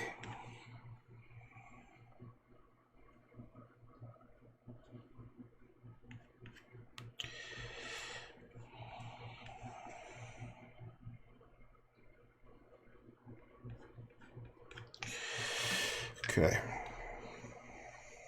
This is some weird ass shit, right?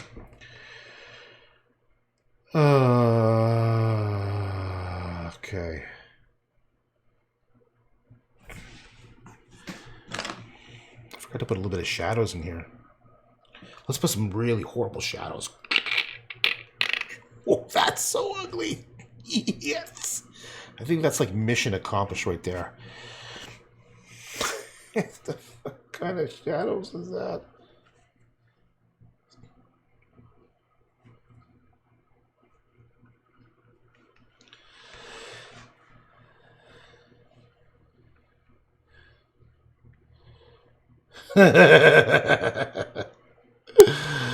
Oh, that's awesome.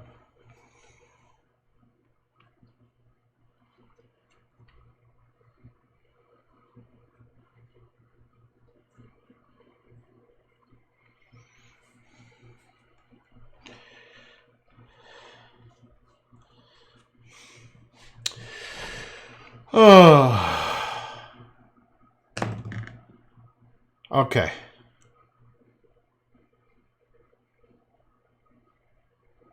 Yes. Oh my goodness me. What have I done? What have I done?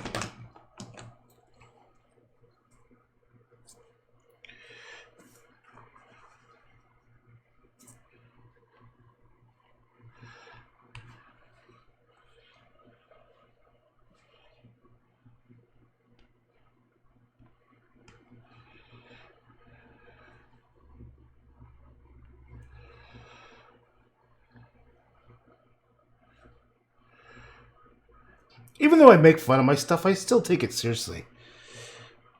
I still actually genuinely like this. I still actually, even though I make fun, like, I repeat myself a lot. Even though I genuinely laugh at this shit, I still actually am still trying hard to do something. Like, I'm still trying. I'm not just fucking, like, does that make any sense?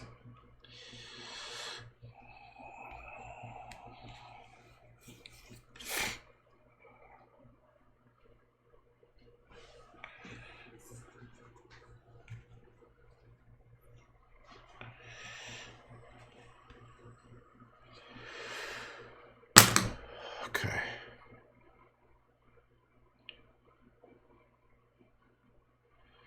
Okay. All right. That's it. That's it. That's all for today. Or that's all for now.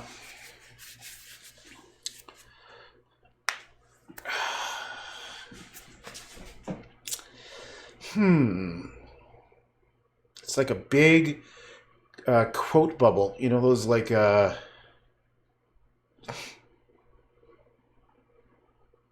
like it's draining down into space. Lost in space. The Dog King. What's this guy's name again? The man dog. King of the space. Floats in the universe.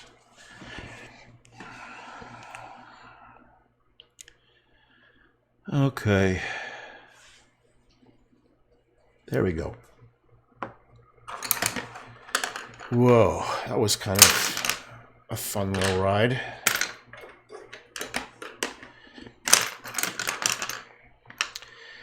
Oh man, I don't want to stop. I feel like I'm just missing. I feel like I'm missing a tool. Thank you very much. It was enjoyable. I was having a stressing day and this is almost therapeutic. Awesome. Therefore, it was actually worth it. So it wasn't a complete waste of time. What's missing for me is the ability to make a strong outline.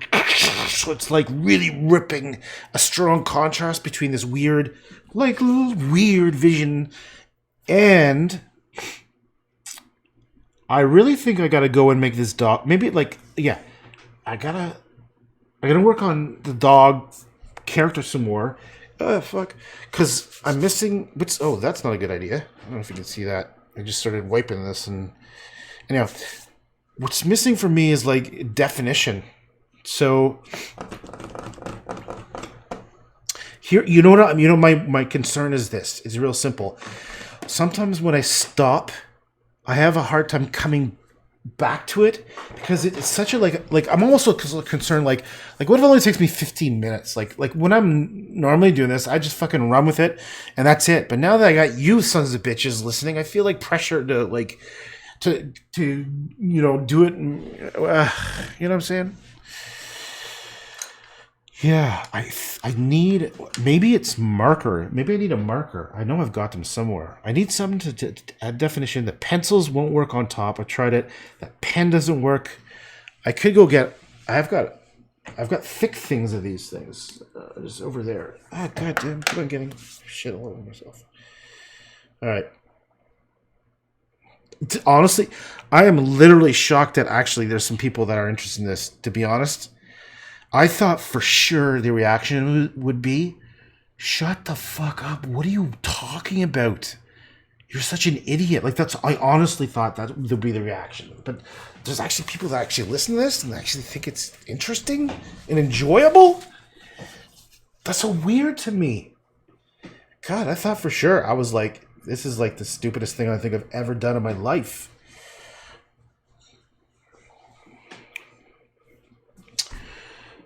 A white line around the dog silhouette. Here's a problem. I really want to see okay, I can't do white.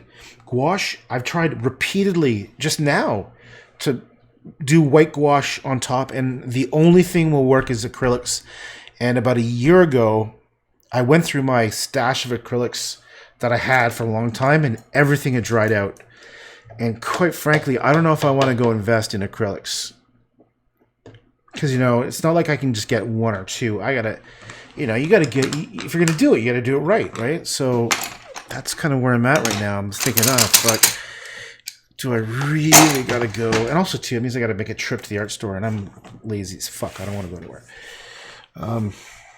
Yeah, white. Yeah, you could be. Oh, you mean a white? Oh, I see what you mean. A white line around the dog. So yeah, actually, that's actually not a bad idea. Most of the time, I would say shut the hell up, but yeah, because it would make it look like it's glowing a little bit, and it's so ridiculous that actually could benefit.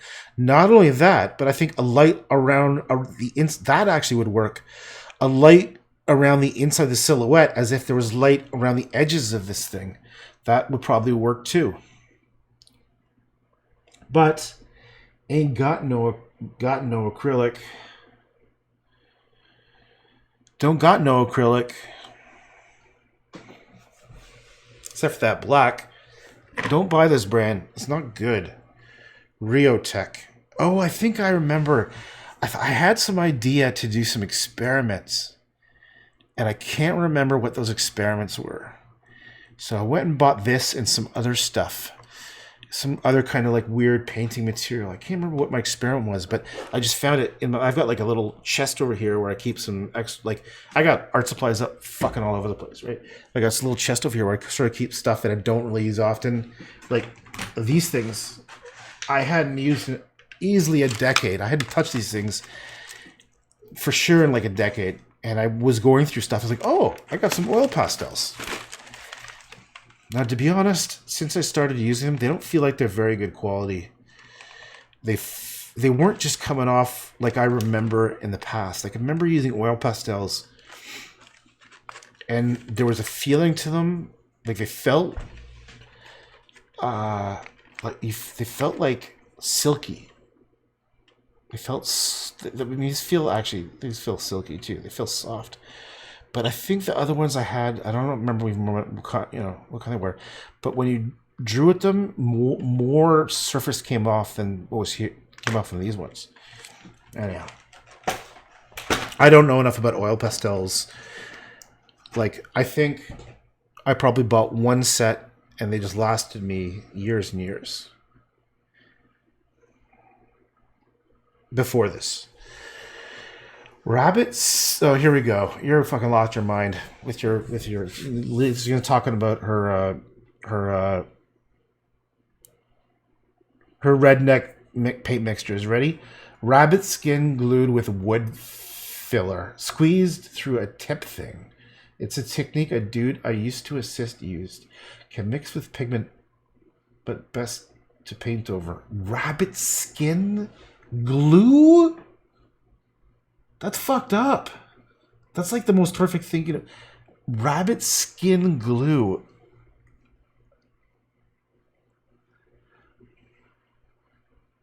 That's really fucked up with wood filler.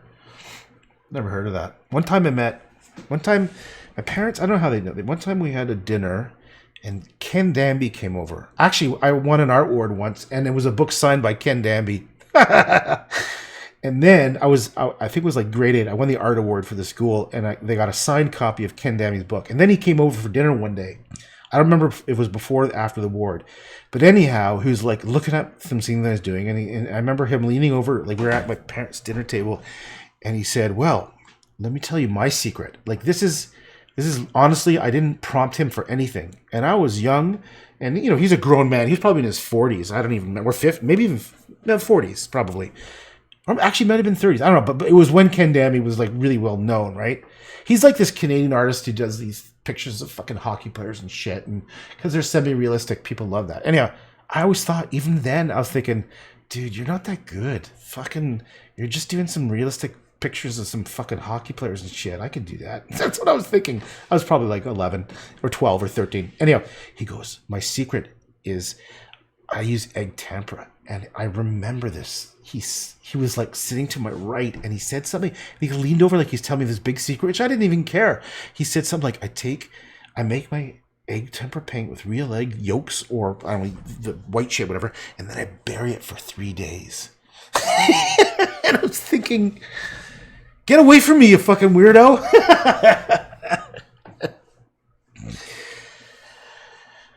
Yeah. I got a signed Ken Danby book for an art award. I'm sure he was probably like a super nice guy, and just like, it was just me. I was just a fucking, I don't know. Tibetan. Oh, that's cool. All right. Ken Danby. Egg tempera. Okay. Is that right? Is that a true memory about egg tempera? Like, I remember like this clearly. I remember where we were sitting. Ken Danby egg tempera. Ken Danby egg. I don't even know what egg tempera is. T-E-M. What the hell is egg tempera? T-E-M-P. Egg tempera? Painting by... Okay, let's go to his website. Yeah, that's the guy. Oh, that's hilarious. Wow, that must be an old picture. Okay, so how do you find out?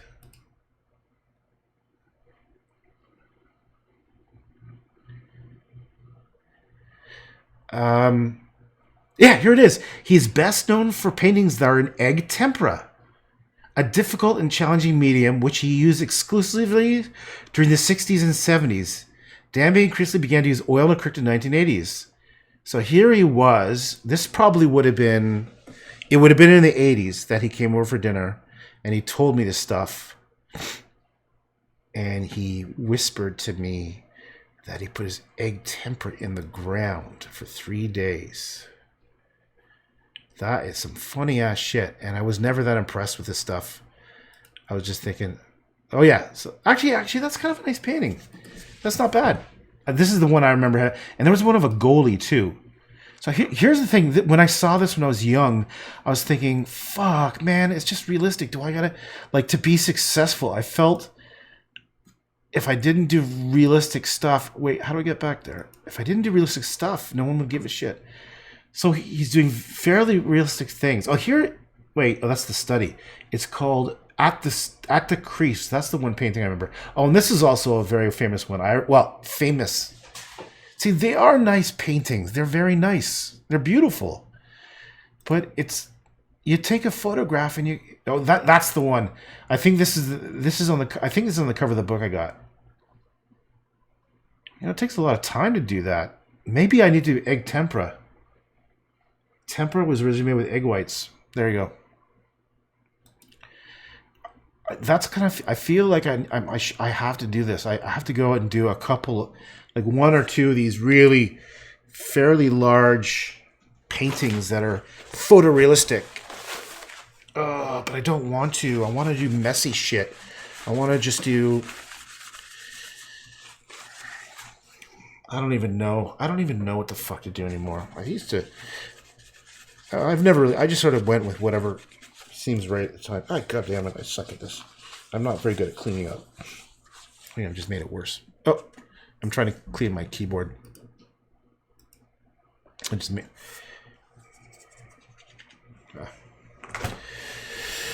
Yeah.